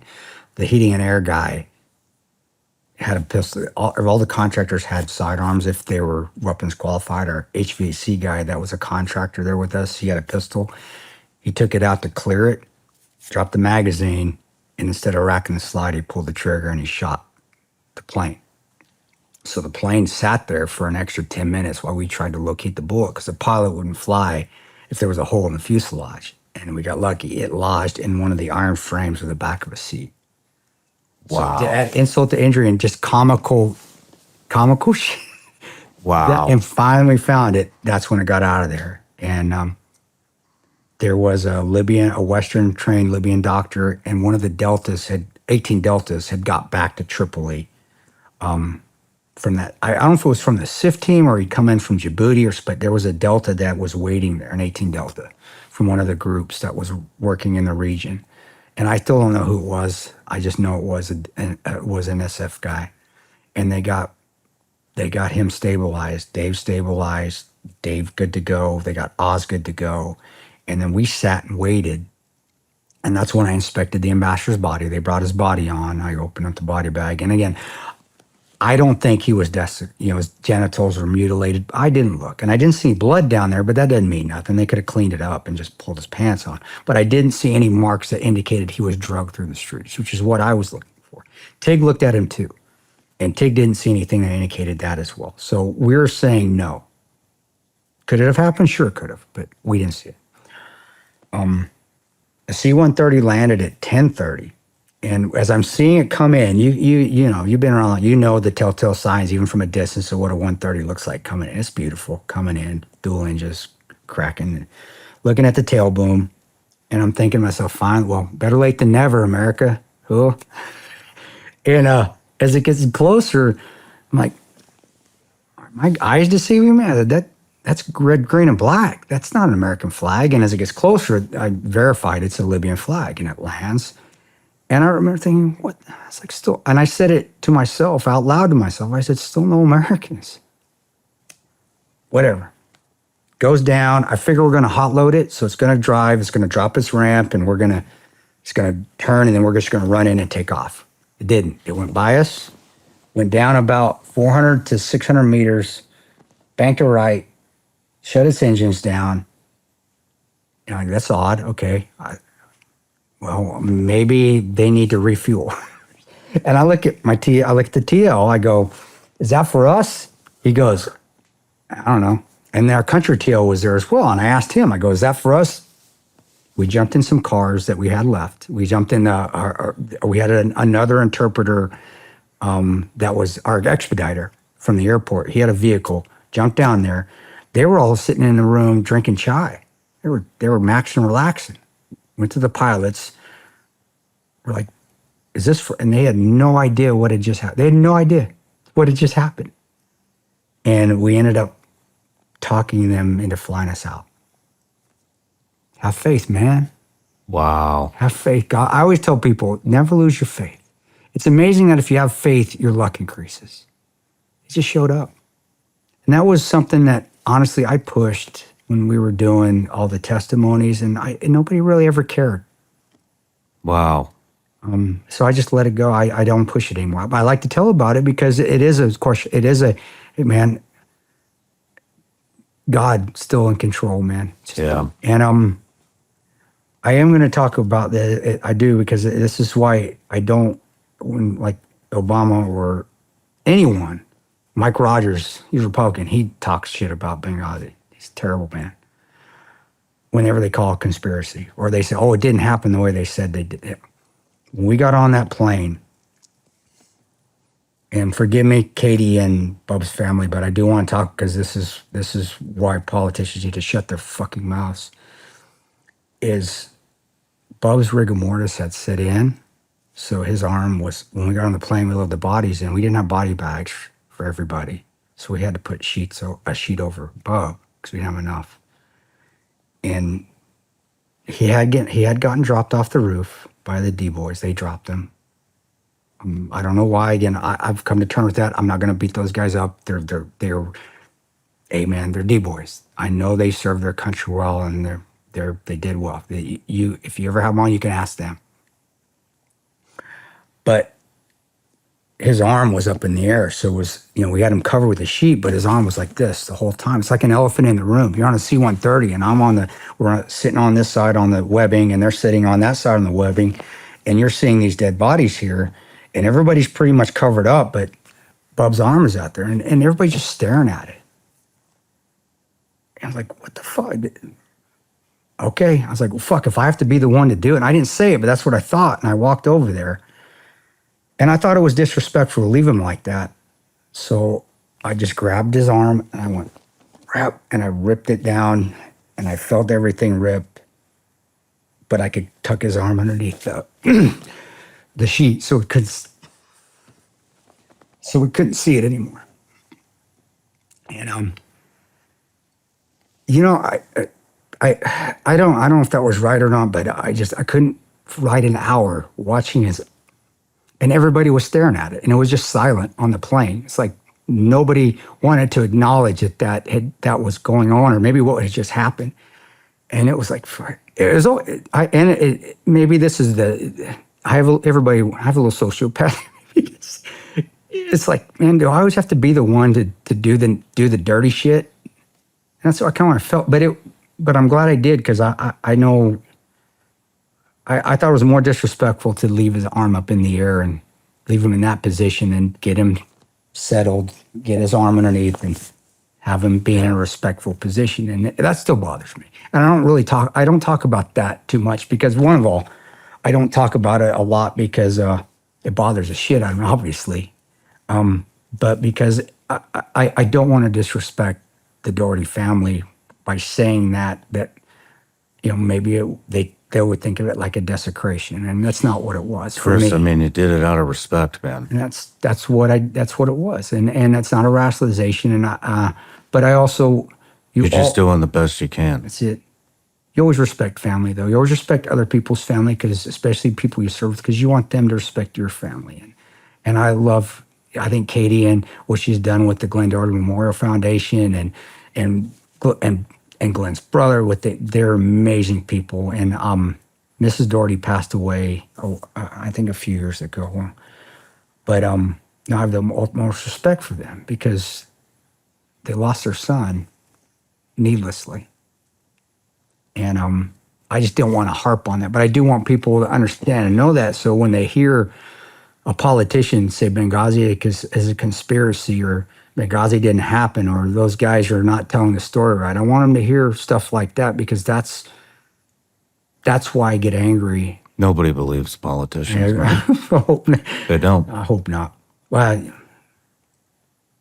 regardless, that happened, and we got back to Tripoli, and we went back, and we got off the plane. We went to the annex there in Tripoli. I took a shower and got some food, and I was a big Copenhagen dipper at the time, so I was like, man, does somebody have Copenhagen? I need some big dip in. There's actually a picture. There was one picture taken of me sitting on the steps of the annex in Tripoli. I borrowed somebody's New York Yankees hat. I didn't have any clothes, so I wasn't able to get my gear.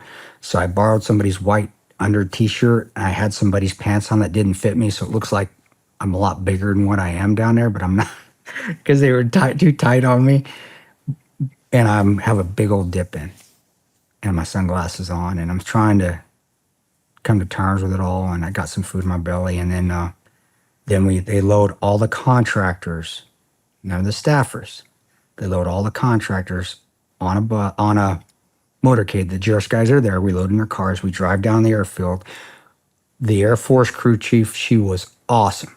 Broke every reg in the world to let us load those flag draped coffins. They already had the flag. She was incredible. She already had them flag draped coffins ready to go, pristine. You couldn't have done any better than at Dover. She was incredible. And the pilot, Eric Stahl, Lieutenant Colonel Eric Stahl, who was a C-17, wonderful. Every reg in the world they broke to accommodate us. They had already loaded. Oz was already on. I'm not going to post it because it's for Oz, but I got a picture of him where he's in his gurney, IV's in, he's coherent, he's doing this to me. But he's on the plane. Dave is sedated, of course. He's out because he's massive trauma. Get the coffins on. Ramp closes. We take off and we fly to Germany. And then we get to Germany, and plane lands. I didn't let go of my rifle the whole time, or my ammo. I give two fucks. It's not going anywhere. It stayed right next to me with my ammo. So when we get there, and I wish I would have known what I know now about General Ham, but he's on the way to greet us, the Eurocom commander. He's the one that controls the Eurocom forces there. He's the one that can sacrifice his position and tell Obama and Hillary to go F themselves and send us troops. Well, he gets on, and I don't even remember what he said, to be honest with you. I just remember he said something positive to us. He's an infantry guy, Ranger tab, all that. And all I remember is going up to him and saying, "Hey, sir, is there an amnesty box anywhere? Because I got a bunch of ammo I need to download." And that's my conversation with him. But if I'd have known that he could have sent people and he didn't, and I probably would have had a different conversation, but I didn't know at the time. Yeah, he goes, yes, sir. He says, he's a good job. He goes, great job, man. And he goes, it's right over there. And I walk over there, and there's a sergeant arm, like a sergeant. I would say sergeant arms, but whatever, the ammo draw. And there's a sergeant there. And I gave a tech sergeant, Air Force guy. I gave him the ammo. And that's why I always tell people, support the USO, because they were already there waiting for us. And this lady she was the nicest lady, 50-something lady, blonde hair, about 5'6". She comes up to me and she goes, they already know what happened. They know what happened. They know the story. They know where we're coming from. Anyway, they don't know we're agency. They just know that there was a battle. There's some deaths. There's some military and some civilians coming in. Get your shit ready. And they already had stuff laid out, like toiletries, underwear, clothes, shoes. And she comes up to me and she goes, what'd you lose? She goes, you okay? I said, yes, ma'am. She goes, what'd you lose? I said, ma'am, I lost everything. She goes, okay. And she started taking me around, and I got some, I got some jammies, I got some sweats, USO sweats, and I got my toiletries. And then when we got to the end of it, she goes, write down what you need. I said, ma'am? She goes, no, I need you to write down what you need because you might be here for about 4 or 5 days. I said, what? And she goes, anything. So I'm just doing, I lost my tennis shoes, I lost my jeans, I lost my T-shirts. And I gave her a list, and it was a full page of stuff I lost. I wasn't being a dick. I lost my PlayStation. It's like stuff. I handed it to her, and I go back to my room, and they put us into a nice room. It's Air Force. It's nice rooms, man. It's like a hotel. It felt like a hotel. They put us in. We're right next to the BX, which Air Force Base Exchange, Army PX Post Exchange, but it's Air Force BX. And I lay down for a second. I can't sleep. I knock on my door at 1 a.m. because we got in real late. We got in like at 11 to Germany when we finally got there. And it was her. And she had 2 bags. She goes, here. She goes, I got your stuff. And I didn't break down in front of her, but I did when I closed the door. Because it was,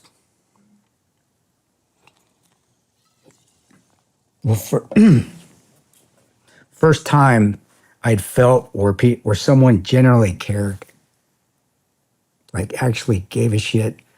Not like Bob, who came after when we were at Tripoli, and he goes, thanks, man, thank you. And I think he was trying to be sincere, but when you're that long in the agency, your sincerity is never not there anymore. Or having somebody say, hey, man, great job. It wasn't. And the GRS guys, they don't know what do we say? I know it's sincere, but it's like, good job, fist bump. But actual, like a mother figure saying, caring, it meant a lot.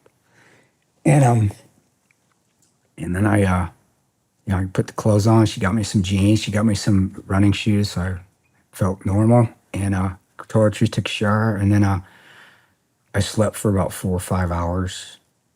And then I got up and I turned the TV on, and I saw Susan Rice already on TV. And I remember I called Jack, and they were saying video and a protest, and I said, are you seeing this fucking shit? And we turned it on, and I just turned it off, and he turned it off, and we didn't want to watch it. Because we figured at that point, we're like, somebody's going to tell the truth. You still have some optimism that there's some heart and some integrity within the government that somebody is going to say something. And we still had that at that point. It had only been a day, Who knows? If I'd have known what I know now, 12 years later, I probably would have been more vocal at that point in time. But we still had that. We still had that faith that there was still integrity and ethics and morality in DC. We hadn't seen behind the curtain yet. We had a little bit, but not really, because that wasn't our job. And we stayed on there. And then I remember that night we got super pissed drunk. There's still a picture that I'll post every once in a while of me, Jack, Boone, and Tig. And actually, the State Department, Alec was on one side, but I'll crop him out because I don't know if he wants to be seen. And I'm smiling a little bit. And I honestly feel bad that I'm doing it. Like, I'm looking at it going, what the fuck am I smiling at? But I remember that I'm just trying to get through it. And I remember that I was drunker than shit, dude. I was so drunk. And we had been laughing together healing together before that picture was taken. Because Tig was telling me, man, this is what I did. And Boone was, and some of the shit is comical. That's why I'm glad we got the comical shit in the movie. Because that's, that happens, man. They miss, the bravado's there in all the movies. Lone Survivor, American Sniper, Black Hawk Down, even ours. But they miss a lot of the jackassery. And that's one thing Mike, we got to get that in there because that happens. That's actually more prevalent than the bravado. And so I remember we were telling a story, and I can't remember the story that it was, but we were laughing because I was like, "Holy shit! I can't believe that just happened." I think it was Tig talking when he said one of the SPOs, one of the base security guys that we had there, called Tig into the office. Said, "Can you come look at the monitor? I've got some problems in the sheep slaughterhouse area." And he went down there to look, and the sheep were jumping on each other. And he's like, yeah, I went down there and I was watching these videos and the sheep were running around in a circle and they were jumping on each other and jumping on each other. Well, all the sheep are doing, they're trying to get away, but they can't get away because they're in a pen, they're in a circle, and it looks like they're humping. And he did say that the SPO goes, so do you think people are sneaking under there?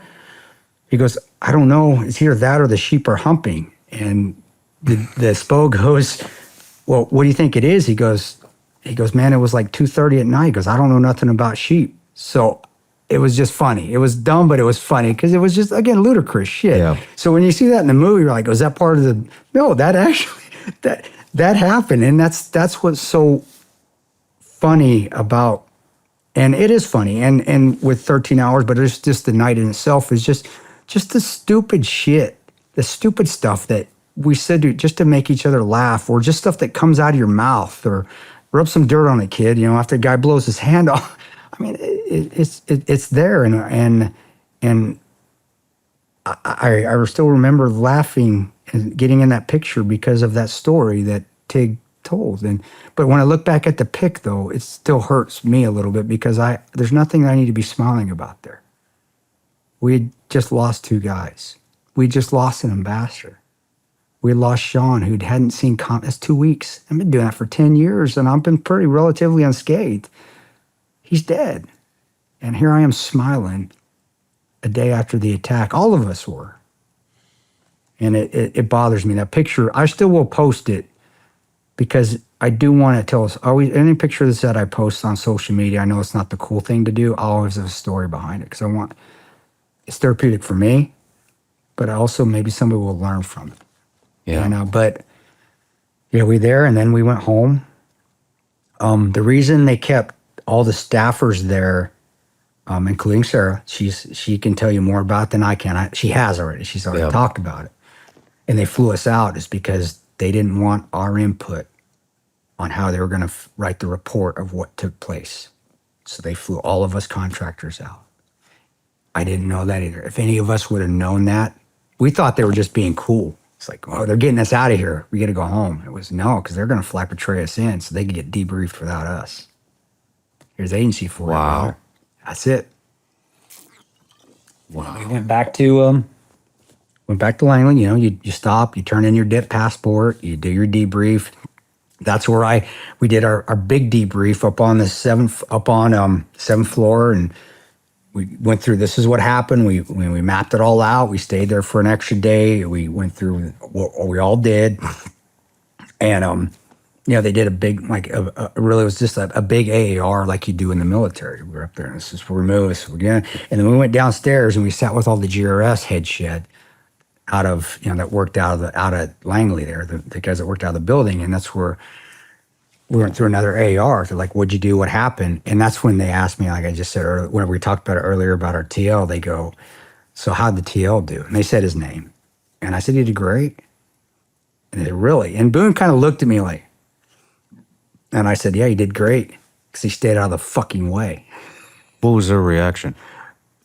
What were they going to say to me? It was, one put his head down and snickered because he knew who he was. The other 2, they just looked at me. They didn't say a word. And I didn't say a word, and I looked right back at him. And Boone was laughing the whole time, too. Boone's laughing. So what could they say? I got no right. What are they going to say to me? I ain't but been around long enough. I know who you guys are. You know who I am. We can. And what would a normal human being say to you? Nothing. And These people, who the hell knows? well, I was also, and not that I've gotten my ass kicked enough times, but I'll fight if we need to fight.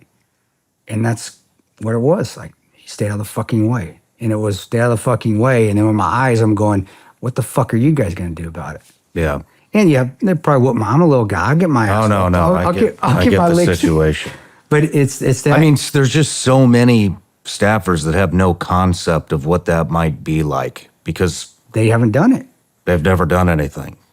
And Nothing. And do you know what? That's why I didn't get any response back. Because if they would have had a set of balls, somebody would have said something.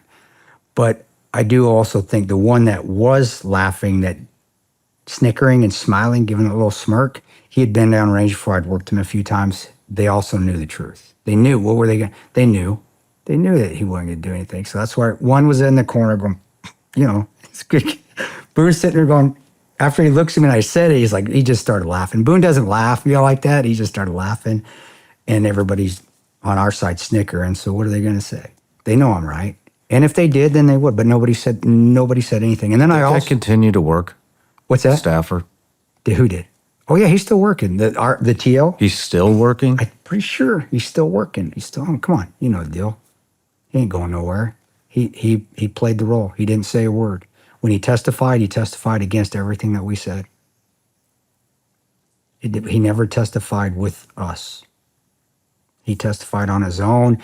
He testified once with Tig, because Tig was still working. Tig was the last one to quit. All of us went to Yemen. Tig went to Lebanon. So myself and Jack went to Sana'a after we took our 60 days off, and then we went back. I went to Sana'a. Boone went to Aden. Tig went to Lebanon. You only took 60 days off? I took 75. I took an extra couple weeks. Yeah. That's it. I had to get back on that horse, man. What was the first conversation like with your wife and kids? I actually called her from the airfield. There's a wonderful, I'm glad they got this right in the movie. You just see Jack's perspective where he calls home. We paraphrase in the movie because we got what we all said. Then we had a wonderful writer named Chuck Hogan who mashed it together and got all of our words into that monologue when Jack's on his phone, or Krasinski. And I remember I called her on the tarmac and I said, hey, you're going to see something on the news. That's us. I said, I'm fine. I love you. I said, I'll be home as soon as I can. And then she goes, what happened? I said, I can't really talk about it, but we lost one. And I meant Roan. And, this still bothers me a little bit too, because I really wasn't thinking about Bub. I was thinking of the teammate, even though Bub had come from Tripoli. But I said, we lost. And I said on open line, I said, we lost Roan. And I said, that's all I can say. I said, I'll talk to you when I get to, and I didn't know where I was going. I said, I'll talk to you when I talk to you. And I hung up the phone.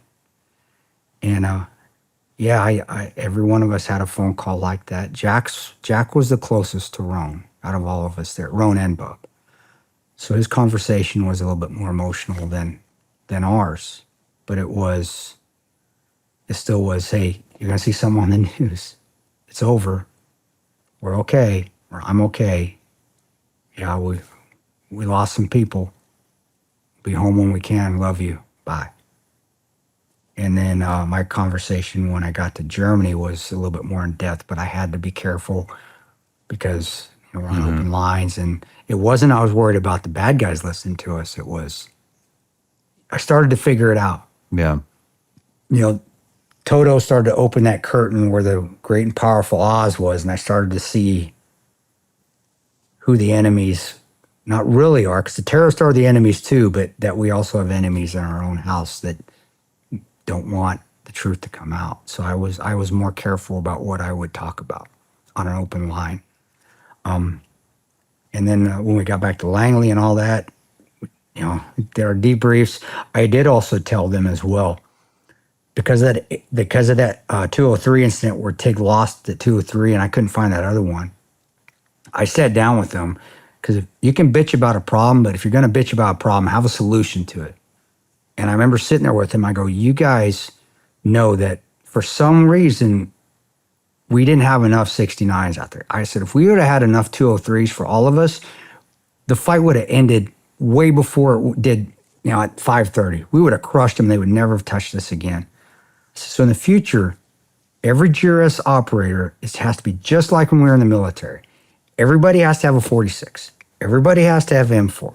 Everybody has to have a 203. Everybody has to have an SR-25. Everybody has to have the right gear for the right op, and then they get to pick which gear they need when they head out. Because this is bullshit. I said, we're the agency, and we don't have enough 203s. I said, what the fuck is that? Obviously, it fell on deaf ears. But I said, even Ground Branch has every weapon system they need. And I get it. They're DA. We're not. But that's horseshit. This is why everybody needs every weapon system. Because if this happens again and we lose one, we're not out an entire weapon system that could have been a game changer, a force multiplier, like a 203. And from what I heard, and you kept working, I think that fell on deaf ears. It didn't. It fell on deaf ears. So fuck those pieces of shit. Because how hard is it to get an extra 203 or an extra 46 for the guys, especially when there's only 5 guys on a team, or an extra GLM, something, So, but I remember saying that to him because I was pretty pissed. I was pissed at that because again, I felt like we're the runt of the litter. And so what if we are? But guess what? This run of the litter just turned the tables without any assets at all. It's not easy being a Ranger or Delta or SEAL. It's not. You're doing DA stuff. But it is nice and it is heartening to have a Spectre gunship fucking overlooking you. It is nice if you are a SEAL team going out there to have a platoon of Rangers that got your back, or vice versa. When you're on your own and that's it, and you don't have all those assets, it can be a little bit more scary that you don't have all those protections. And so that's why give us everything we need. And I'm not asking for much. It's not like I'm asking for a DAP cover. I'm not asking for, I'm just asking for, can y'all get us at least each of us have a 203? But how long did it take you, Kris, you were abandoned by the U.S. government. Yeah. In all aspects. That's. I wish I could tell you different, but that's what happened. Yeah. How long did it take you to rid yourself of that anger? 2000, the end of 2017, 2018, when I reconciled with my wife. I tried to, from 14 on. 6 years. 6 years, yep. Because all that time in between, and that's when we had gotten divorced. I was sleeping around. That's why we got divorced. It was me and my infidelity. I was drinking a shitload. I was drinking all the time. I was gone all the time. I was speaking. How did you reconcile that? First, you have to reconcile with God, man. How'd you do that? Stood in the mirror and said, God, I need your help. Carry me. I can't do this anymore. After, I even remember exactly what I was. I was at home by myself. They'd lived out. I lived by my own. I was by myself. I was a divorcee. I still had our little guy. Our little guy was still a baby. So that was hard because I was like, holy shit, I'm missing a child again because of my own stupidity. But I remember I was in the shower doing the crying game thing in the shower. I was like, my life sucks. This is awful.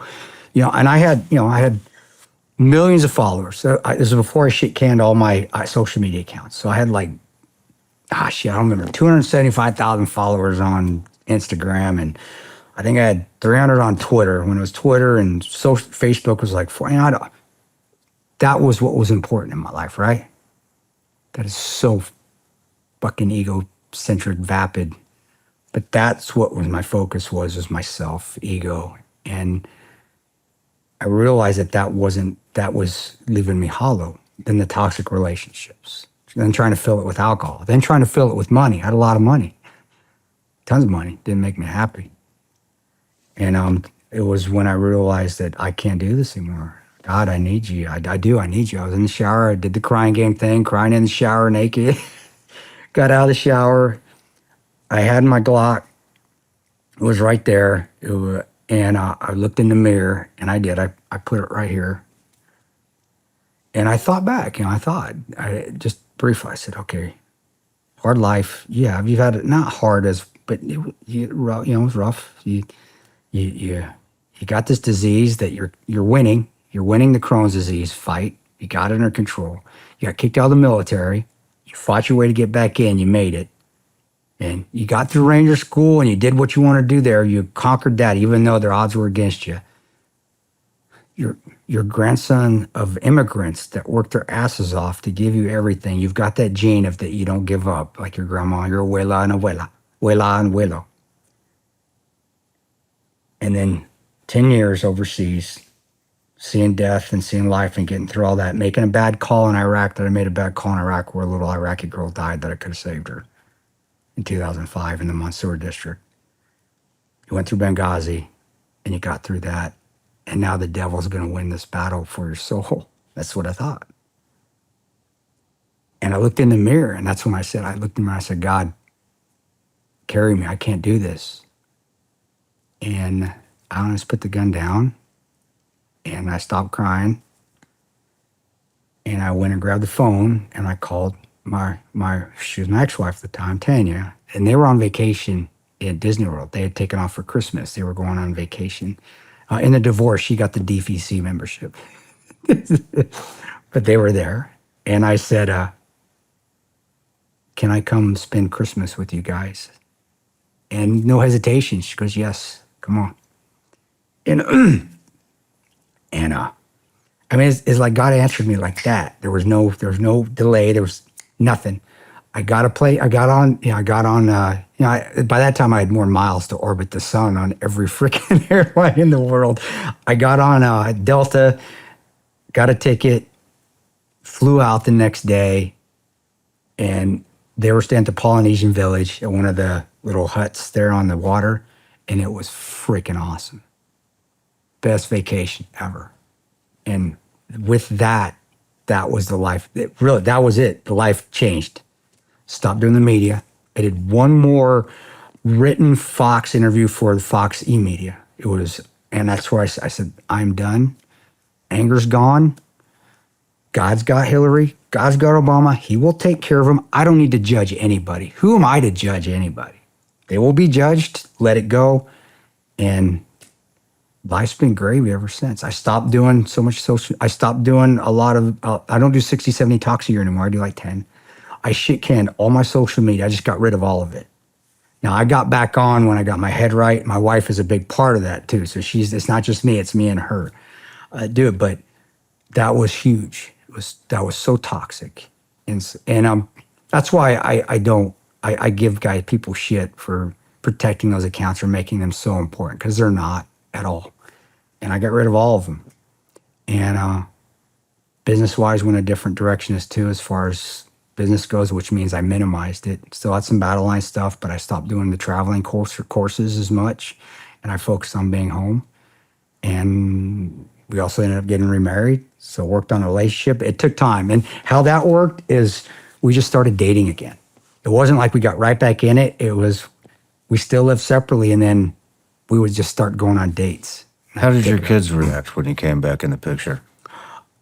They were happy that Dad was there, especially at Disney. We're having fun, but it was awkward for the two older ones because they really didn't know what to think. I mean, is Dad going again? Is he going to be here this time? Is he leaving? But also at that time, they were so used to me being gone anyway. Even when we were married, from the point, it wasn't anything that it was odd, and they were pushing me away.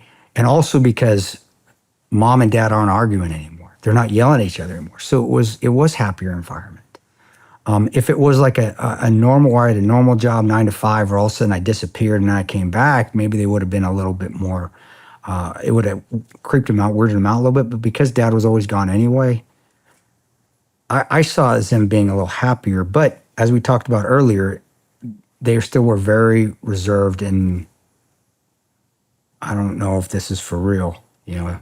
Dad was mean. Whenever he come back from Iraq, he's going to be mean Dad, and he makes Mom cry, and that's what they would see, And so it just took time, a year of dating, of just more dating, of then spending more time together, of then the kids maybe staying over, then eventually it just ended up to just like a normal where you're dating somebody and it develops into a relationship, a marriage, and we had to do it that way. And it was a little weird, but it was fun doing it that way because I got to, I got to do things that maybe I didn't do the first time I courted her, where I did. So it was like a do-over, and it was awesome. No, it was great. Everything was fantastic. I did have some where I would still get angry from times because it's just seeing what you saw, not anything where it was infidelity or anything like that. No, that's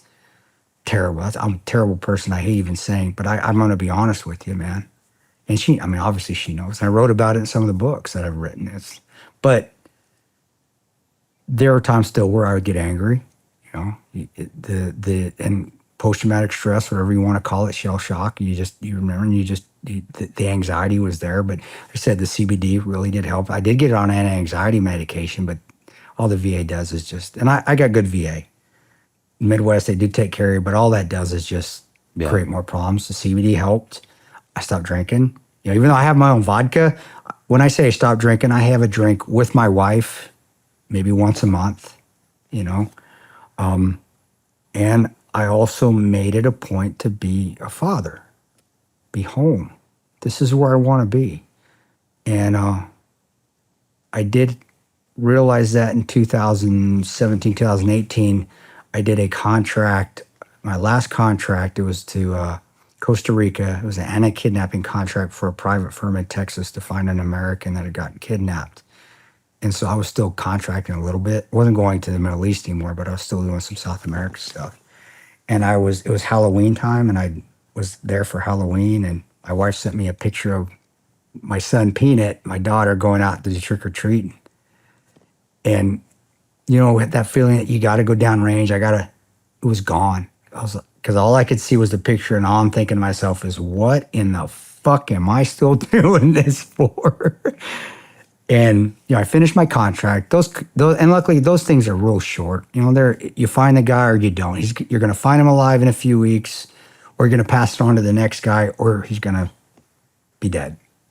And he did. It was an American that they held for ransom. They did find the culprits, and we found he was dead. But contract's over. I flew back, and man, just everything.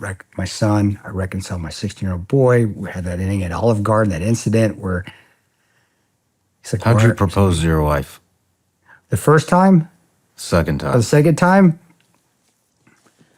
I didn't get down on my knee. She's not that kind of woman, dude. She's not that type of woman. It was honestly very nonchalant, and it was just, we saw our rings, and I put my ring back on. She goes, "You still wearing your ring?" I said, "Well, I am now." I said, "Where's your ring?" She goes, "In the box." I said, "You want to do this again?" And of course, I knew the answer. And she's tough as nails, dude. And it was back at Disney. And, and as much people hate Disney, and I do, their politics are horse shit. But it still can be a happy place for the family. A lot of happy things happen there.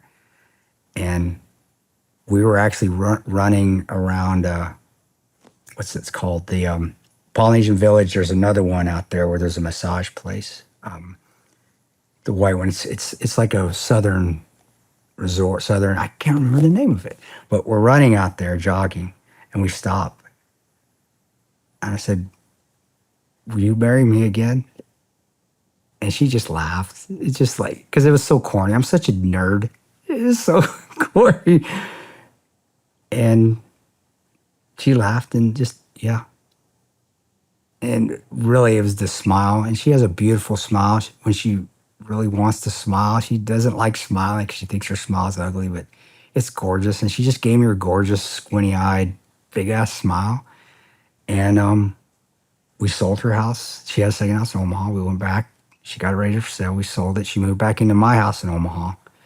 Or say our house, because it was our house. That's what we bought it together when I was in the military. And then we stayed there for a few years, and it was married. I was a husband, finally. She was always a wife. I couldn't ask for a better wife. I couldn't ask for a better partner. Couldn't ask for a better woman. because she's just a wonderful, wonderful person. And she's wonderful for me because she's not sappy. If I'd have went down on my knee and did all that stuff, she would have told me no.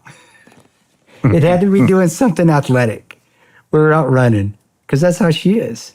And me just throwing it at her and her being, and that's how you are. And that's how I am. Yeah. And she knows that. And she put her ring back on and I even asked her, I said, I'll buy you a huge, because I had a little bit of money at that time. I said, I'll buy you a huge rock. What do you want? I'll get you a huge rock. She goes, I don't want those huge. I don't need diamonds. I wouldn't wear that. She goes, I'm fine with what I have. And it was our original ring that I bought her when we got married in the courthouse in Tacoma before I went to Ranger School when I was at 2nd Ranger Battalion. And then we stayed there in Omaha for a while, and Omaha changed just like all cities do. And it wasn't the Omaha that I remember, good values. And there's good people in Omaha. There are wonderful people in Omaha, but it started to turn like cities do. Amazon moved in, Google moved in, Warren Buffett is Warren Buffett. And the tearing down cornfields.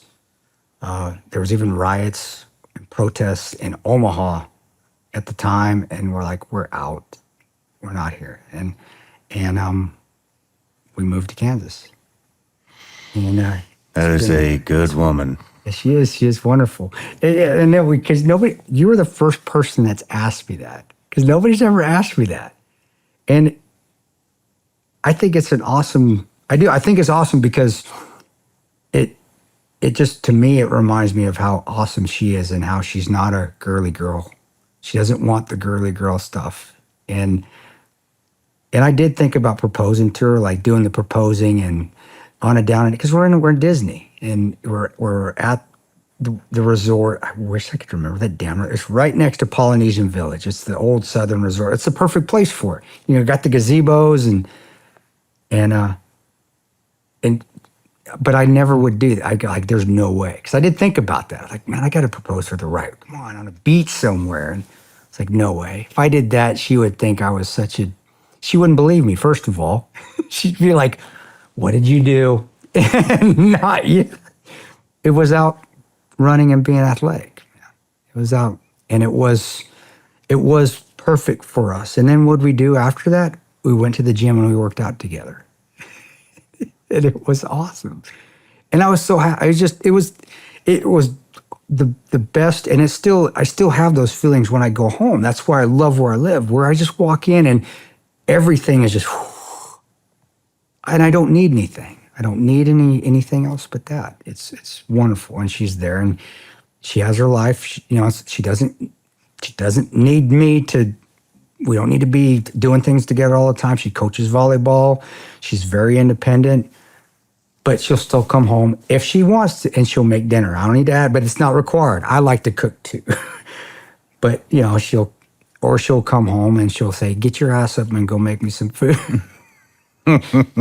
Yes, ma'am. Yes, darling. And no, she's my angel. And I have a tattoo up here.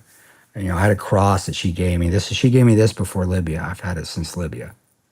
But I had another one that I had. She gave me when I was in the military, and it said love, honor, courage. And I have a tattoo up here on my chest. Is that cross? And then I haven't put Peanut on there yet, but it has the call signs of all my other kids. It says she's Angel. My wife's Angel. My daughter used to be Princess, but now she's like her wife. She's not a prince. Dad, I'm not a princess. Don't call me that. But that was her call sign when she was little. Now she's Kiki. And then I have Bubba, because Bubba is Bubba. And that's them. They're always right there.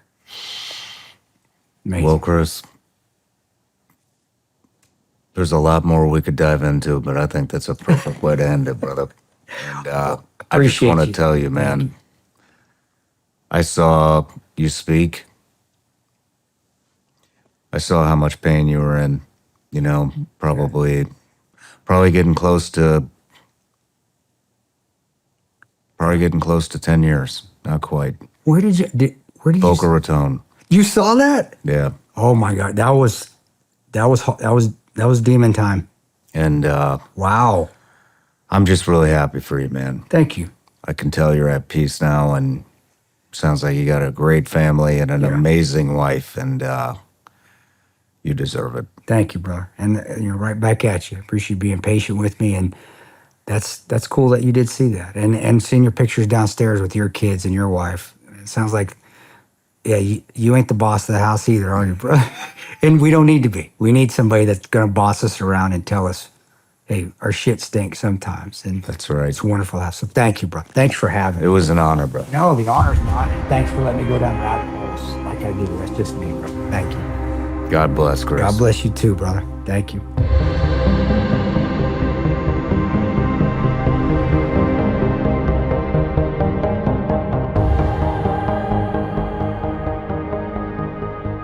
No matter where you're watching Shawn Ryan Show from, if you get anything out of this, please like, comment, subscribe, and most importantly, share this everywhere you possibly can. And if you're feeling extra generous, please leave us a review on Apple and Spotify podcasts.